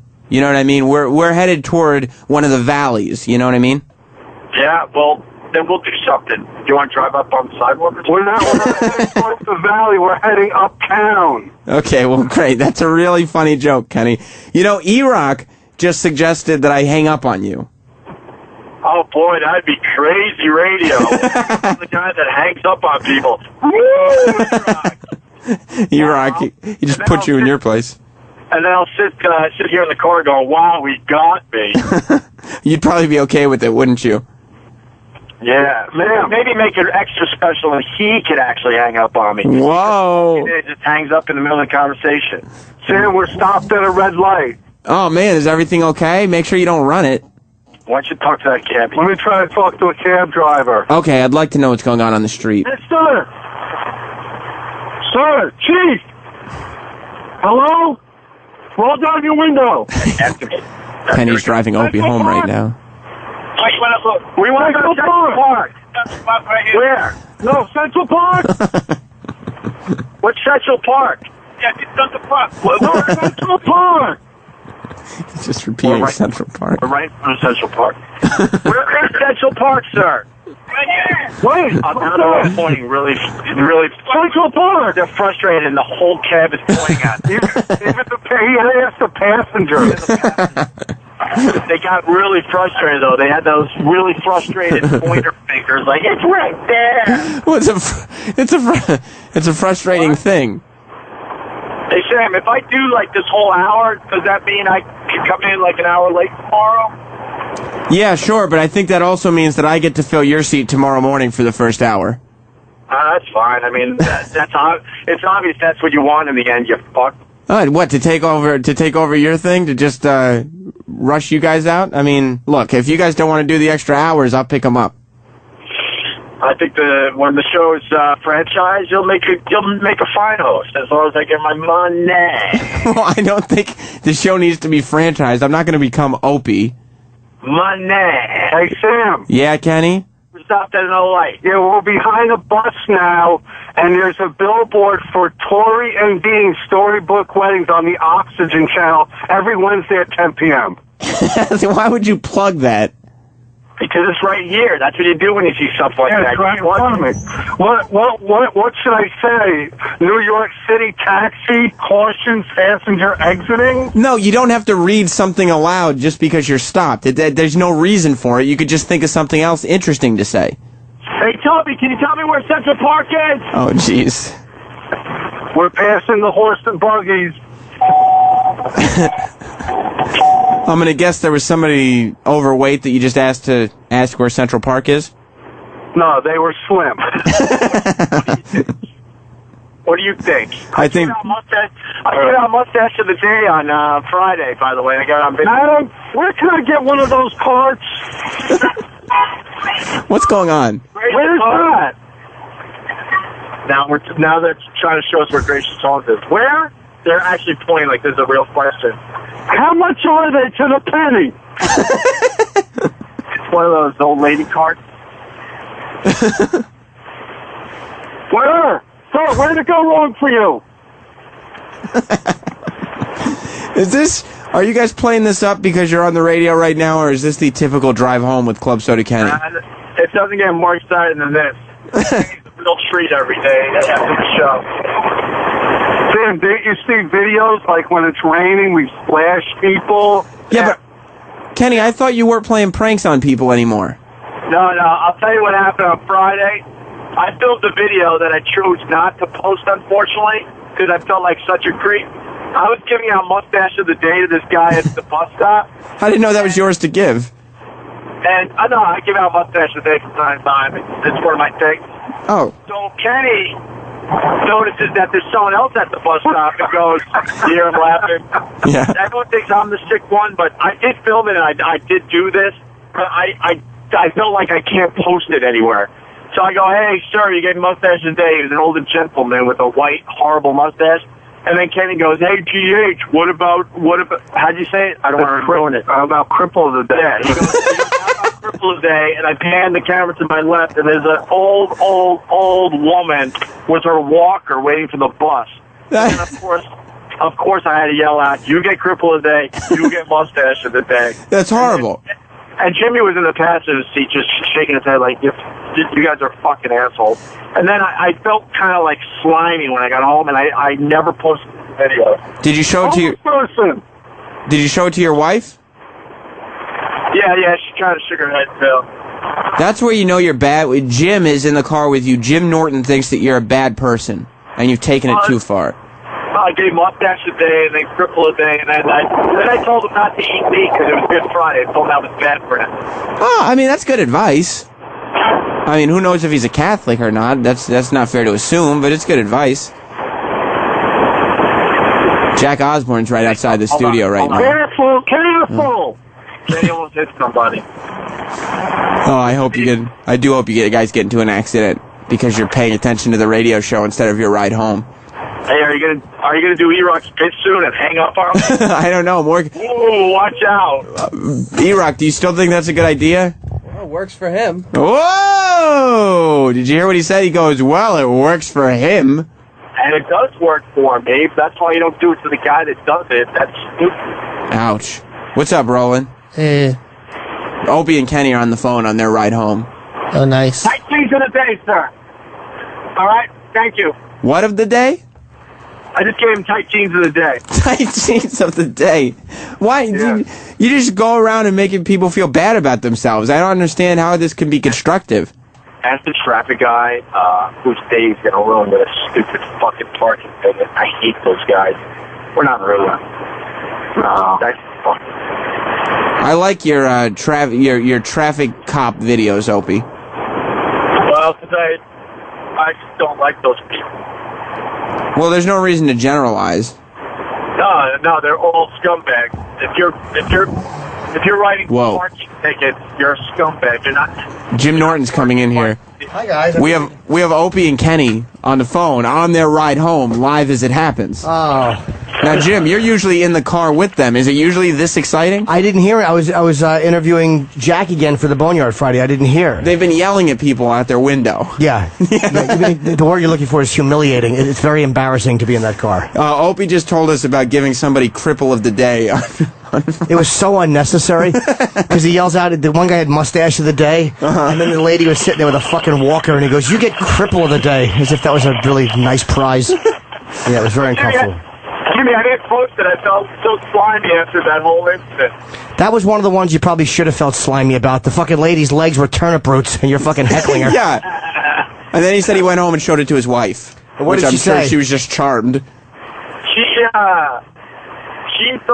actually thought it was kind of funny, but it was. Also realized how just awful it is. So she was a little repulsed. You hear the jackhammer in the background? Of course we do. That's Jim Norton's fucking brain after the Silva kick. That really was a fucking horrendous moment. We were talking about the Silva kick before. It was, I really thought I was going to puke afterwards, and I'm fine now. I just needed to eat again. How long were you jarred? Probably for an hour. Jesus. Because I'm not used to my head. You're not used to that motion. And it doesn't look like, it hurt more than you think it would on film. Like, it was a good kick, but I wasn't playing it up for the air. Like, that was a powerful fucking leg. Well, I was telling Obi, we could tell the difference between the three. There was the first one, the second, and the third one was a good thwack. Yeah, and if he would have put in 5% more of that, I would have had a bruise, and 10% more, and he probably could have cracked my arm. Can you imagine being knocked unconscious because of a kick by that guy? Like, can you imagine, now that you've experienced that, because you said, like, you see it as a fan, but you don't know what it's like to... Now that you felt that kick on that small of a level... Hey, Jimmy! Yes. I was in the middle of a question, Kenny. Yes, Kenny. Yeah. You shouldn't waste your time with Sam. You should be recording some Boneyard shows. He just did. That's what he was saying. Yeah. Hey, should I post that video now that we talked about it? Because now it's a thing. You can, but I think it's very hurtful. That's bad. Hey, Opie. Now Roland is telling me to hang up on you. I did not. Yeah, then go do it. Whatever, man. I know I'm a sitting duck for the bit. Do it. Jimmy, have fun in L.A. Thank you, buddy, and I will see you. I'm taping Chelsea tomorrow. It doesn't air tomorrow, though. It airs, I think, next week, and then Leno Wednesday, and I'm back Thursday morning. You're a busy guy. Yeah, you try to, yes. What are you doing for Leno? It's a piece called Jim and Jay Give Love Advice. Love Advice with Jim and Jay. Oh. Where we sit on the stage and we get questions from the audience. I like the song. What's that? Love Advice with Jim and Jay. Oh, yeah. That song's horrendous. I forgot about It's that. snappy. I like the fact there's a song for me on Leno, though. Yeah, and I also like that you have outlasted the pages, because when you first started doing it, there was that one page asking around the questions. Now, last time you did it was a different person. Where? On Leno. The page that goes in the audience. Oh, right, and calls, right. Like, the one guy thought he was going to be a big star, but Jim Norton's outlasted him already. Yeah, they give me a lot of stuff, like one a month, which is nice. I'm going to the Kentucky Derby for them, and I'm doing a couple other things, and it's nice to keep fucking. You're going to the Kentucky Derby for them? Yeah, that's a big hilarious. one. That's a big one. I've had a fucking fun day, man. Did you say how was Jack? It was fucking great. I mean, I could have talked to him because he has a photo shoot to go for. I could have talked to Jack for 2 hours. Like, he's just one of those guys. Yeah. Who he's very conversational. We're talking about my favorite subject, his father. dad. Yeah. Did you think you were a creep at all with the amount of Ozzy information you have? No, probably not. When I corrected him on a few things, he did not sing that. No, I don't think so. I think he knows. I've been around the family enough where they know I'm not a dangerous creep. You're just a weirdo. Just a weirdo. And I don't bother him. I talk to Ozzy when I see him, but I try not to be invasive, and I don't get pictures anymore. You know, because you've gotten 40 of them. I literally have 1,700 photos. This is why I love E-Rock. We all basically want to cut E-Rock's throat. But when you're interviewing somebody and fucking E-Rock is taking 80 pictures of you and your idol, you're like, that's why I fucking love E-Rock. Well, he knows that that's what he's got. The only reason Ron likes him is because E-Rock remembered to print out the picture that Ron got with Ricky Gervais last time and get it signed. Oh. So now Ron loves E-Rock. Did you take pictures of Anderson Silva and all that? You got them? Yes, I did. And Jack and Dimitri? Yep. Okay, good. Opie. Gregorio? Kenny? Jesus Christ. He's buying everybody lunch, he says. Who is? Kenny. He just Kenny's said not buying anybody lunch. He's not buying anyone lunch. Kenny's never paid for anything in his life for other people. Do you miss the show when you're gone? Or What? do you miss the show? I do actually. It's weird. Like, when I'm going away for 2 days because I'm doing good stuff, like if I'm concentrating on writing for Chelsea, and then I have to, prepare for Leno and maybe do voiceover if it's one of those bits. So you don't think about it as much on the West Coast because you have the time difference. But I miss the 2 days of being here. I really do love the gig. It's not a fucking thing I'm just doing to make money. Like, I really love it. And Is that Dominic? What's that? Is that Pete Dominic? Yes, he's on Yes, CNN. it is. Yeah, Pete Dominic's got a gig on CNN that's lasting for quite a while. And he really looks like like he's wearing a skeleton mask. Yeah. Is he still on the show here? Yeah. Oh, okay. They actually like his show now. I've heard that now they finally pay attention to his show because he got on television. Oh, good. Okay. That's the trick. I mean, I'm learning that the extremely difficult way, that the only way that they will pay attention to you and give you a legitimate radio show is if your face is on television somewhere. Yeah, I mean, look, it fucking helps. I mean, the only people promoting our show, and I mean besides the guys, is Red Eye promotes this show. Yeah. Hannity will promote it very nicely when we're on, and Leno. Leno does a hell of a job promoting this show. Fucking tremendous promotion. And Imus. And Imus, yes. Imus does it randomly, though. He just does it when he feels like it. Yeah, my boys, Opie and Anthony. It's always some weird fucking, story he just ties in with Opie and Anthony. Hopefully, since it looks like we'll be going back to Comic-Con. Yes. Hopefully you'll do something on Leno where somebody who owns a parking lot will recognize you. So we'll actually have a place to park this time. Yeah, it would be nice, unless they hook us up. I mean, hopefully they'll... By the way, do they think that we're really all going in the same fucking... Let's get this straight on the air. Okay. If the comedy department thinks that I'm hopping in a van with everybody and relying on their schedules, they are fucking sorely mistaken. I told them. I was like, it's not happening. I was like, we'll go down, we'll do it, we'll be there with you. Sure. You can use the stuff we get, we'll all get stuff together, whatever. Fun. But... Jim goes on Jim's schedule, and I am there to help Jim on Jim's schedule. You need to stay at the Hard Rock. That's where everybody stays at. But I would definitely stay at the Hard Rock, but I don't know if we can get in there. Yeah, right now we're not staying at the Hard Rock. Yeah, but that's We're staying in El Hueco, the Mexico. What? In Mexico, it's a... Because all this hotels are already sold out. So Mexico's the only option. No one knows where Mexico is. What is it? It's Mexico. Mexico? Mexico.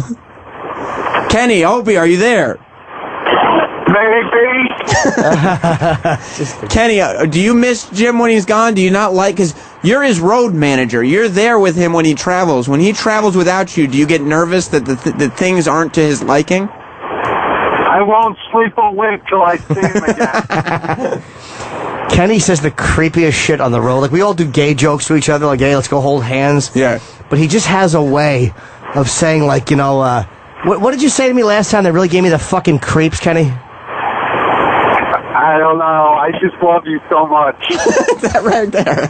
It's weird stuff like that. Well, Kenny is like he's the best at gay chicken, however you want to phrase the game. Yeah. Like, there's no one who can out-gay Kenny. Kenny's got no level of discomfort. Like, there's no way to make the guy uncomfortable. No, not at all. Be pleasant to him. Smile at him. That throws him. He doesn't know what to do with that. Yeah. When he sees teeth, because Kenny's like a chimp. When he sees teeth, he thinks it's aggressive. He just attacks. Yeah, he attacks and he fucking throws Starts clawing at genitals. Yeah, exactly, with his mouth. He likes to claw at African genitals with his mouth. Fucking fruit. Is Opie okay? Hey, Jim. Yes, Kenny. Shouldn't you be talking about Seattle?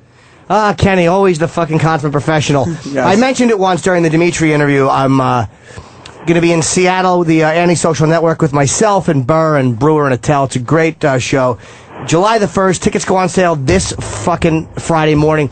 It will sell out because BJ Shea, who's massive in Seattle, is pushing it. It's his comedy show, kind of. So the pre-sale is this week, and I'll have information for people on the pre-sale. Now, you said you mentioned that in the Dimitri interview.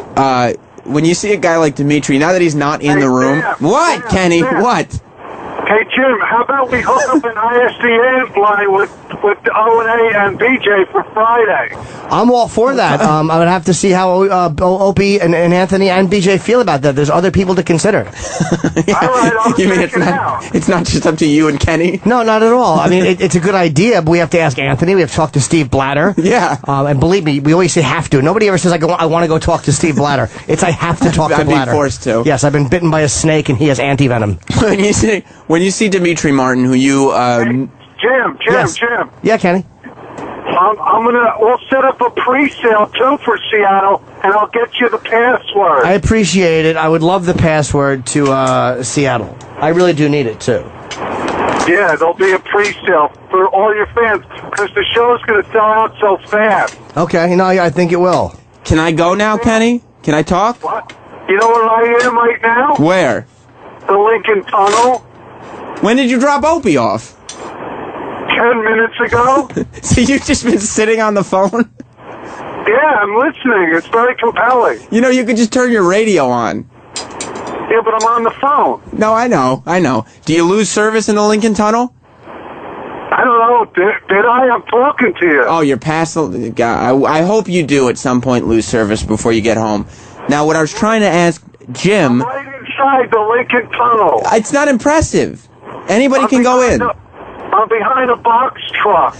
Well, hopefully you'll be under it soon. Yeah, exactly. I hope he comes to a short stop and you go flying out your windshield. Close your eyes. Live a little. Yeah. I'd love to see that fucking dinosaur head go through the fucking window. Just leave your foot on the pedal and take a nap. I'm going 37 miles an hour. All right, so what did you want to ask me, Sam? If you seeing Dimitri, you knew him when he was a young comic. Yes, I did. And now you know him as a very famous comic. Do you get horrendously jealous of him? Nah, I mean, because Dimitri and I will never compete for the same role. He's much better looking than I am. He has a different appeal than I do. I mean, I wouldn't say that, but people have different tastes. Yeah, a lot of people would say that. You know, almost everybody on the planet doesn't have to travel with me. I'm quirky. But he was funny in that movie, man. It's like you can't. He did a great in the '80s movie with Topher Grace was really funny. Take Me Home Tonight. Take Me Home Tonight. He was great in that. I mean, in the guy. I wish I could have remembered some of the lines. I forgot he was in it until this morning.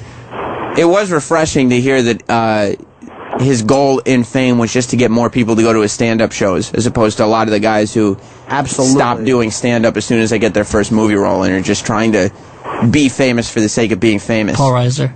Yeah, well, you know what, though? Paul Reiser did do a good show, and he's a good actor. I don't understand why Paul Reiser went back on TV, though. I mean, he had to know that... I know. Like, why not just... You were making $1 million an episode. Nobody in that position should ever have to go do another show. Especially, you know, now he's got to live through the humiliation of being canceled after 2 episodes.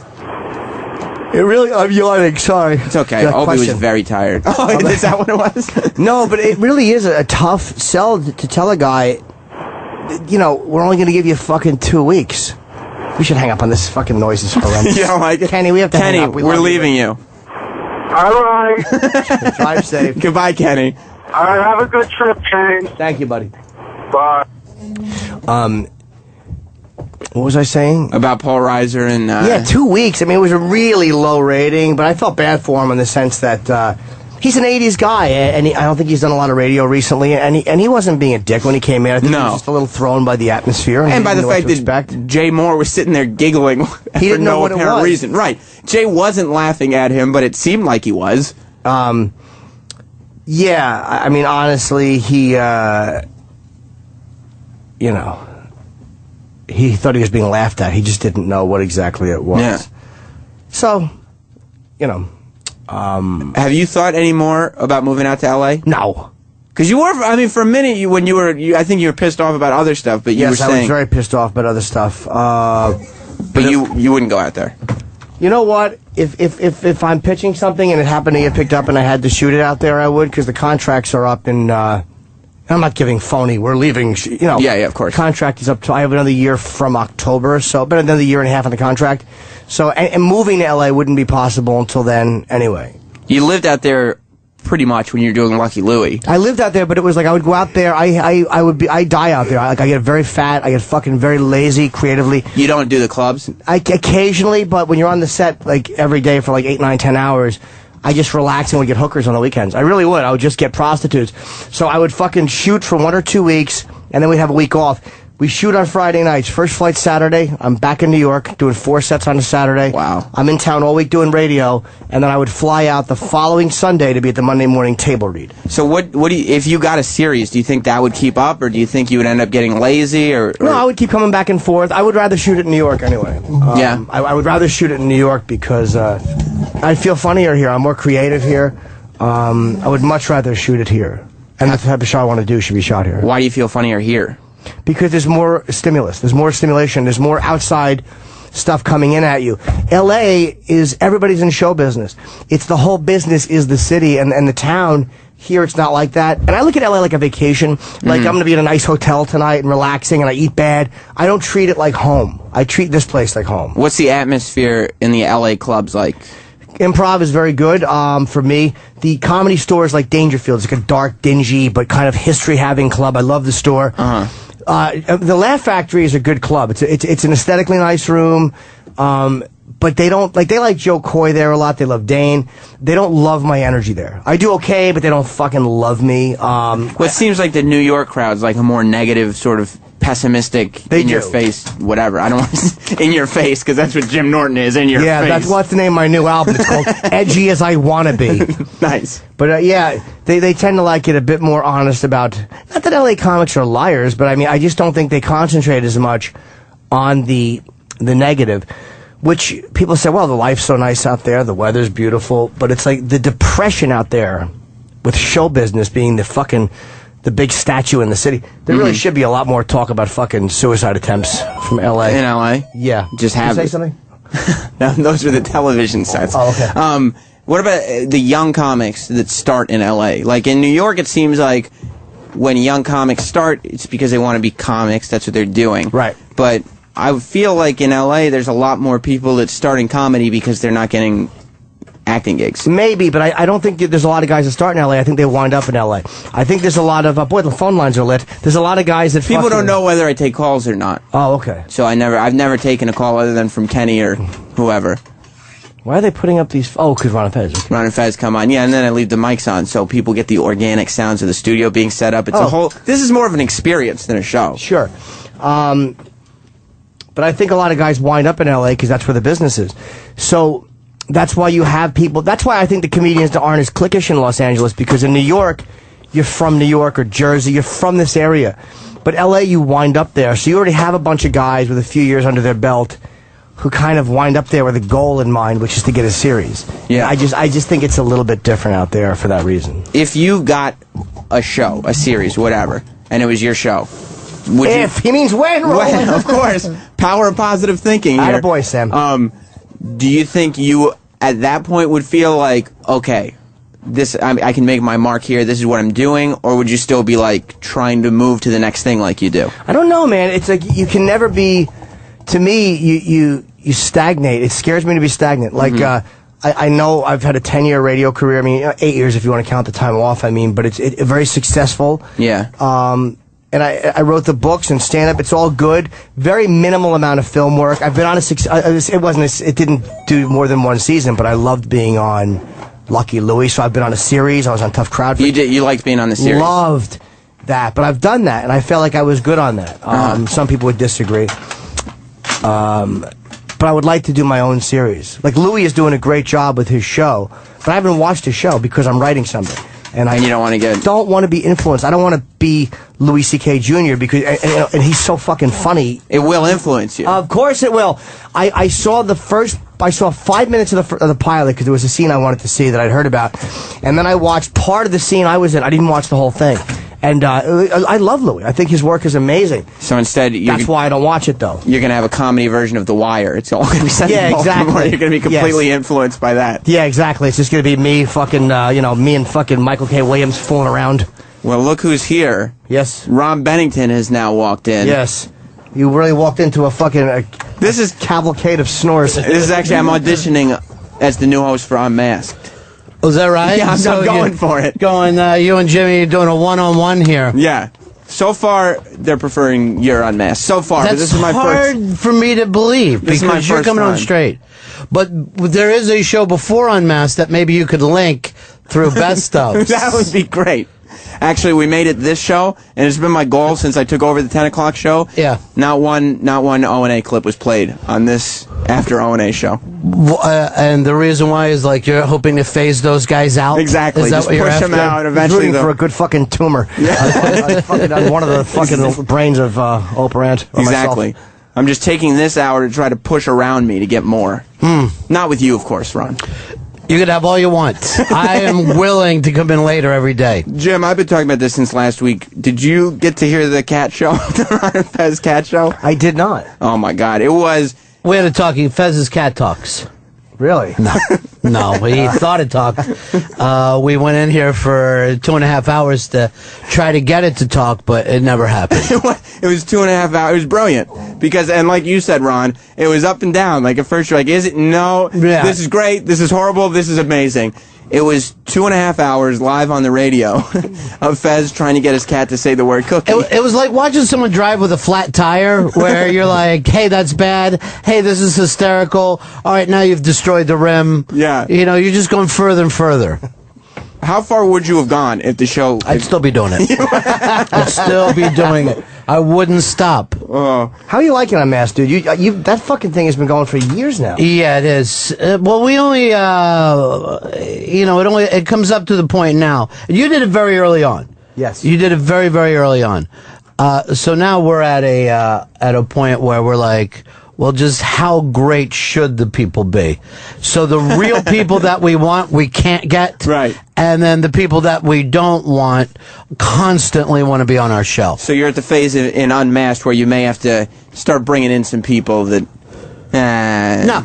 You won't do it. No, we just don't do it because it's very cool because you're here at Sirius and you don't have to.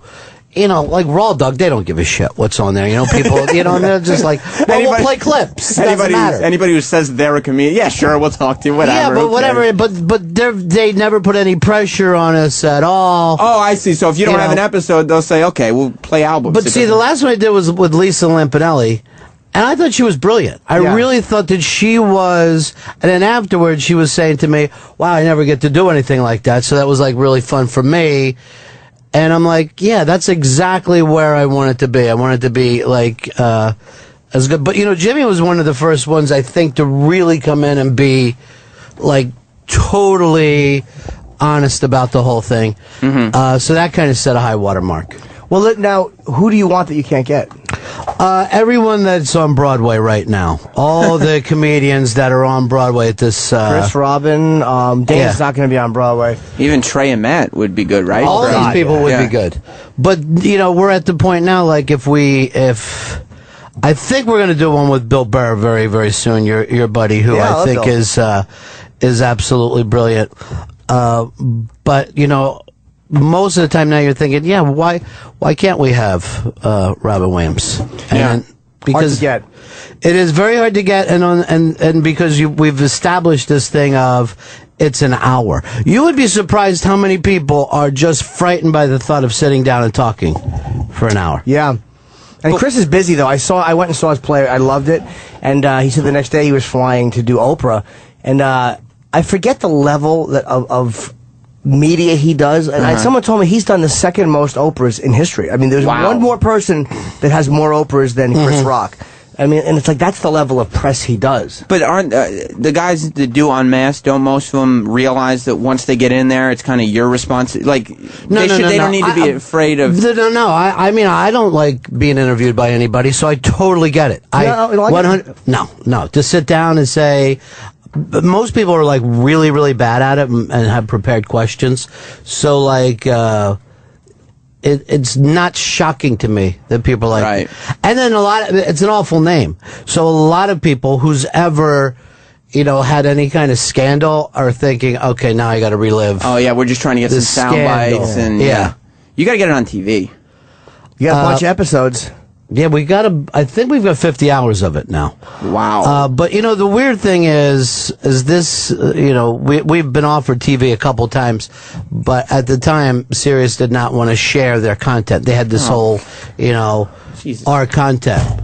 What? Dummies! Yeah, I know. It doesn't seem like it makes a hell of a lot of sense. That is the dumbest fucking thing I get not sharing content. This whole platform is content. That is a commercial for the fucking... This is why CBS is smart, because they let their shit stay on YouTube with Letterman. And you know what? If it got a couple of million views, now it gets 3 million more views. Right. And a lot of those are not people that saw it on TV, and they're like, fuck this Letterman, I forgot how funny he is. I'm going to watch him next time so-and-so's on. Well, that's terrible thinking. And it's really funny, because I probably watch more Letterman in clips than ever YouTube, I do the show, Well, we got to wrap up because, talking about your interviews, you got one coming up. Oh, yeah. Who's he got? I don't know. Well, this is an actor named Ron Elder. Is his last name Elder? I know who he is. I know who he is. The movie Sleepers, I think, was one of the all-time greatest scenes, the revenge scenes in Sleepers. That's the guys in Hell's Kitchen. They were raped as kids and ran into the rapist. Sure. So he's got a movie out about a guy who was a roadie for 20 years with Blue Oyster Cult, and then fired and finds himself back in Queens at his mom's house after 25 years.